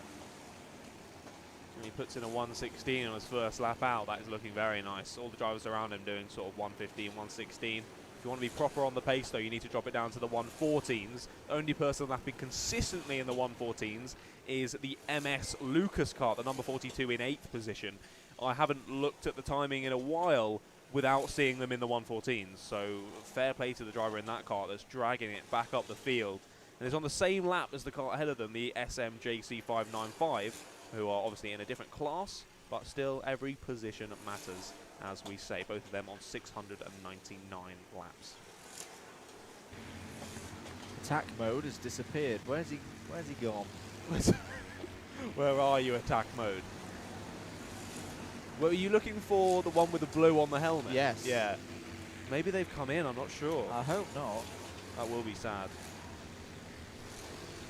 I've seen another person with, except it looks like they've got two bright blue Yes. eyes, but they haven't. It's just lights on their helmet. Coming down through the wiggles Oh, I now. thought that was it. No, Oh, that was- no, that's not him.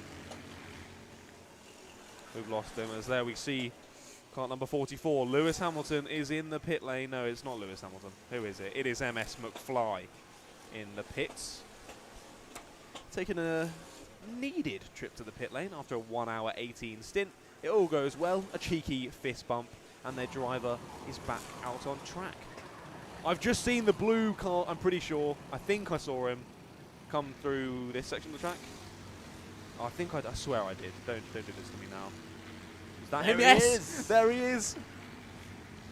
Attack mode car. Attack mode. He's going to that come is through here still now. active. Attack mode car is back. We love you, attack mode car. How have you enjoyed your second stint? Your first through the night It's been stint. great, mate. It's been good. Yeah, I had a couple of moments. When I was in the apartment that we've rented out for this, Yeah. I was sat on the sofa watching this stream. I was like, I can't go to sleep. I'm just going to feel worse. I was just sat there watching this stream, keeping myself busy, And yeah, just trying to keep the eyes from waning. But as I got back in and I feel like I have something to keep my mind mentally ticking over, it's been a little bit easier. But I found I had the same with the first stint. 4 hours seems to be the time it takes for my bladder to fill up. Yeah. So I get to the end of the stint and I'm absolutely bursting, and it's happened again. So I can't wait for these 10 minutes to be over and I can finally go and relieve myself. But, Oh, there's more memes coming through. Okay, that's the best one yet. You've got to put that one on the stream. this is essentially us right now. Where am I trying? I've got to point out, Captain Porridge, though, you need to work on your spelling of Teesside. It's Teesside. Yeah, Teesside, not Teesside.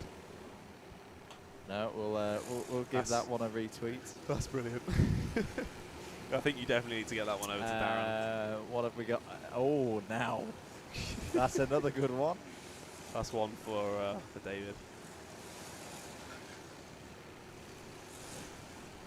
A good old classic winning the poo there as well. What's this one? Oh dear. Right, that one's definitely not appropriate for the stream. That is not retweet or stream. Moving swiftly on. Hello to Morris. Public service announcement. Any drivers want to help out with the 121 Ishin Rio Jiu-Jitsu team? This can happen. I had this on a team a few years ago. One driver with cracked ribs and others and hurting. Want to get the cart over the line as a charity. They need drivers. So the 121. I am very happy to jump into the 121. Seriously? Oh, I don't think I could do an hour stint. So, yeah, cart's going for possibly free track time. Yeah. If I had any in my kit with me, I'd be well up for it. But sadly not. So yeah, but anyone else wanting some free track time, yep, there's your offer. Head over to the team, the 121, the Asian team. Tom Butterworth will be joining us on the commentary in a few minutes' time. Just preparing himself mentally for mentally and physically as he digs through the bag of Polish snacks. Getting ready. TMZ Racing are in, the number 4. Team Backmarker have gone back up to 28th, by the way, virtue of an overtake on circuit. Hey. On GrabX Racing. That was after their black flag, wasn't it? It was indeed.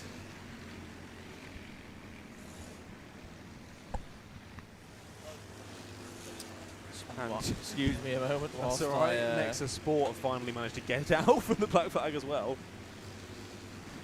Yeah, done 5 minutes out so far of that, but they had already done an hour and a lot.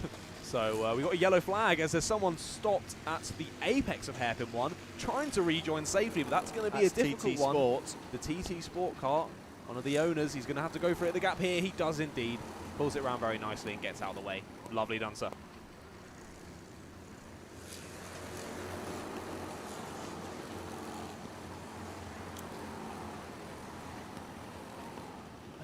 I think that the MSTDW and Offline Motorsport are racing on track currently. There are 2 laps difference between them though. Yep. But they are right by each other.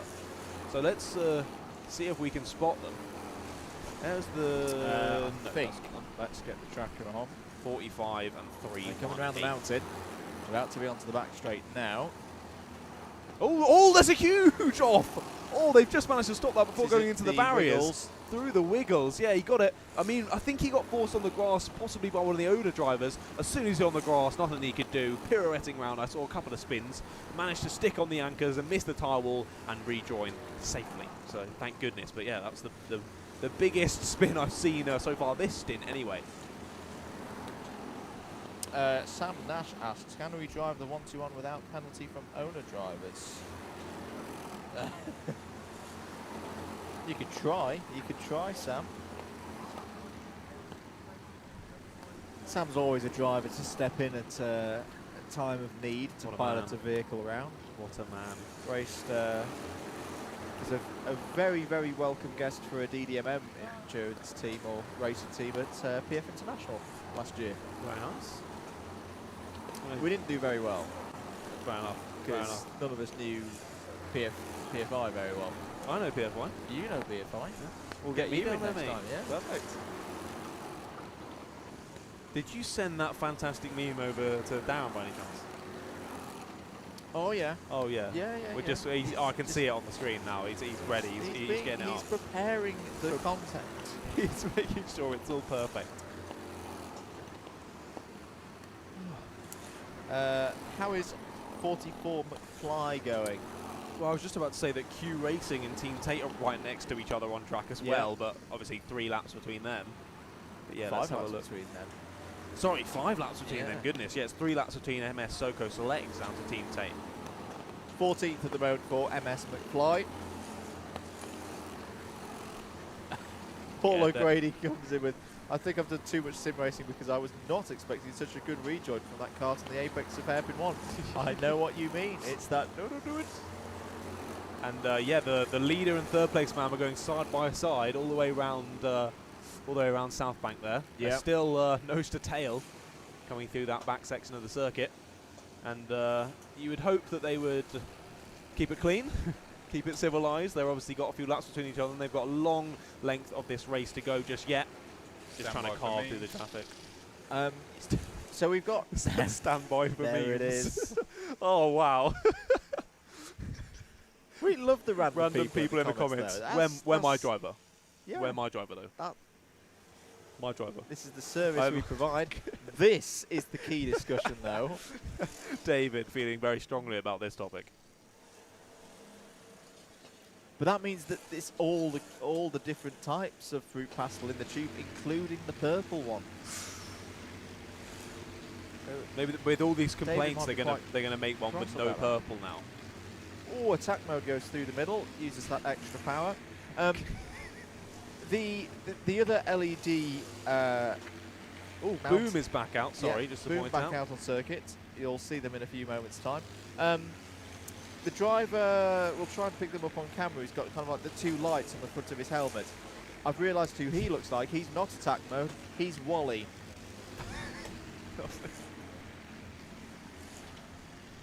I keep getting worried about Team Bernardo. They like this really wide line that skirts the edge of the mud and grass coming out of the reverse corkscrew. Don't need any more bad luck for Team Bernardo. We'll try and pick up Wally as Wally. as he goes round. It's a great movie. What a movie. SMJC 595 are in the pit lane Oh, yes. from 3rd place in Pro. After an hour 20. Definitely planned that one. Should be a fairly comfortable pit stop for them. Yep. Yeah, MS Lucas are on the same lap, so it might take them for on-track position, possibly. But obviously in a different class, so SMJC will keep the 3rd place in the Pro class, but 5 laps from them back to 4th place, which is DW Racing in that class. So yeah, they've got a relatively comfortable margin there to chill out on that pit stop. As all the lights, Attack mode is off. did the lights just go out and come back on, or am I seeing things? I think that's you. I think I'm seeing things. So SMJC complete their pit stop. A very good run there from attack mode. And we'll try and work out who the driver is. I have a suspicion it may be James de Havilland who's going out there.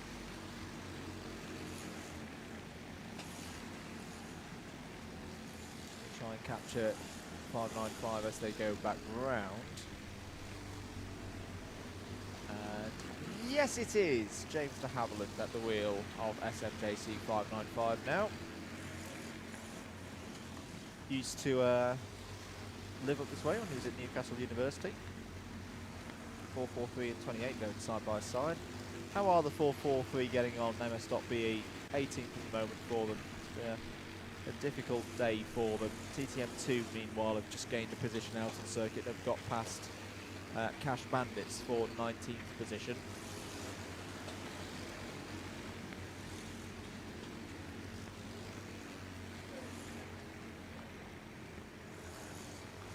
As modernised Racing Azure come into the pits as well after only an hour, so possibly just a slightly shorter stint for there then. they might lose out position on track. No, they won't to their teammates because they've got about 4 or 5 laps in hand on them. So, again, pretty comfortable stop. As Rethink Racing 2 also comes into the pits. After 1 hour 34 there, that's a long one. Really eke that out. And now I believe the top 3 are actually right by each other on circuit. It seems from our little lines, but obviously some laps in between them. But yeah, I think that's almost. That's you done. A second 4 hours Yeah. done. Blimey. And this drive home is going to be dangerous. No, it's not. You're going to take your time. It's all going to be good. Yellow flag at the D chicane. Yeah. Man is rebuilding the barriers, but it was on the left-hand side, so I think maybe someone just clipped it as they came into the pits. Yeah. So rebuilt that, and the yellow flag is in fact in. And yeah, this should be an interesting drive home. I'll try not to die. I'll see you later for the I'll final see shift. you in a bit for the Perfect, for the final run-in. The 240 is in at the moment. I know it says 24 on the back of the cart, but it's not the entry doing the Guinness World Record attempt, as there's a couple more pit stops going on here. Pew getting into one of the higher carts there. We'll give Tom Butterworth a few moments to get himself onto the stream. We're going to do a cable swappage. Which headset are you, sir? Let's try that one. You on number 1? Can you hear me now? No? I'll switch it back. Can you hear me now? Excellent. Here. There we go. Hello. Good morning. Good How are you? morning. Oh, one of these I got days. myself in trouble. or I did my annual going a little bit too long on the snooze in the back of the car. That's all right, because as I was just about to say, one of these years I will learn to just go straight through, because I went to sleep. Yes. As you well know, I felt okay. You did. Tired, but felt okay. Now I feel like death. It's not just carts that are broken Yes. in this paddock. I've had a walk through. There are some very broken people sitting around in gazebos and on camping chairs and looking a very, very worse for wear. And I tell you, if I was... Oh, there we go. That's what we saw earlier. Kart Force 1 in, by the way. We just saw their pit stop going on. Currently in 72nd position. But yes, one of these years I'll learn to just go straight through and not bother going to sleep, because... just feel rubbish. Good Lord. Here's one for you, Butters, to kick things off. Let's Paul go. O'Grady, who's been fantastic. Paul in the chat. O'Grady? Yeah. Not that one. Possibly, we're not quite sure. All right. Go on. John didn't know who Lily Savage was. And Okay. made the whole paddock feel old. Okay. But anyway, Paul O'Grady, well folks, 4 AM, I'm going to tap out. I'll leave you with my worst/best pun yet. What fuel are all the lights without lights running? What fuel are all the cars without lights running? Why unleaded, of course? Un-LED ed. Of course. Boom, boom. Yeah, you can tell it's 4 AM, and that is definitely the worst one yet. I've seen some memes.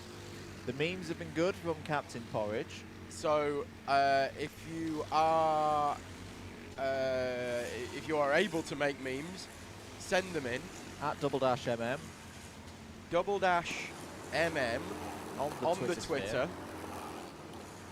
Keep them coming in.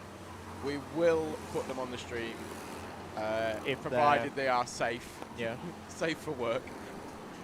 We will put them on the stream, and yeah, and give you a shout out as well, because some of them have been very good indeed, and they certainly lifted my spirits when I woke up about half an hour ago. So I understand the reason we've got a 2-lap gap between first and second in the elite is because of a black flag. Yes, MX Soko Select in the last 2 and a bit hours have had a black flag. Oh, I'm starting to see helmets drooping as well. Drivers getting a bit tired out there. Yep. They also had a quite early pit stop as well. We So short wondered, stint. yeah, we wondered whether they were kind of doing splash and dashes in the middle of the race, whether teams would start thinking about that at this stage with 4 or 5 pit stops to go. Seems unusual. I'm not going to lie. Don't really know why that would be. As we look at the 77 coming through the screen, that's Chris Pedlingham driving for Offline. 5th place, so they're 2 laps down in Pro as well. And they should be coming in any time in the next sort of 10 minutes or so, at which point Red Graphics may well overhaul them. That will to and fro as well over the next 8 hours, 7 hours and 55 minutes to go. So that is a full 6-hour BPEC race and another 1 hour 55 on top, with Q Racing going into that race with a 2-lap advantage. So it's almost like a handicap system we're running at the moment for the next 7 hours and 55 minutes. So they believe that they've short stinted, or they did 2 short stints while I was off, and that dropped them back. They were having radio issues. This is Offline. They were having radio issues, and there was something else as well.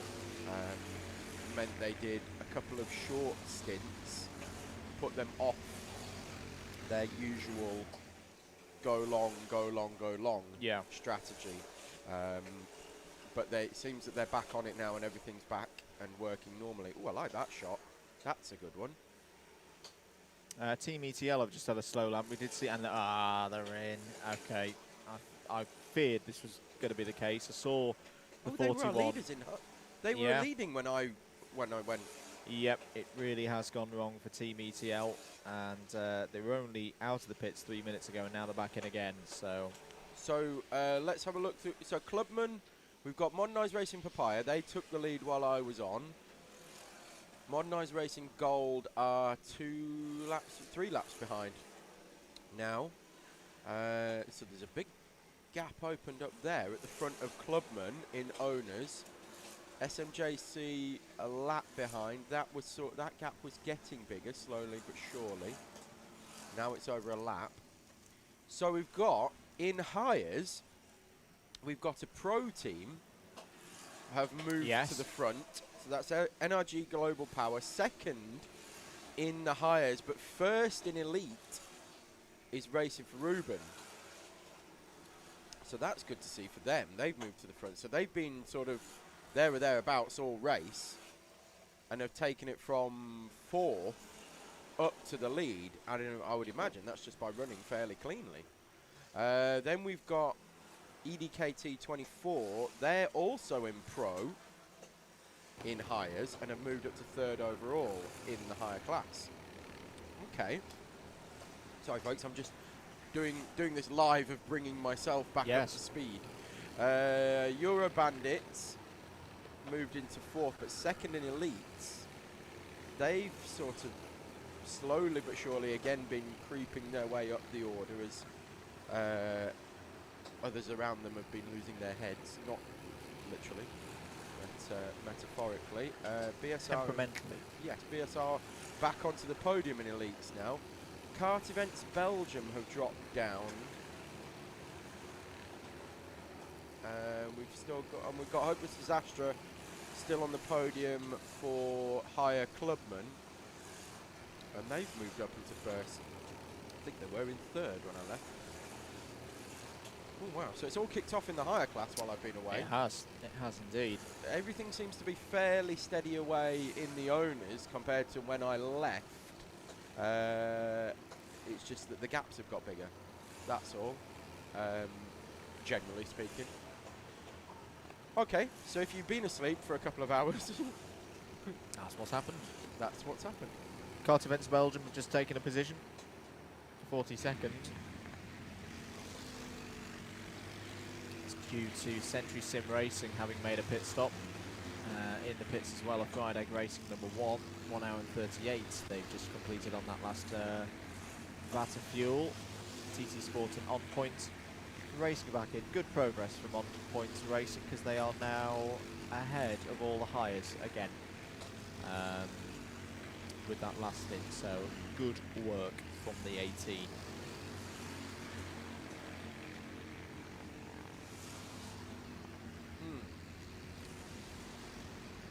Yes, indeed. So while Andrew makes his way for a little well-earned comfort break, we've got 303 Racing in the pits, and that's only been an hour since they've been in,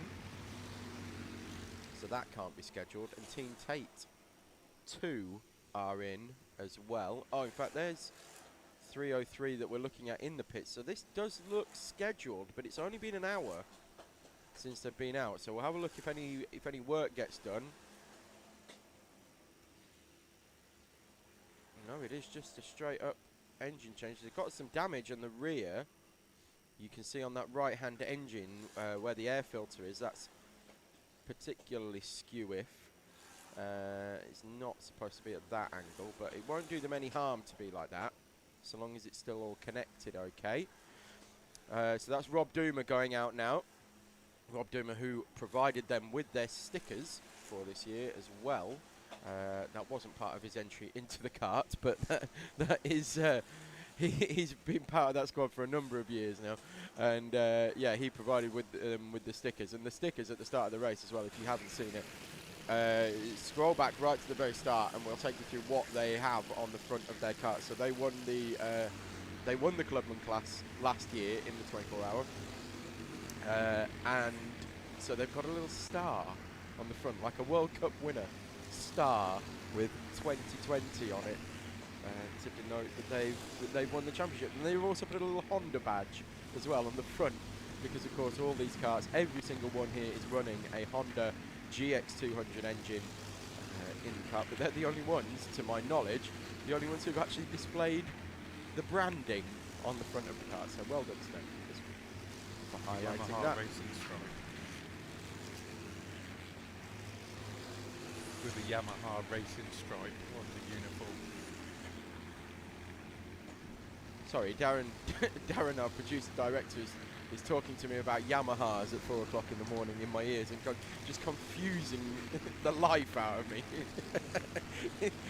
For want of a better It's the witching hour. it is the witching hour indeed. Yes, unfortunately you can't hear Darren, but yes, very funny man, and he's right in my ears. And oh, we've got somebody off. We've got two off.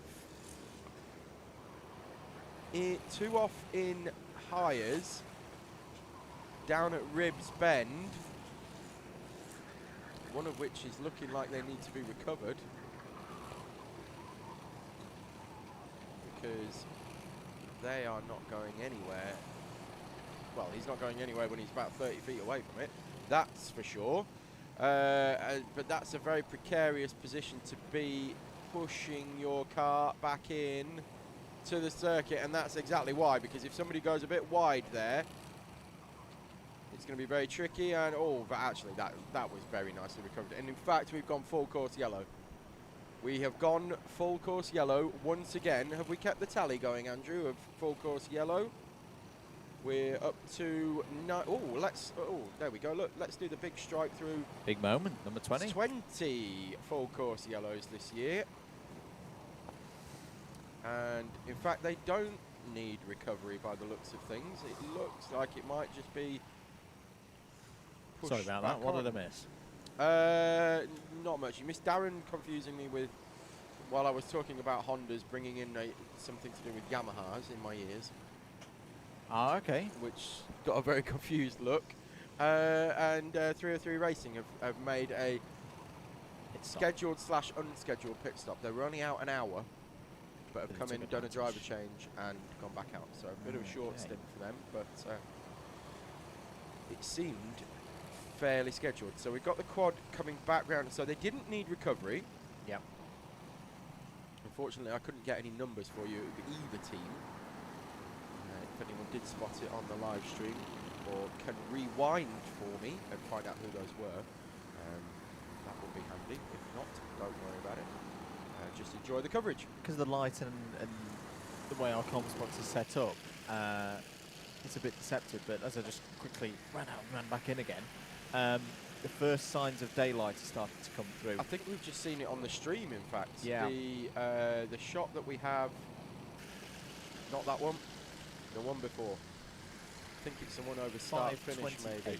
Is our official Yeah, the sunrise camera time. battery's just gone on that one. Okay. Well, we'll try and bring you down. Well, in fact, you can see it just behind that floodlight.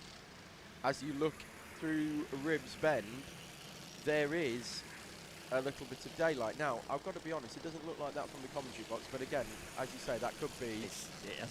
It's deceptive because it's Yeah. quite light in here. But when you're outside, it is quite noticeable now. Back to green flag running. X-Racing are in. Another good stint from them. They've quietly been getting on with their work, which I always like to see from a team. Just trying to progress back up the order. Yes. They're definitely in the fight for a podium here in Clubman.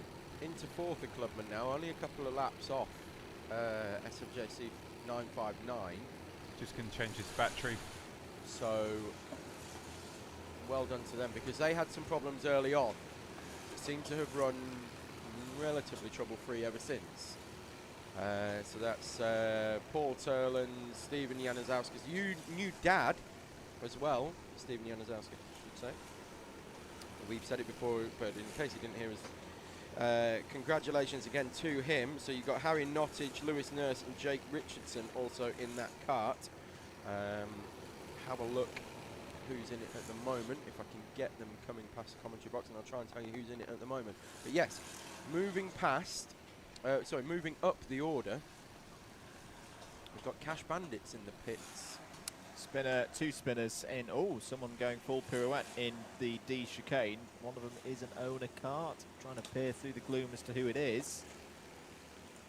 Couldn't quite make it out. But it looked like your classic hire versus owner meeting. Two into one don't go. Yep. Oh, wow. I've just seen an Olympics result that is quite spectacular. Is that my hero?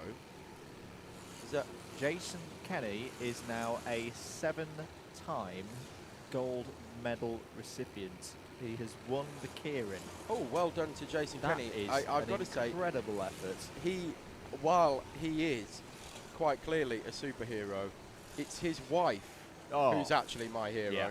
She is incredible. Just to divert slightly while we're while there's not much happening on screen at the moment, but yes, what an effort. Laura Kenny, Katie Archbold in the Madison. The perfect I've never race. seen a Madison like that. No. I love a Madison as well. Follow a because little bit it's of track bonkers. cycling.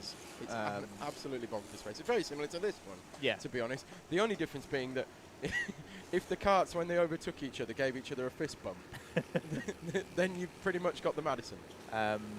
So I kind of, my introduction to the Madison was the days of Mark Cavendish and Bradley Wiggins. Yes, and what a race that was. Yeah, and the infamous one being Beijing 2008, where Cav became as penalty for MSJSR. Well, Got the meatball mechanical flag. Yeah, Wiggo and Cav were world champions in Madison for a while. Sorry, we're going massively off topic here. And then had a bit of a disaster at Beijing 2008 because Wiggo was absolutely exhausted after a number of track events earlier in the games and his breakthrough on the Tour de France that year. And Cav was the only rider on the track team of the whole GB squad to come back without a medal on that one. But yeah, no, I do enjoy Madison, and yesterday's was very, very good. So yes, well done to them. And yes, as I said, Laura Kenny, my absolute hero. Love her to pieces. If I ever get to meet her, I would just give her a massive hug and say, well done. Yep. You are brilliant. Not that she'll ever be watching this, or anybody that she knows. Well, she's will doing an probably be Omnium watching at the moment. Well, so. exactly. But yes, if anybody does ever meet her, tell her that Butters from Alpha Live, probably her biggest fan. If you are in the possession of a daughter, that's what you want her to grow up and be like. Let's put it that way. TTM2 have just taken second place. Sorry, no, 20th place off of Cash Bandits. Second team moving back up the order. That's due to a pit stop for Cash Bandits. The guys down at Rye House. Yeah, they were in for a fair while, were they not? Yes. So they dropped down behind TTM2. But like the way this race has been playing out, nobody can rest on their laurels yet. This is a huge group of carts coming through the final corner. Everyone trying to sort themselves out. Oh, that's the 44 coming down the hill.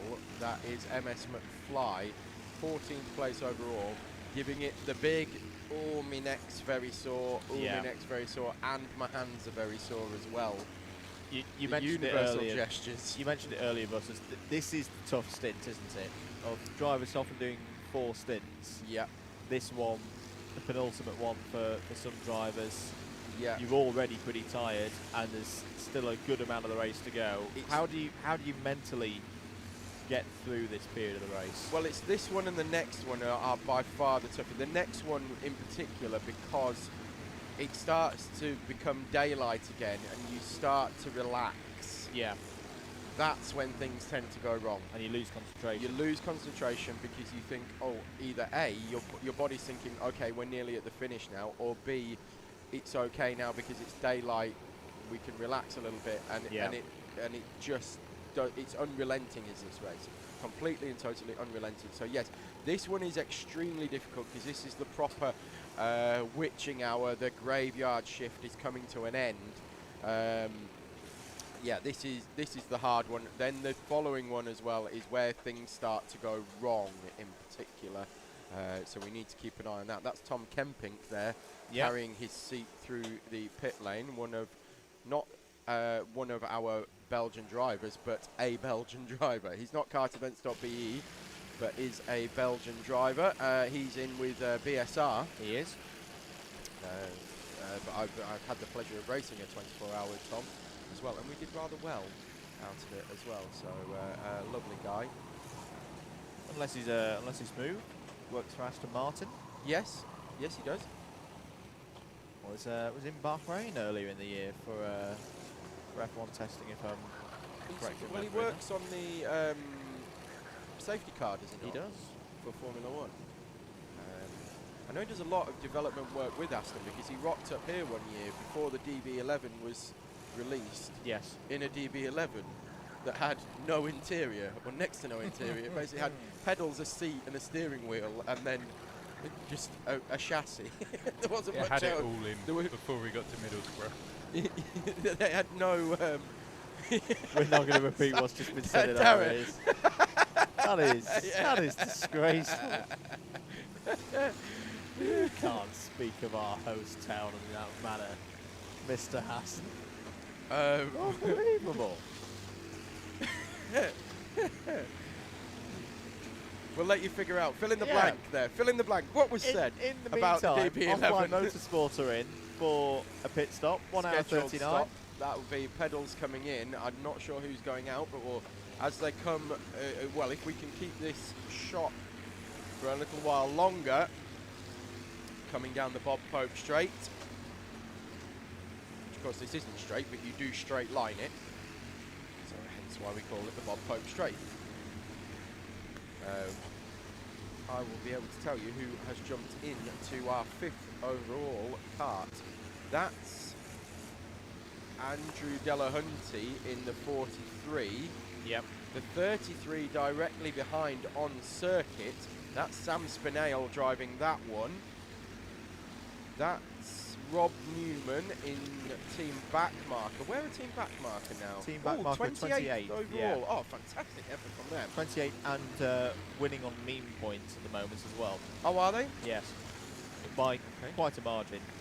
They're doing a Laura Kenny and Katie Archibald in terms of the meme points.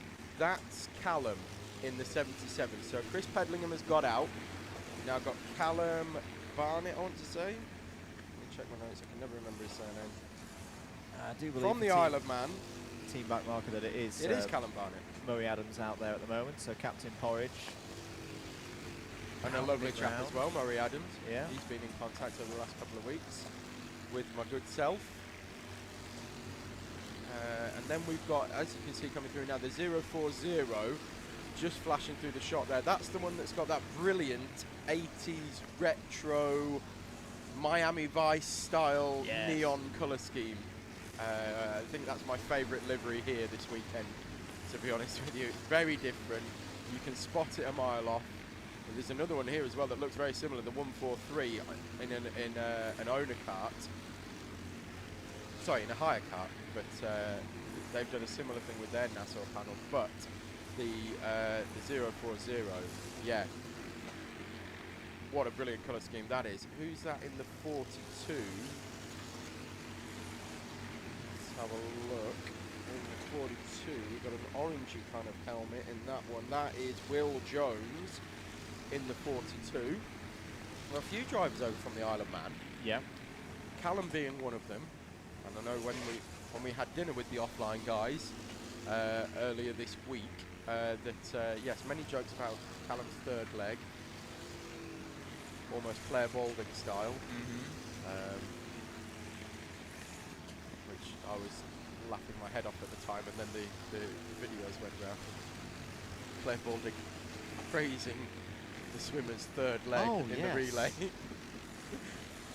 That's the one. Your third leg was phenomenal. Moving on. Exactly. You know when your brain starts to do weird things in this middle part of the race? Going back to Captain Porridge. For some reason, my brain wants to do a version of the Captain Scarlet theme tune, but instead be Captain Porridge. Captain Porridge. He's the one who knows the back markers. You see, I almost went into Captain Planet. Yeah. If you remember Captain Planet. I don't remember Captain Planet. You don't remember If you remember Captain Planet, get in touch on YouTube. Get in touch on the comments. I'm not making this up. There was Captain Planet, and it had a good theme tune as well, and it would fit Captain Porridge. Well, either way, it's going to stick, and we're gonna have a rendition of it on the next DDMMI racing stream in a few weeks' time. Captain Porridge. That works. Yeah. Yep.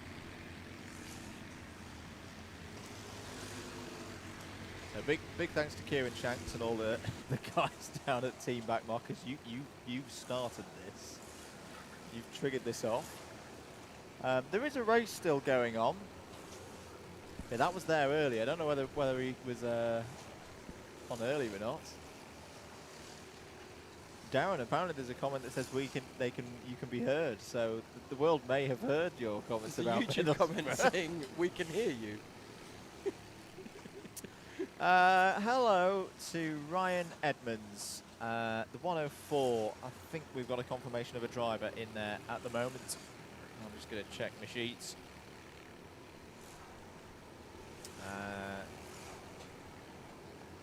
That's not the driver I have on my list, but it's apparently Ray from the Isle of Man, 60 years of age. Okay. Maybe it's his birthday. I'm just You are Ray. watching them come across the 104. line. 43 is now pulling 33 along. There's a lap between them. Two laps once if it's 33 sat up behind the 43. Yeah, well, it will be if they overtake them, won't it? But yeah, just sitting behind them, nose to tail, being pulled along at the moment. Looks like different lap times there, but obviously they're now a lap apart, aren't they? So, of course, they will be ever so slightly different. Got DWS in the pits. That's a few minutes early, an hour and 19. But most likely scheduled. There's currently only four teams now, just dipped into the 114s. So we've got Modernised Racing Gold done a 114.9. We've got Team Tate, the quickest kart on circuit at the moment, with a 14.3. 2 tenths quicker than Q Racing, and then MS Soco Select, and then the aforementioned. Oh, hang on as well. We've just come across the line We've got a 14-2 for Nexus Sports, so they are flying as well. 16th place, that's certainly motoring. And that is the quickest kart on circuit as we speak. We'll monitor their progress because they've had some trials and tribulations as well. And they're 23 laps off the lead at the moment. Adrenico are approving Butters of your Captain Planet reference. There we go. To Murray Adams, aka Captain Porridge. And just as we go through that, it is bottom of the hour, so we'll do another run through this time of your higher entries. So this is how Hire's looking across the field with 7 hours and 30 minutes of this race to go. Still the top running Hire kart out there, NRG Global Power, in the pro category, the second tier pro category. 681 laps have been completed by them. Excuse me, they're in 35th place. So all of these their overall positions as I read them out, because the brain's not doing the right thing, subtract 34 from them, and that'll give you the place within Hires. So 36th at the moment, leading in elite Hire, the number 95 of Race for Ruben. But look at this for a story. Second place now in elite, 37th overall, Euro Bandits Motorsport, and they were quite a few laps behind. I want to say they were 6 or 7 laps off the lead, are now only 1 lap off the lead, and they're quick. They're very quick. A 1 minute 20.745 last time around for them. That is quick. BSR have literally just gone up to 38th place overall, 3rd in Higher Elite. That is due to a pit stop for the now 39th positioned 855 of EDK 2014. They are in 2nd place in Higher Pro, and they have got a 4-lap advantage over the next kart in Pro, 40th overall, 3rd in Pro, 113 of Core Blimey Racing. Century Sim Racing, a further 5 laps back, so they're 4th in Pro, 41st overall is number 59. 42nd overall, Kart Events Belgium. It just feels like it's not going to be their year. The race slipping away from the number 6. However, don't count them out. Don't count them out. They are in 4th place, and what are they? They are some 12 laps off the lead in their category at the moment. Let's talk club. They're doing it again. We said it was going to be like GT Pro at Le Mans, and it is doing, because we're still, there's a driver off. It's an owner kart down at Rib Bend. Hopefully we can get that going, otherwise this could be a full course yellow. Hopeless Disaster are currently your leaders in club.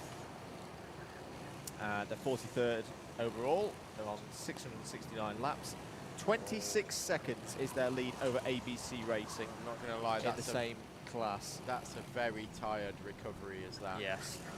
If that was the start of the race, that kart would already be back on circuit and going round. Next up, 45th, the number 34 of Friday Racing 2. 46th, the number 66 of A66-2, and they are 3rd in their category of Higher Club. SKA Racing have come in for a pit stop and gone back out again in 47th overall. They're in the pro category, so still pretty high up in the pro category ranks. 48th, the number 1 of Teesside Tigers. Continuing to there's loads of karts actually after 669 laps. So it was the 18 of On Point Racing, I think. Okay. 49th of Dranico Racing, 14 seconds behind Teesside Tigers at the moment. In fact, let me just go through those again. Friday Racing number 2, 2.3 seconds back A66-2, 4.1 seconds back SKA Racing, 1.1 seconds back Teesside Tigers, 14.223 Adrenico Racing. That's the busy part of the order at the moment. All of those drivers, teams on 669 laps.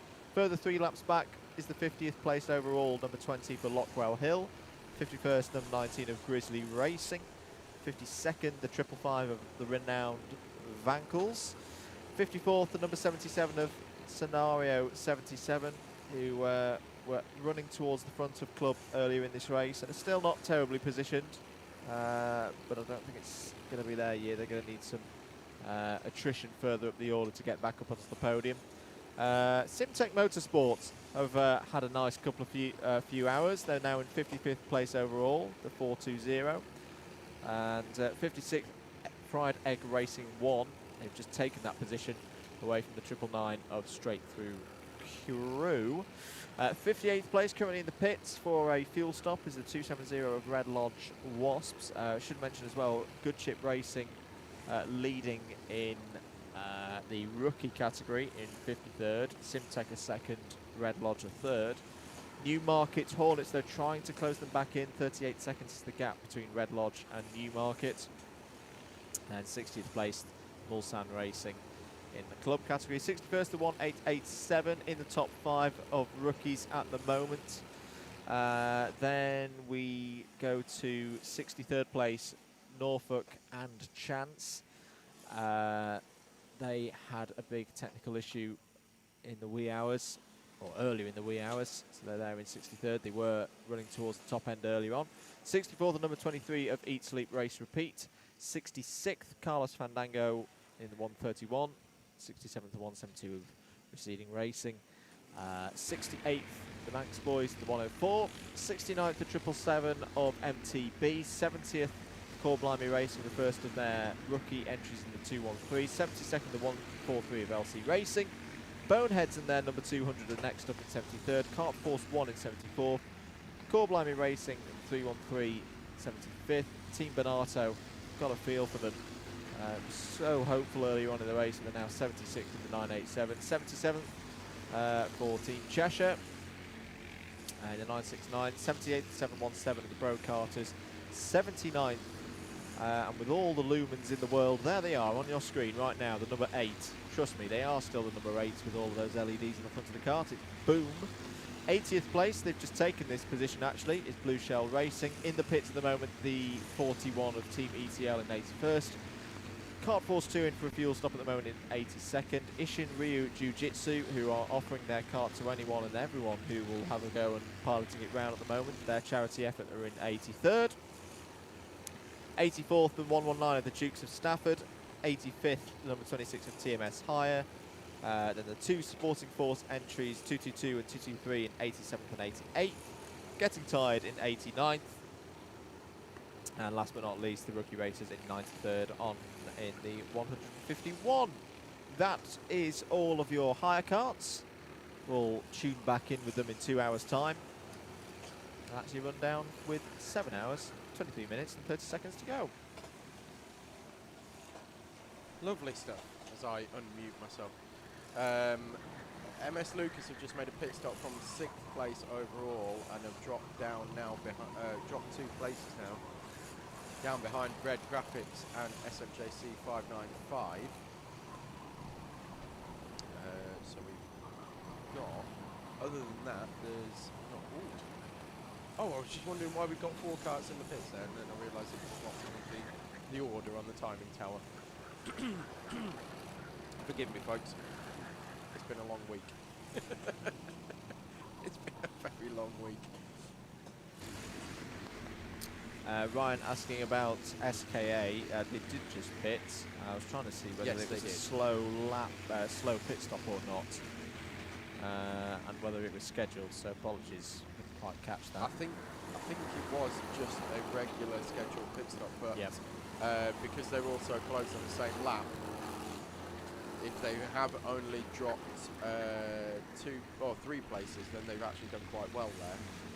Because there's, what have we got? 1, 2, 3, 4, 5 carts all on the same lap. Yep, it's that densely packed area of the order.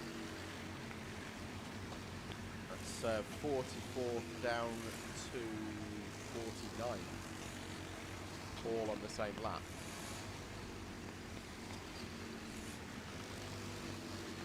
So On Point Racing are in, that is unscheduled. I would assume they've got damage from where they went off at Wood Bend.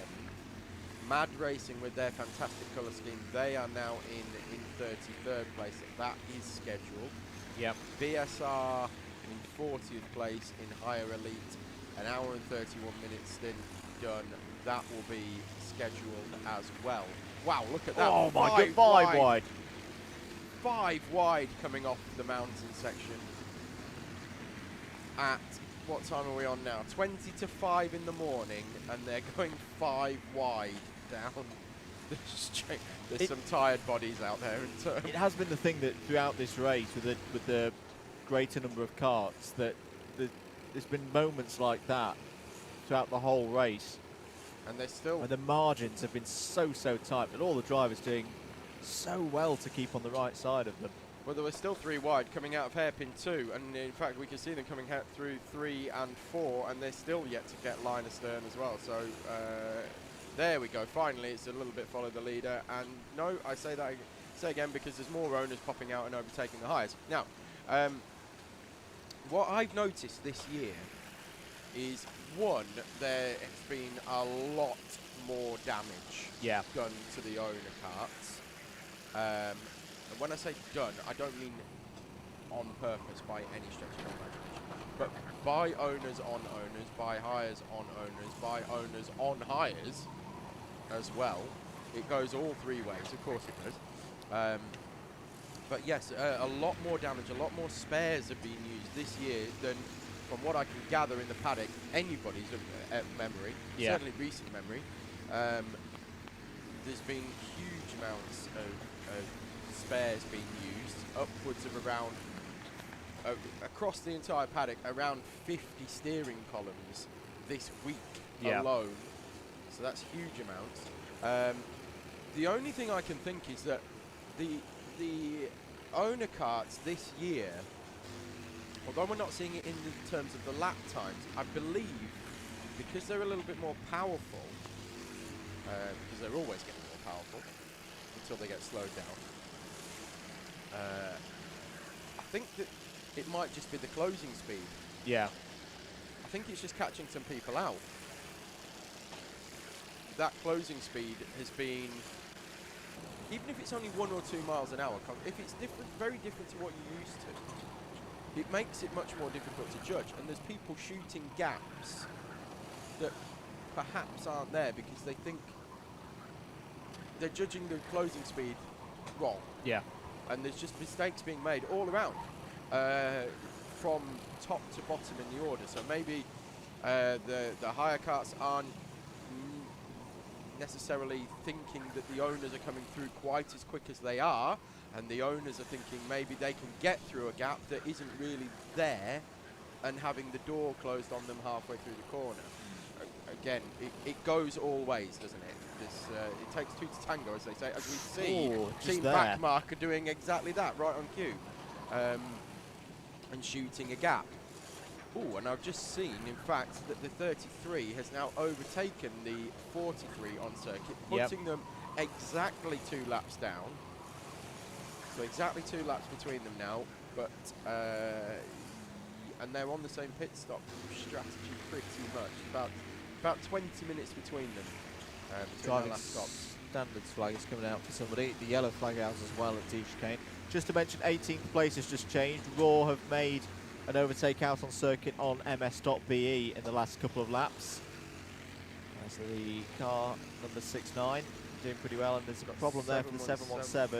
With their hand up. There it is. Row Carters. Yeah, 78th place. Yep. So they've got a hand up. I imagine they will be making. When was their last pit stop? Their last pit stop was 38 minutes ago. So this will be unscheduled. Yeah. Mad Race is still in the pits, by the way. They've unfortunately started to fall down into the lower 30s. So NRG, in fact, they've just dropped to 37th. EDK 24T, who have been brilliant in this race, if I may say so, at the 855. And at the moment are on for a pro podium. Who was that getting a bit of a warning flag? Driver standard flag out for, I think it was Nexus Sport. They've had a contact warning. No, that was a while ago. Actually, yeah, that was a while ago, so maybe somebody else will try and catch up with that, who that was in a moment. And again, the camera's making it look a lot brighter out there than it actually is. Yes. It really isn't daylight here at all yet. In fact, it's still very dark. on circuit at the moment. The floodlights won't be going off for, I would imagine, about another hour. But it doesn't. There you go. That's a bit more like it. That's much more of a true reflection, a true picture of what the lighting situation is like at the moment. It's just where that camera is pointing into the distance, it's looking a lot brighter over there because that's where dawn is breaking. It is indeed. About 40 minutes away from official sunrise time. I mean, you can What's tell that, it's about getting 5:25? brighter because you can start to see clouds now appearing on the shot, whereas before it was just that very, very dark navy blue on the camera. We've got somebody off at hairpin 4. I'll try and get a view of who that was. On Point Racing have got back past Team Mad. Was it the 131 that was having the problem? I think it was a 67. If it's the 67 it's SKA SKA. Racing. Yeah. We think it's Rob Lowe in that kart now. Yellow and blue helmets.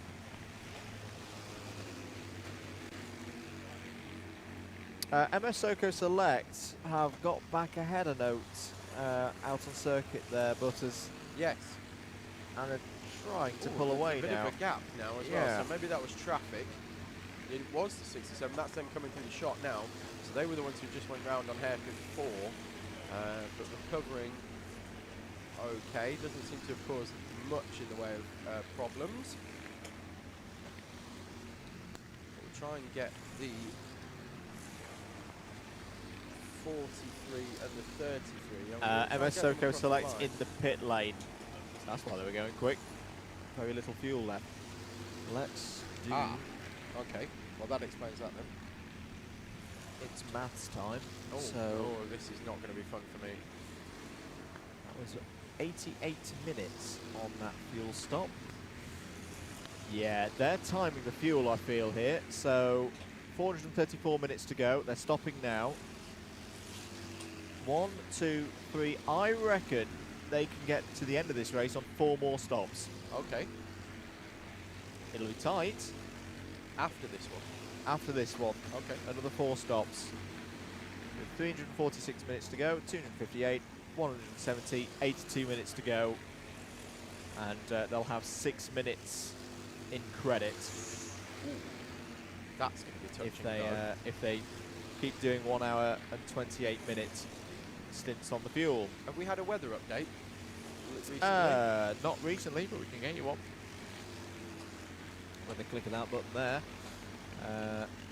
No rain. Right. Ooh, hang on. No, Predicted. we've got reports of rain starting in 77 minutes. Another short little shower. Now, we have seen these across the course of the day so far, and they kind of keep drifting back out into the sea and away from the circuit. So hopefully this one will do likewise, but Crossing potential south of us, rain. really.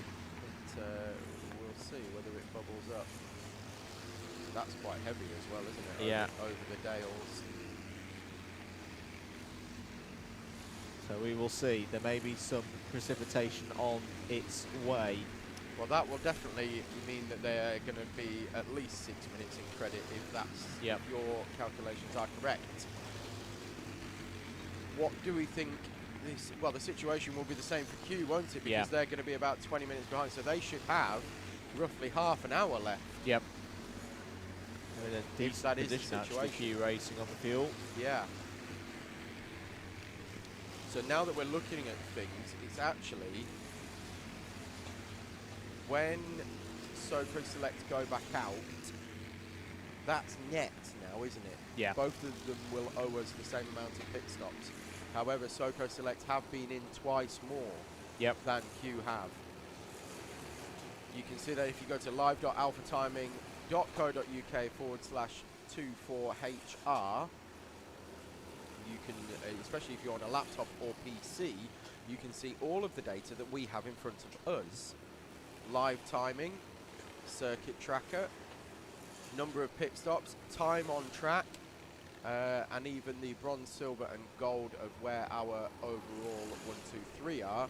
And if you do have a team that you are supporting here, you can click in the very far left hand column. If you just click it, it'll come up with either a red or a blue dot, and then you can see exactly where that kart is predicted to be on the circuit at any one time. Can indeed. So I think we're fairly confident now that anyone pitting at the moment in the owners, MS.BE being an example, TMS as well, both have been running fuel over 90 minutes. Can do 4 more stops to get to the end of this race. Not have to do any splashing and dashing towards the end. So if we're about 9 minutes in credit now, plus 4 stops. Yep. That's, yeah, this is now the time to get in. Or try and wait for another full course yellow if it appears. I suspect that's what Q Racing are trying to do now. Yeah. Well, if they're past that hour mark, although while David was in the commentary box earlier on, just coming up to midnight, we did have a full course yellow, and Q Racing had done just over an hour. Yep. And did not box. Yeah, we have seen that a couple of times from them. So mixing it up, keeping us on our toes. Our overall race leader. So there is now a 3-lap gap. And actually, that was a fairly lengthy stop by the looks of things. Yeah. For the 43. Oh, look at that, a little fist bump between the 6 and the 140, was that? So that's the 6 of modernised racing No, gold. it was a higher 6. Ah, yep, true. I think so that that's was going to be Kart Events that's Belgium, and what's the link there then? Didn't know it. The Kart Force 1. You know what? Fair play. Yeah, 2 long-standing teams in this competition, giving respect to one another. Great sportsmanship and a lot of admiration in this paddock for the Kart Force guys. Great shot as well, that was. Fist bumping down absolutely flat out about 55, 60 miles an hour at that point on the track. Oh, we've got a black flag for Team Bonato. Yeah, it's not been their year. It was at the start, which is such a shame as well, because they were strong at the beginning of the race, and their effort has tailed off as the race has gone on. One of those mechanical failures that kind of it leads from mech failure into mech failure into mech failure into mech failure. Initially, one of the 3 rear axle bearings, wasn't on its way out. It went. Right. Which meant that the other 2 got overloaded. Yep. So they went. Yep. At which point you then had a very floaty rear axle, which was no longer actually retained, and that burned the brakes out. The brakes were rubbing inappropriately. Yes. And yeah, that's very much put pay to their efforts this year in terms of being able to be at the front end of the order. And there's nothing you can do to predict that either. No. So if you're running in higher practice, you have the opportunity to come in and get mechanical work undertaken on your car if you think there is something wrong with it, which is what a number of teams did, and when I say quite a number, there was about 10 of them, I think, came down and got mechanical work done during official practice on Friday. They have an 2-hour session on the Friday of official practice. So there was mechanical work being undertaken there, but there's nothing you can do that's going to say 10 hours into a race we're going to have an axle bend. Yeah. You just can't predict that. And likewise, the circuit who provide these higher karts as well, there's nothing they can do to mitigate that. No. It is just wear and tear. And that's why we have a draw, or the luck of the draw as we call it, for which kart you're going to get assigned.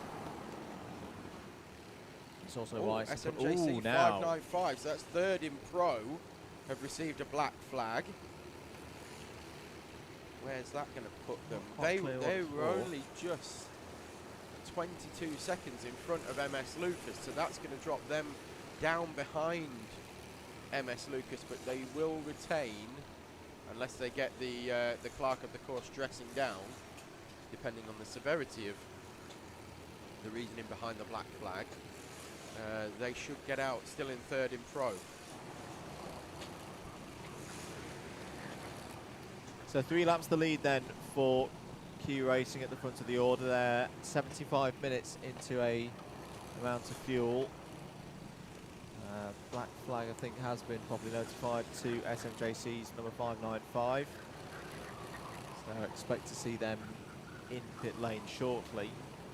We think Racing are in at the moment, the 103, for some fuel. Just feeling a little bit chilly in the commentary box. Yeah, it's, in fact, I mean, leave it on. Leave it on, because it won't be that way in a moment. In about, what, 20 minutes, half an hour, when the sun rises, it's going to be roasting in here again, and the hoodie will be coming off. The hoodie is on at the moment, but it will very much be coming off. And again, we see that shot over the start-finish line, where I can assure you it is not that bright here. It is not daylight at the circuit just yet. But it's coming. Strap in and hold tight, everybody on circuit. The daylight is coming. Yep, only about 25 minutes away. Black flag is being prepared for somebody. Who's it going to be? Marshall just checking with race control who they are administering this flag to.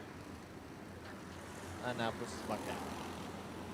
So for all except for 6, maybe 7 karts who we might have to get the marker of doom out for, all of the rest of our runners, so around 90 karts, still out there, have made it through the night. They have indeed. That's the hard bit done. Yeah. Now the hard bit is the next 7 hours. Well, it's often the cliche thing, isn't it, of you get through the night, you get to sunrise, and then the race begins. Then you know what you're racing for, then you know what you're trying to achieve. Absolutely. And you tweak the strategy to suit.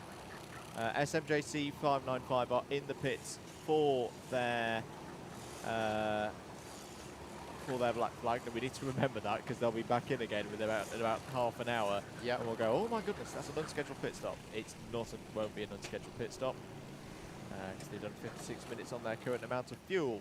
Correct. So Bonato have been in to serve their black flag as well. Yep. Yes, and they are back out, in fact. Yep. So 2 minutes 36 was their lap time, which is consistent with a drive-through, but not a dressing down. SMJC, let's see their lap when they come round, and see whether they got the Sam Spinell shooting the gap there on the entry into the reverse corkscrew. Contact warning for Century Sim Racing as well. Just popping up on screen. Yeah, shooting the gap there on the entry into the reverse corkscrew. I think I've just seen Mr. Dex out on circuit.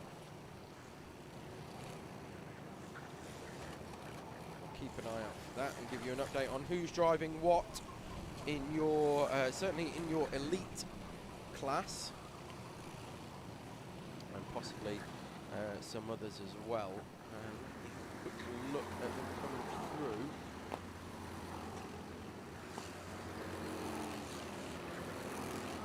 Right, we've got Connor Jupp in Team Tate, 3rd place overall.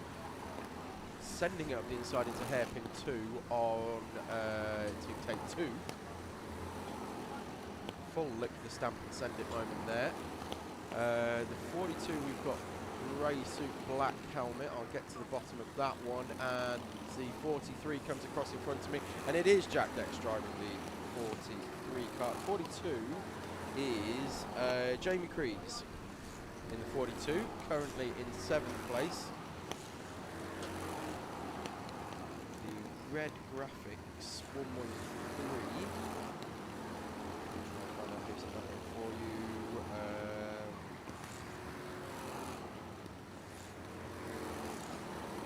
Might be either Reese or Kai Hunter. Yeah, we'll get to the bottom of that one as well. Anyway, Modernised Racing Papaya your leader in Clubman, they are into the pits, completing 750 laps.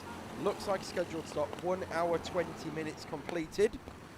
Fastest car on the track at the moment is the MS Soco Select 43 of the aforementioned Jack Dex of Jack Dex Racing, providing the awning here this weekend for the MS and Lucas Racing effort as well. It was just to the left of shot there in pit lane. But yeah, fastest car on circuit, Jack Dex, 1:13.7. Connor Jupp, 1:13.8 in third place as well. Now only a lap behind the 43 as well, so really putting pressure on for second place. They led the race for a long time with Connor Jupp triple stinting at the start of the race. Almost unheard of in British 24 Hour. We did see Dan Crossley a couple of years ago triple stint towards the end of the race in the 43, which is currently in second place. But he hasn't felt the need to do that yet this race. Connor Jupp did right at the start for Team Tate, triple stinting. Then they had their issues. They're now 4 laps off the lead, but only a lap off taking second place now, and that could well change as we still have ticking on to, there we go, 7 hours left in this race. So that is a full BPEC race distance and another hour on top. Still to go. So these guys in the E-Zoner classes, they normally race 6-hour races all around the UK. The occasional 12-hour is thrown in as well, but usually it's a 6-hour. And yes, so they've got that to go plus another hour. So that should give you some idea of what these karts have already been through. 17 hours completed now. Coming through, that is the 43, second place, just about to go through that shot.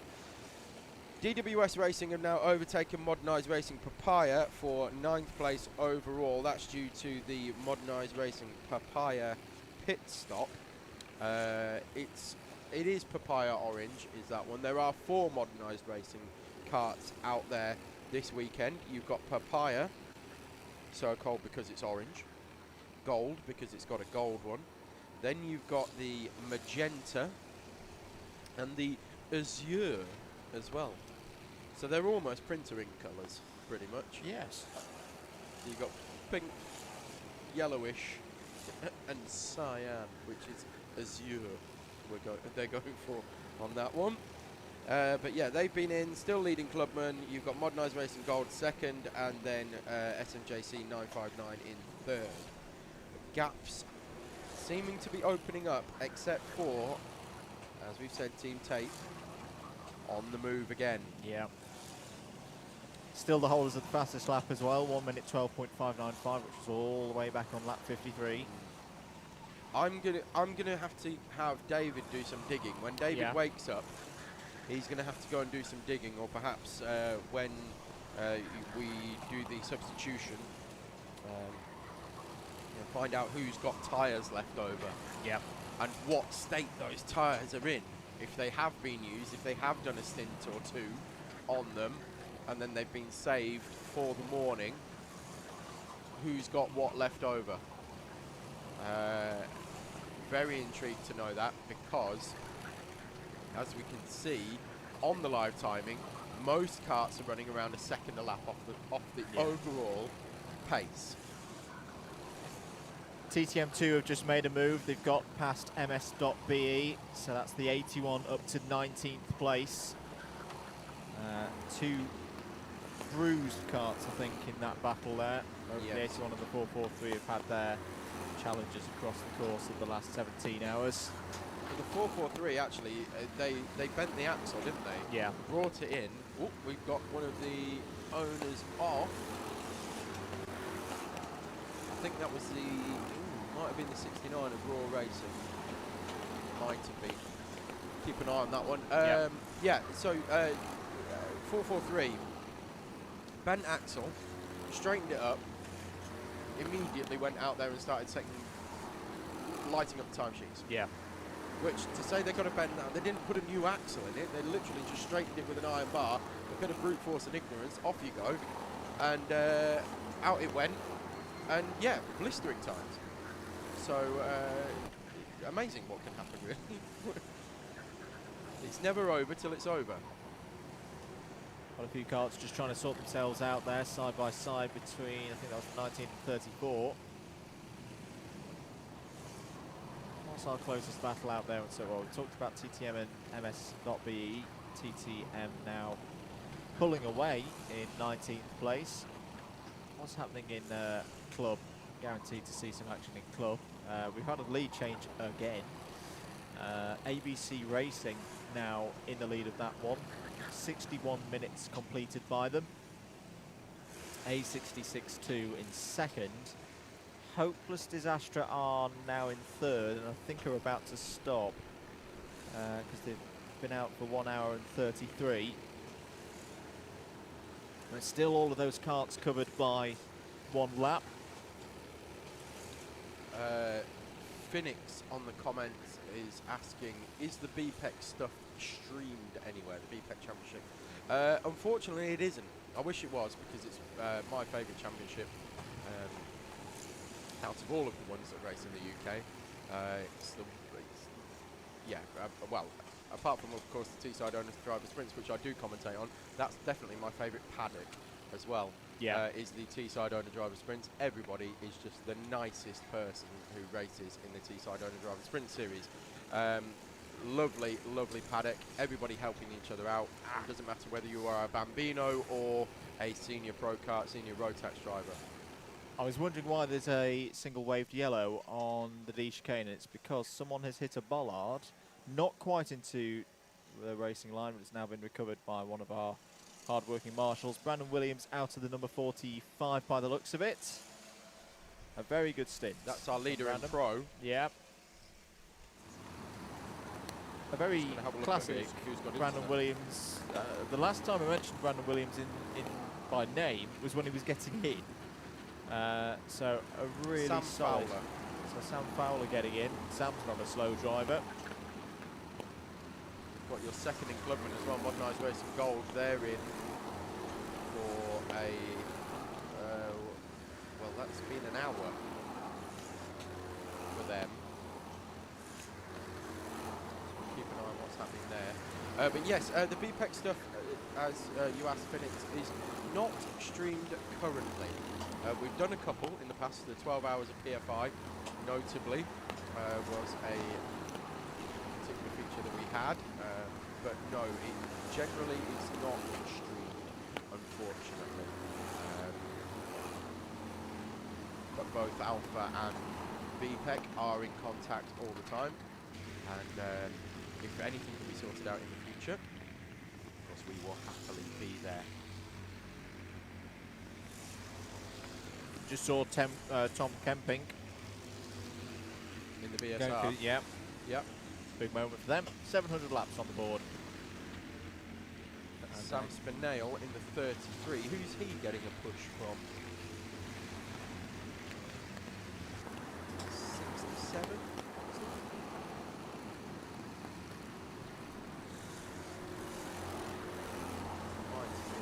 So BSR doing quite nicely. I can see cameramen returning out onto the circuit quite soon. Some of the media content are working the team. How are BSR doing? So BSR are third in higher elite.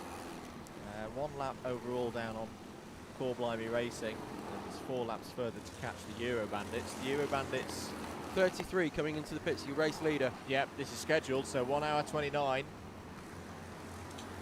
on that tank of fuel.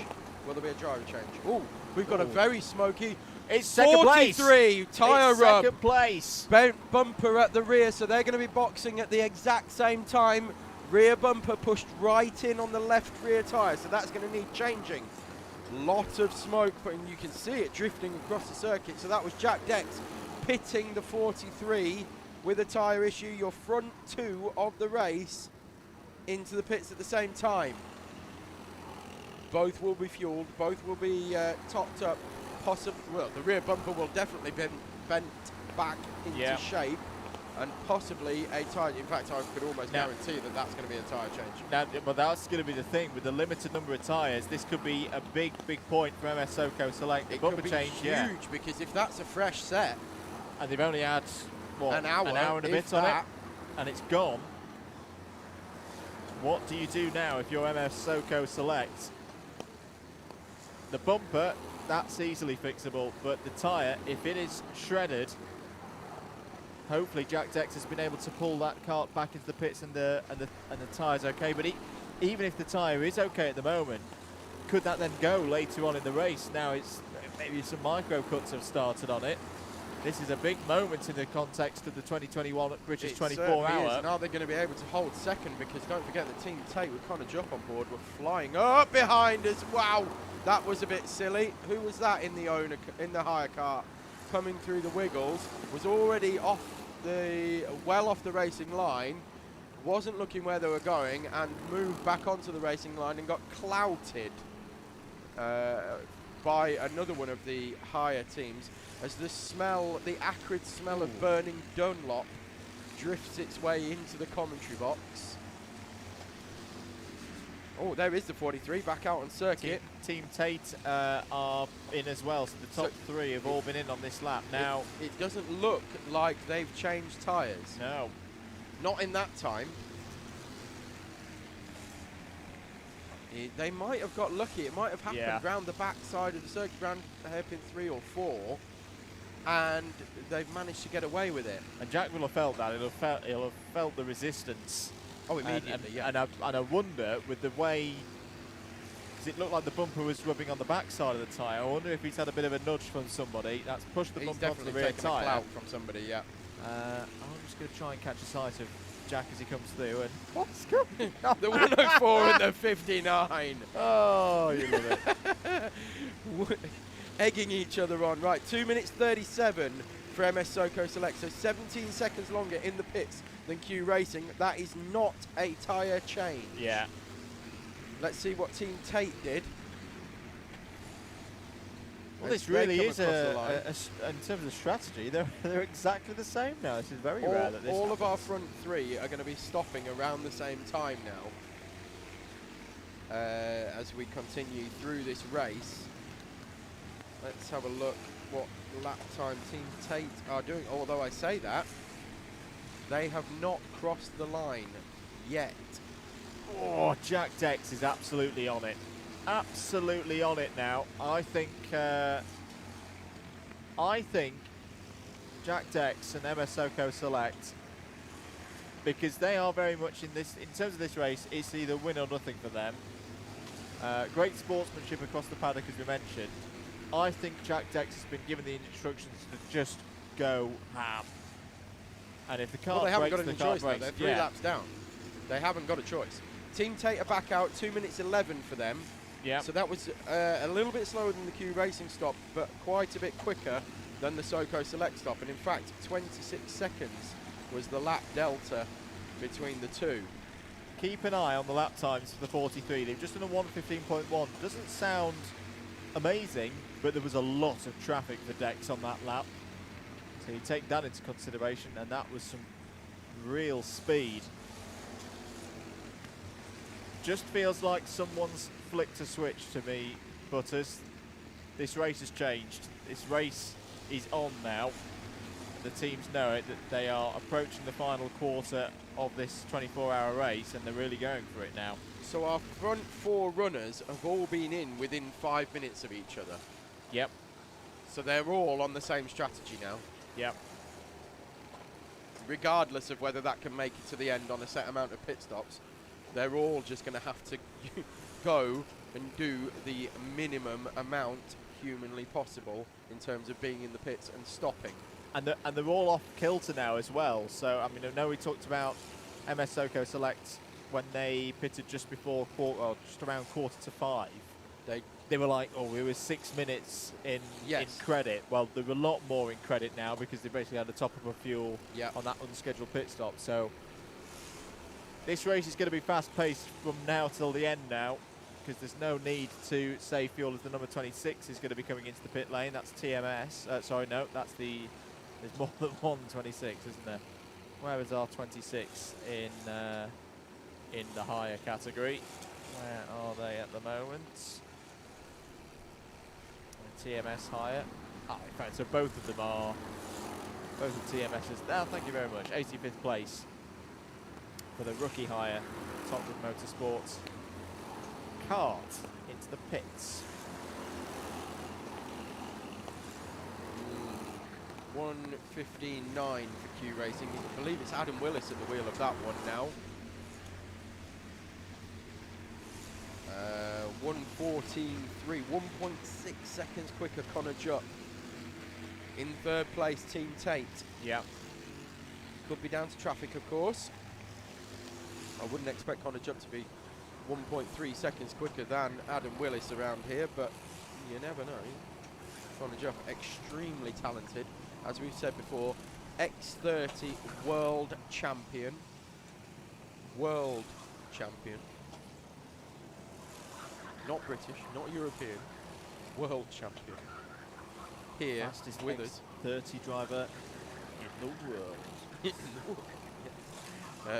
So we've got, who was it that went out in the 45? Oh, it was Sam Fowler, wasn't it? Yeah. In the 45, so that's your leader in pro. Then you've got Offline Motorsport still there in 5th place overall, 2nd in pro, and they are 2 laps behind still of the 45. What have we got going on in Clubman? We've got Modernised Racing Papaya, Modernised Racing Gold and SMJC at your podium in Clubman, but there's only 3 seconds now between 2nd and 3rd in Clubman. So that battle's hotting up. Have we got, what have we got on strategy as well there? Oh, so they're almost, there's about half an hour between them for their pit stops, but they're going to be going at this for the next hour, give or take. So we'll keep an eye on that gap as well. So that's the 6 and the 959, 12th and 13th overall. Just going through hairpin one now. Yes, that's the 959, isn't it? Yes, and there's nothing between them as well. There's no traffic between them. It's moving through South Bank, goes there. In fact, is the 959 just coming around South Bank and then about to enter hairpin 3. There they go, and they're making the left-right as we look at it through hairpin 4 and out over towards the start-finish line and us. And there they go with the Guy Martin style helmet. The 959, that is the Craig Johnson in the 959. I'll keep an eye out for who's driving the modernised gold at the moment. Well, let's see if we can give you an update on that one because this is about to go off, I believe. We've got to change to 33rd place. On Points Racing, the Clubman owner kart has overtaken for overall NRG Global Power. Not that NRG Global Power will care too much about that because they still lead in higher. However, the gap is down to 20 seconds at the front of higher, and the 2nd place race for Ruben 95 is quicker at this stage of the race. 121.3 for race for Ruben last time around. 122.1 for NRG Global Power. 122.9 this time for NRG Global Power. Are we about to see Hires grab our attention with race for Ruben coming through? I'm looking for the Red Nassau panel of race for Ruben. Where are they? Should be any second now.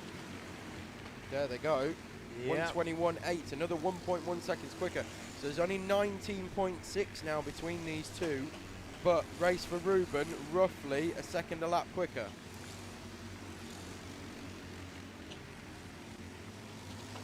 So just coming around, where are our sights on the 430?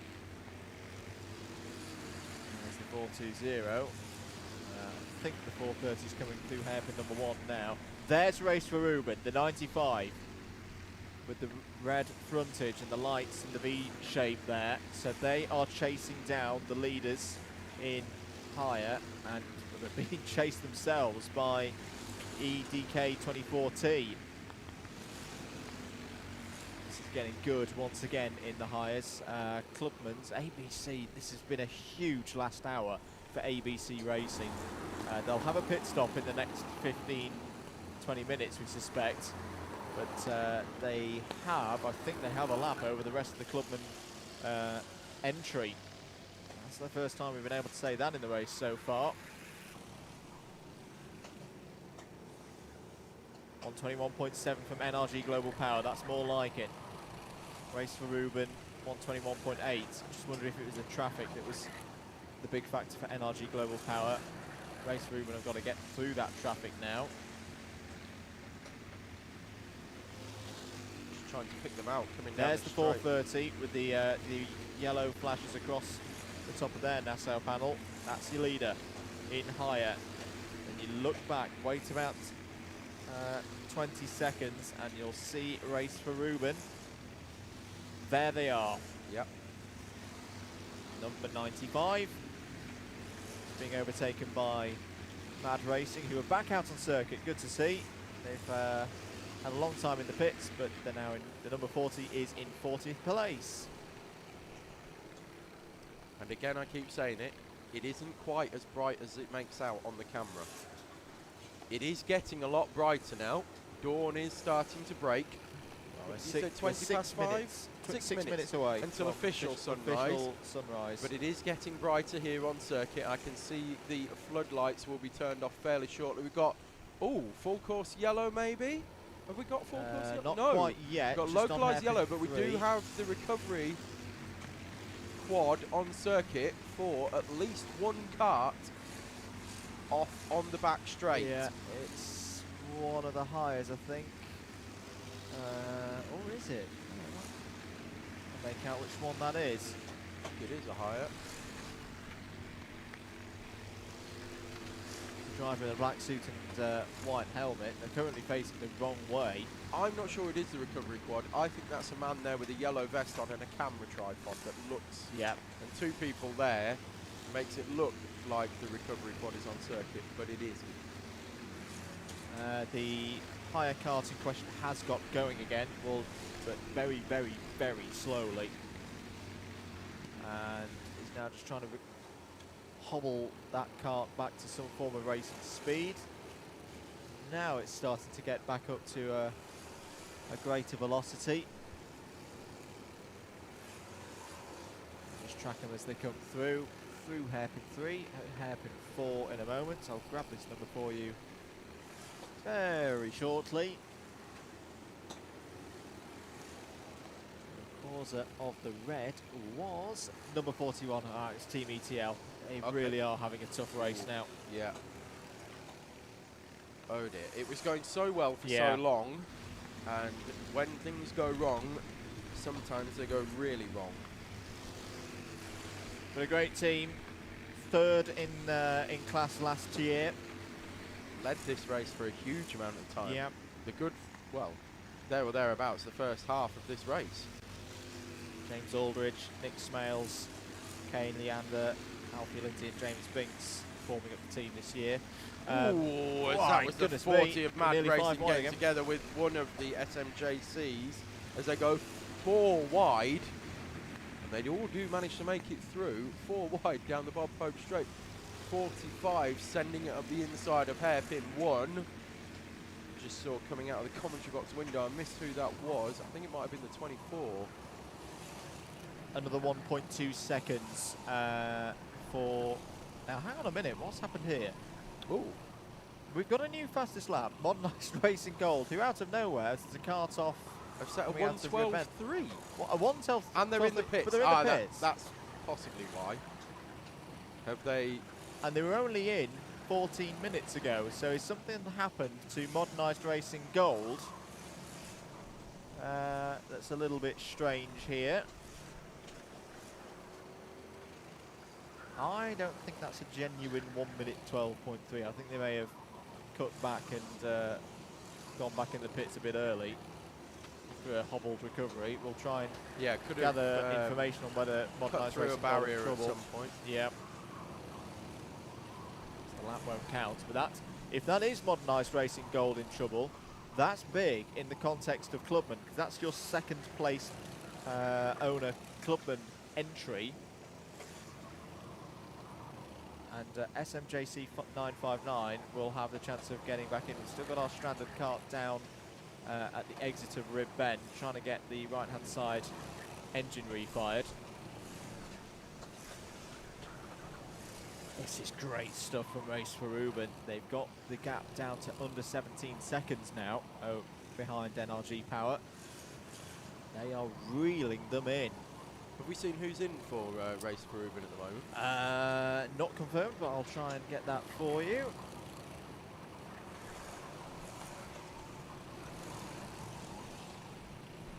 Coming down hairpin number 3 now. That is the 22 that was struggling to get going. We'll have a look down our order. That is Mulsanne Racing, and that has cost them 3 places. I think it's Cameron McLean in for Race for Ruben at the moment. White helmet, black and orange suit. So that lengthy stop at the side of the track from Mulsanne Racing has dropped them from 59 all the way down to 62nd. Newmarket Hornets have just overtaken them as well. See if anybody else comes through and drops them even further down the order. It doesn't look like it's cost them too much in terms of position in class. They should still hold 4, 5, 6, 7, 8th in class in higher clubman. They should still hold that position, but it's dropped them down the overall order. That was a lengthy stop, wasn't it? Yeah, it was At the indeed. side of the Teesside Tigers are in for a scheduled pit stop. Yep, an hour and 24. Bit shorter than we would normally expect. To be honest, he's an hour and 24 minutes, but it could be. Well, we'll just give the drivers 10 minutes because 10 minutes less because we know that we can do it on a set amount of pit stops and still make it to the end. I may be wrong, but I think it's Tim Ezard in for NRG Global Power at the moment by process of elimination on suit colours and helmet colours. Do correct me, guys, in the chat if I'm wrong on that one.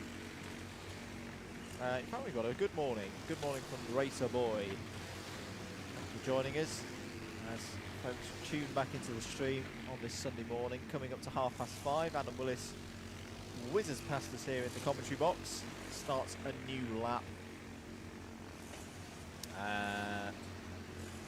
Modernised Racing Gold, there's definitely an issue for Modernised Racing Gold because they are falling down the order now.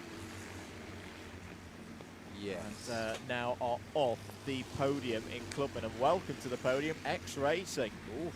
So X Racing up to 3rd in Clubman. That has been a long, long crawl up the order. Just to throw it into the mix, several of the ex-racing drivers are ex-modernised racing drivers. Ooh. Just to throw that little bit of spice Yep. onto it. Moved away this year and started. They've stayed with the Haas guys and the Adam Nichols run operation, but they've moved away and doing their own thing. And it seems to be paying them dividends as it stands at the moment because they are up onto the podium of the Clubman class. That's new dad Stephen Januszowskis, Paul Turland, Harry Nottage, Lewis Nurse and Jake Richardson. 303 Racing in the pits, 1 hour and 15 since they were last in there. They have handed 19th position to MS.BE.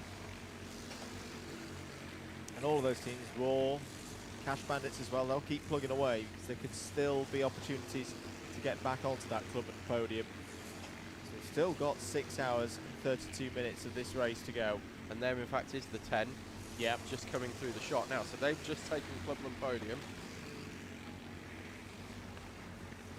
Trying to see who that is in the cards at the moment. Leader coming through your shots, 3rd place just behind them on the road, but a gap of 4 laps between them in terms of race standings. MS Lucas in there as well. It's a lot of fast. In fact, yeah, all of our leaders are kind of in the same sector if this circuit had broken down sectors. So that will be catching the attention of the higher drivers as they just try and keep themselves out of the way. A bit of a shake of the head there from the 113 red graphics driver who's not happy about something. Yeah, I mean, you can see how busy it is still on circuit. It's not like but I mean, we see this quite a lot. There's a concertina effect, isn't there? They will all spread apart and get themselves, as we can see now, coming down the hill. Nice little gaps between everybody. Makes it much easier for the owner cars with their extra speed to weave their way through, judge the gaps. It's when there's a gaggle of 6, 7, 8 of the higher carts all together becomes very, very tricky, especially with the closing speeds that we've seen this year. So that's a black suit and a black helmet in the number 10 part. So that could well be Lewis Nurse. Public service announcements. Morris from Team 121, they are looking for a driver to do a 90-minute stint from 6 AM. We are on the table by pit entry opposite the cafe. If you can donate to their charitable efforts, that would be a bonus. But if anyone wants a 90-minute stint, Well, I finish at 8 o'clock. don't. No. Cats, can I have some racewear? Specifically didn't bring my kit. Not doing anything this year. Tempting as it is, as much as I'd love to be out there with these guys. Oh, I've got to be honest, Andrew, I'm napping. Yes. Do not fancy It's tiring work. It's tiring work having your brain switched on for this long. And talking of brain switched on, it's bottom of the hour. So let's have. Oh dear, he says as his brain switched on. I think we're doing owners this time. No, it's Hires this time. It is Hires. It is. Okay. If you could run us through that. You're going to do what you need to do. Right, let's go through your hires then with 6.5 hours of the race to go. This is how they stand. NRG Global Power lead. All of the hires out there, they are 33rd overall, so your subtraction number is 32 for all of these, because I'll do it again in terms of overall positions. Take 32 off them to give them your higher position. So, 33rd overall, leading in Pro, the 430 of NRG Global Power, but they are being closed in by 34th place overall, first in Elite, the number 95 of Racer Rubin. The gap is 12.8 seconds. 36th and 3rd in Hires, second in Pro, the 855 of EDK 24T. They are a lap ahead. They're a lap down on the 2 leaders. They're a lap ahead themselves of, in 37th place, the 169 of Euro Bandits Motorsports. They are second in Elites. 38th overall, 5th in Hire. 3rd in Pro is the 113 of Core Blimey Racing, their lead team. BSR are next, 3rd in Elites at the moment, 39th overall. Closing in on Core Blimey at the moment, 19.2 seconds the gap between Core Blimey Racing's 113 and BSR's number 15. 41st, the number 59 of Century Sim Racing. So they're still circulating well. 42nd, the number 6 of Kart Events Belgium. 43rd, the number 67 of Sarah SKA Racing, the Swindon Karting Arena. 44th, the number 36 of Adrenico Racing. Top in club at the moment within the hires is in 45th place overall. It's the number 66 of A66. The lead after 17 hours and 32 minutes of racing is 5.4 seconds, and it's over ABC Racing in the 116. Incredible stuff from the higher clubs, putting on a great show. Next up, 47th overall is the number 34 Fried Egg Racing 2. They are in the elite category. So we'll skip them in terms of any podium connotations and go to 48th place overall. 3rd in higher club, it's the number 81 of the Hopeless Disaster. It's not been a disaster at all so far for the Vauxhall appreciators. 49th, the number 20 of Lockwell Hill, into the top 50 now as well, the renowned Vankles, the 555. Grizzly Racing at the moment are 4th in club and 51st overall. 52nd overall, the number 33 of Fried Egg Racing 1. And we have had a change of lead in rookie. Simtech Motorsport, the 420, are now 53rd overall and leading in that category by some 49 seconds over Good Chip Racing, the 888. The 999 of Straight Through Crew, they're in 55th place. Scenario 77 of 56th. They've just taken that place as a result of a pit stop, a scheduled pit stop for the number 1 in 57th place. That's the Teesside Tigers. NC Racing, Norfolk and Chance, 58th place for the 667. 60th place, the 270 of the Red Lodge Waff. They are 3rd at the moment in rookie. That's the orange denoted class, and they're in a very tight battle with the Newmarket Hornets just behind them, a lap down in 61st, the number 9. 63rd, WM Max Racing in the top 5 in rookie at the moment for the 1887. 64th, the number 22 of Mulsanne Racing, starting to crawl their way back up the order with some good lappery the last few hours. 65th, the number 23 of Eat Sleep Racing Pete.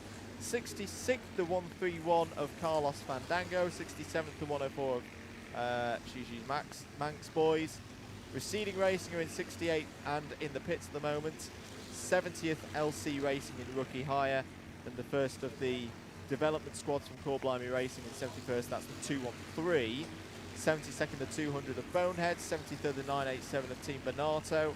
The 74th, the 140 of Kart Force 1. And then the other Core Blimey Racing development team in 75th place, 313. 76th, the 777 of MTB. Team Cheshire are 77th in the 969. 6 laps ahead of the now de-illuminated Boom number 8, but they've lit up the night sky for us, of course, across the course of the evening.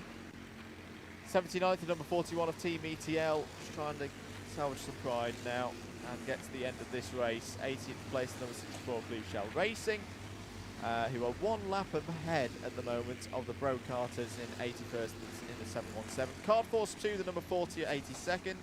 Ishin Ryu Jiu-Jitsu are 83rd and looking for drivers, so do go help those guys out if you want to go and donate to them and get some time out on circuit. 84th, the number 119 of Dukes of Stafford. 85th, the number 26 of Team Toxic Motorsport Hire. 87th, the first of the karting Sporting Force, apologies, carts, that's the 222. Immediately followed by the 223 of Sporting Force 2. 89th, the 350 Getting Tired. And then the rookie racers, who I think are a retirement, the 151 in 93rd. That is all your runners in higher, and whilst we've been saying that, the gap at the front of higher is now 11.0 seconds.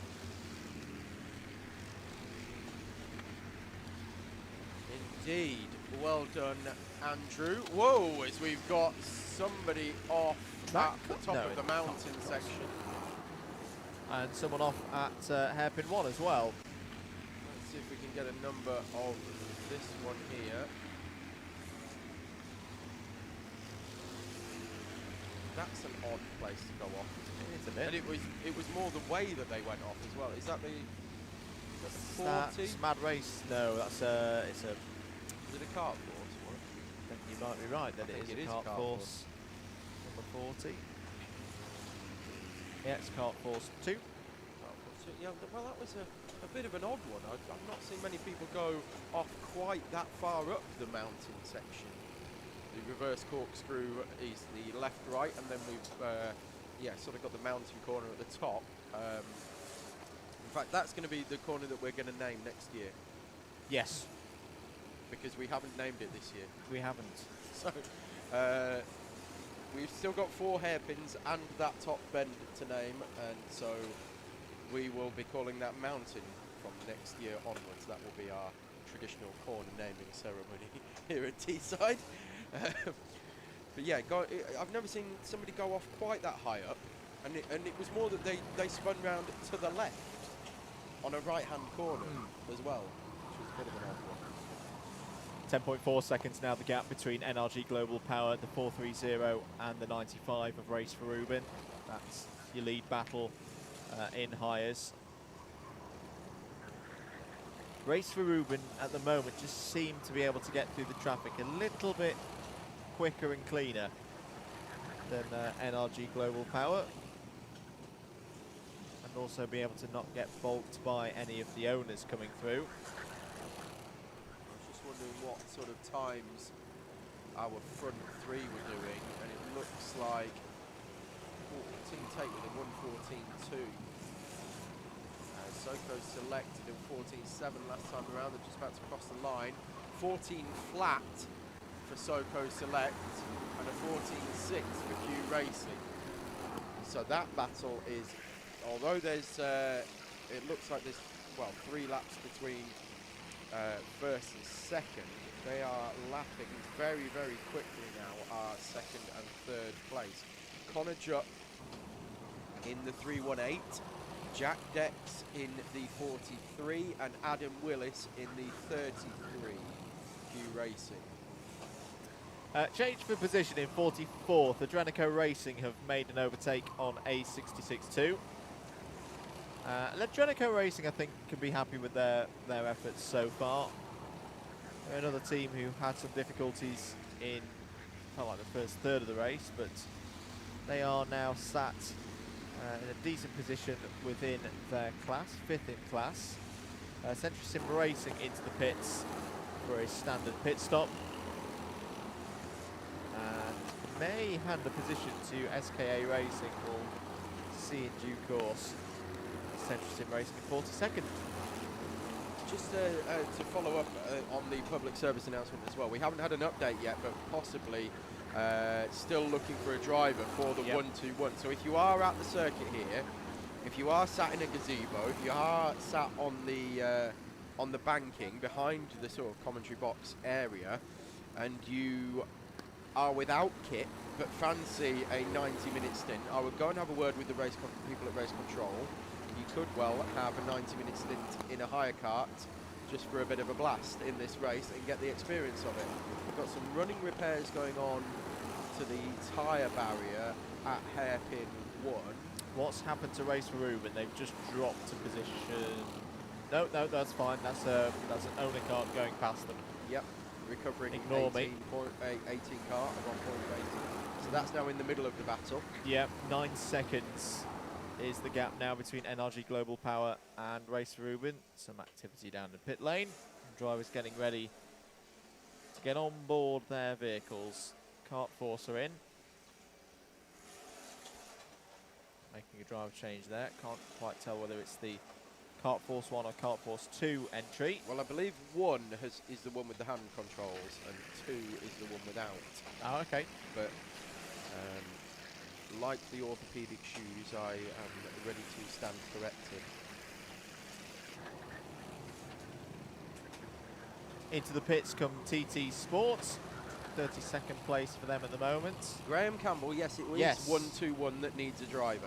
Thank you for getting in touch. 121 is in need of a driver. They are situated somewhere near the cafe, on a bench near the cafe. Go and find them, have a word, make a donation to their charity, and you can get a 90-minute stint in a hire car in this race.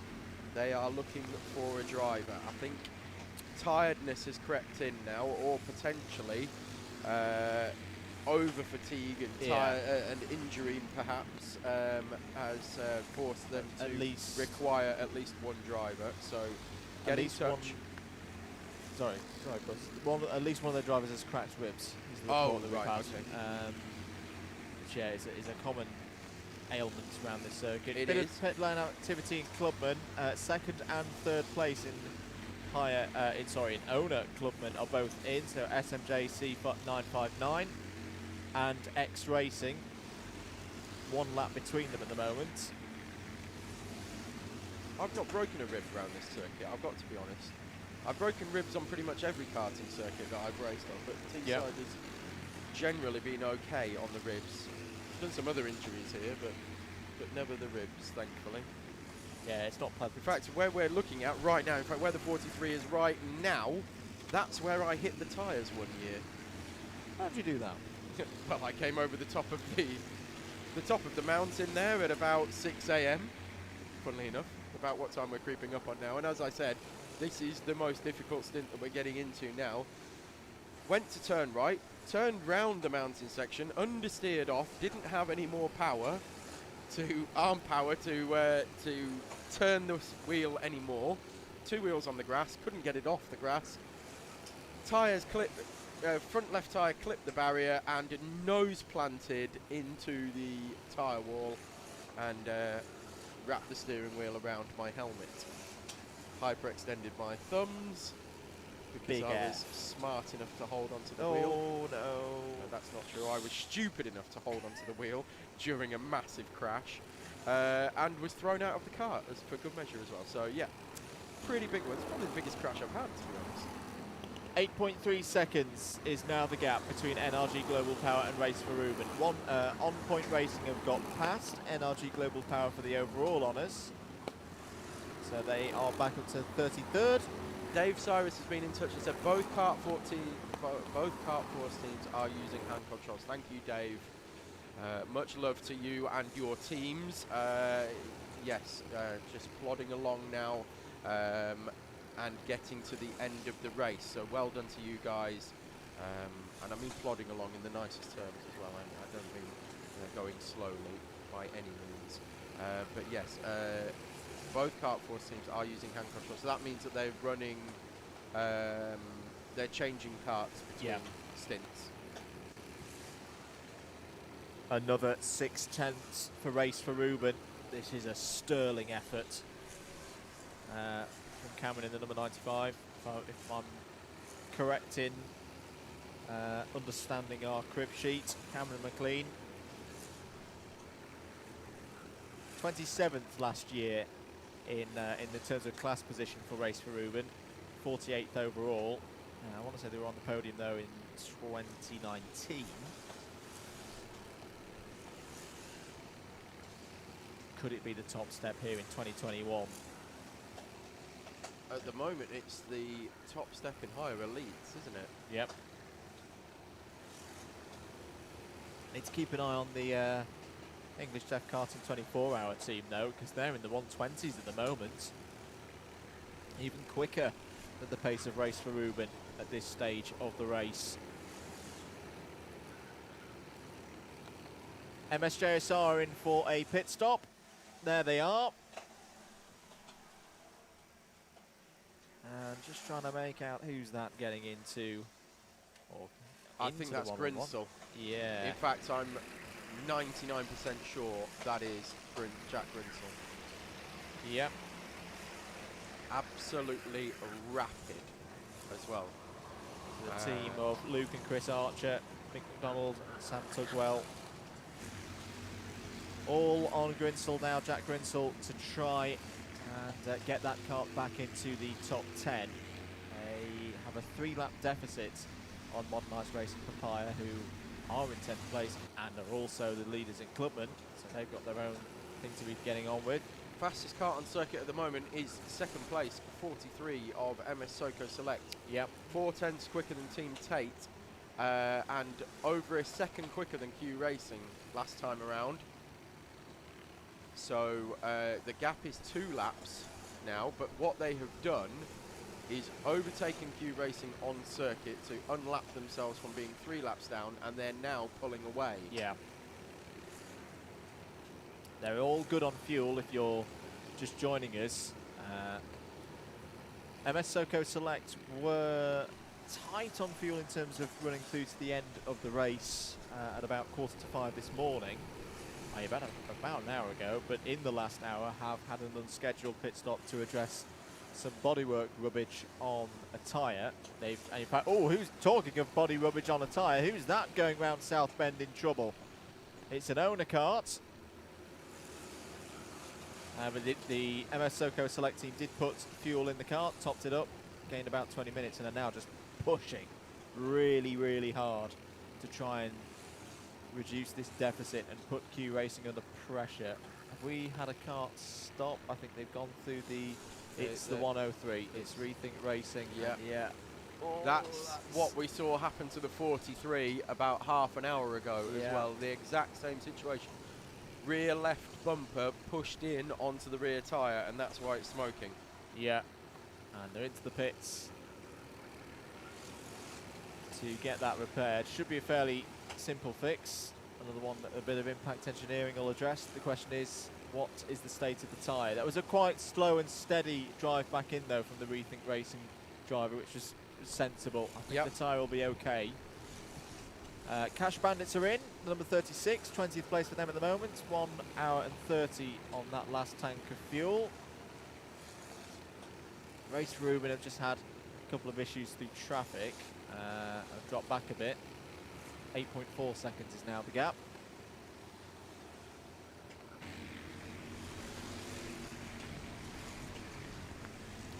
Okay. At the front, once again, MS Soco Select lighting up the timesheets, relatively speaking, a 1:13.3. That's only half a second off their best lap of the race. So absolutely flying at the moment. 1:13.7 for Team Tate as well.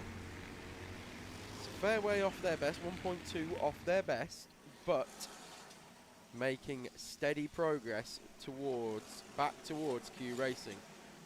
There is the Rethink Racing 103. I'm just looking through these times, and we got a little bit of a happy hour going on here Could well be. as Could track well be. temperatures come up a little bit. The sun peeking over the clouds and over the trees here at Teesside Autodrome. The gap, as you might be able to see in a moment, is 1 minute and 9 seconds between Team Tate and MS Soco Select. So although they are showing on your timing column on the left-hand side as a lap apart, they haven't been put that lap down by MS Soco Select. So they are in front, well, almost a lap down. Almost a lap down, but lapping almost as quickly as Soco Select. 1 minute 9 as they cross the line. Keep an eye on that gap as well, because they are going to be heading, well, there's Adam Willis as well. So as you said earlier on, they're all in the same sector of the track at the moment, but there are almost a lap between Soco Select and Team Tate, and there are 2 laps between Q Racing and Soco Select. Just saw red graphics going through your screen in 7th place. The driver was having a bit of a fiddle now. I wonder if it was just trying to tighten up the fuel cap. They've only just come out of the pits, or they were 5 minutes ago they were in the pits. What is their race situation? What are we talking here? Well, they've got best part of 2 laps to catch up to MS Lucas. They've got a good gap back to SMJC 595, who of course, in fact, Pro. Let's focus on Pro for a bit, because all of a sudden we've got a 10.8 second gap between SMJC and DWS Racing. Sorry, not for the lead Pro, that's the 3rd place in Pro. MS, TDW and Offline Motorsport still out ahead, but it's still a trophy on I think on the line. DWS are about to come in for a stop as well. That is true, yeah. We've got a hand up there from the 43 of deck. Oh, I know why. Because he's got a big whack up the back from the 111. Yeah. Coming down coming off the mountain section and down the Bob Pope Straight. So JSR now pushing along, or certainly Are they deploying the strats that we I'm- saw last year? I don't think so, because Dex has already got about 5 kart lengths between him and the 111. Oh right, it's just too quick for. Well, he got the big push down the straight, gave a big thank you, and is now pulled away. But oh well, as we see through hairpin 4, that gap has closed back up again. We'll see whether they are going to work together, whether they can work together. DWS Racing right on cue are in. 1 hour 22 for them. Let's do a little bit of calculation, see what that means in terms of their fuel stops to go.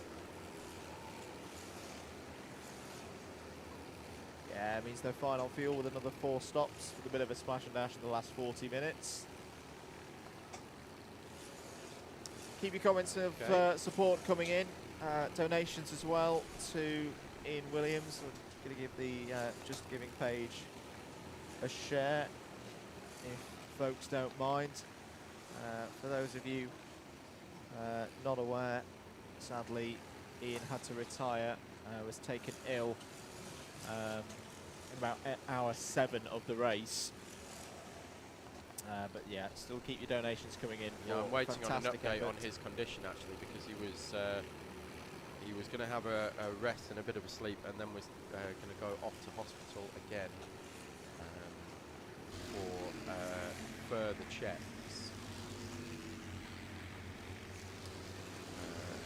Yes, I mean the good news wasn't he wasn't kept in or anything like that. But we'll go home for a sleep and then get back and get sorted out. But yeah, not in a good state at all.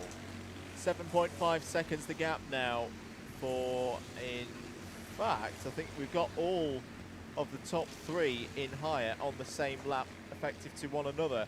So yeah, 7.53 seconds for NRG Global Power to race for Ruben, and then a further 50 seconds or so back to EDK24. This is really getting close now, and they've got Euro Bandits aren't out of this for the win either. No. They're 67 seconds back from EDKT. This could be quite a finish. And well, as you said before, Butters, in the next 5 minutes, a standard BPEC race will begin. Yes, the length of the standard BPEC race, yep.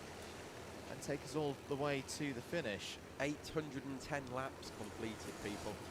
810. For those of you watching on the DDMM comms box feed, we're going to have our final reset of the GoPro before it freezes on us on 6.5 hours. So part 3 is going to die down, and stick about. Part 4 on the channel will be live in a few moments' time. Thank you for watching. If you're still with us here on the Alpha Live mainstream, we're not going to go anywhere. We're not going to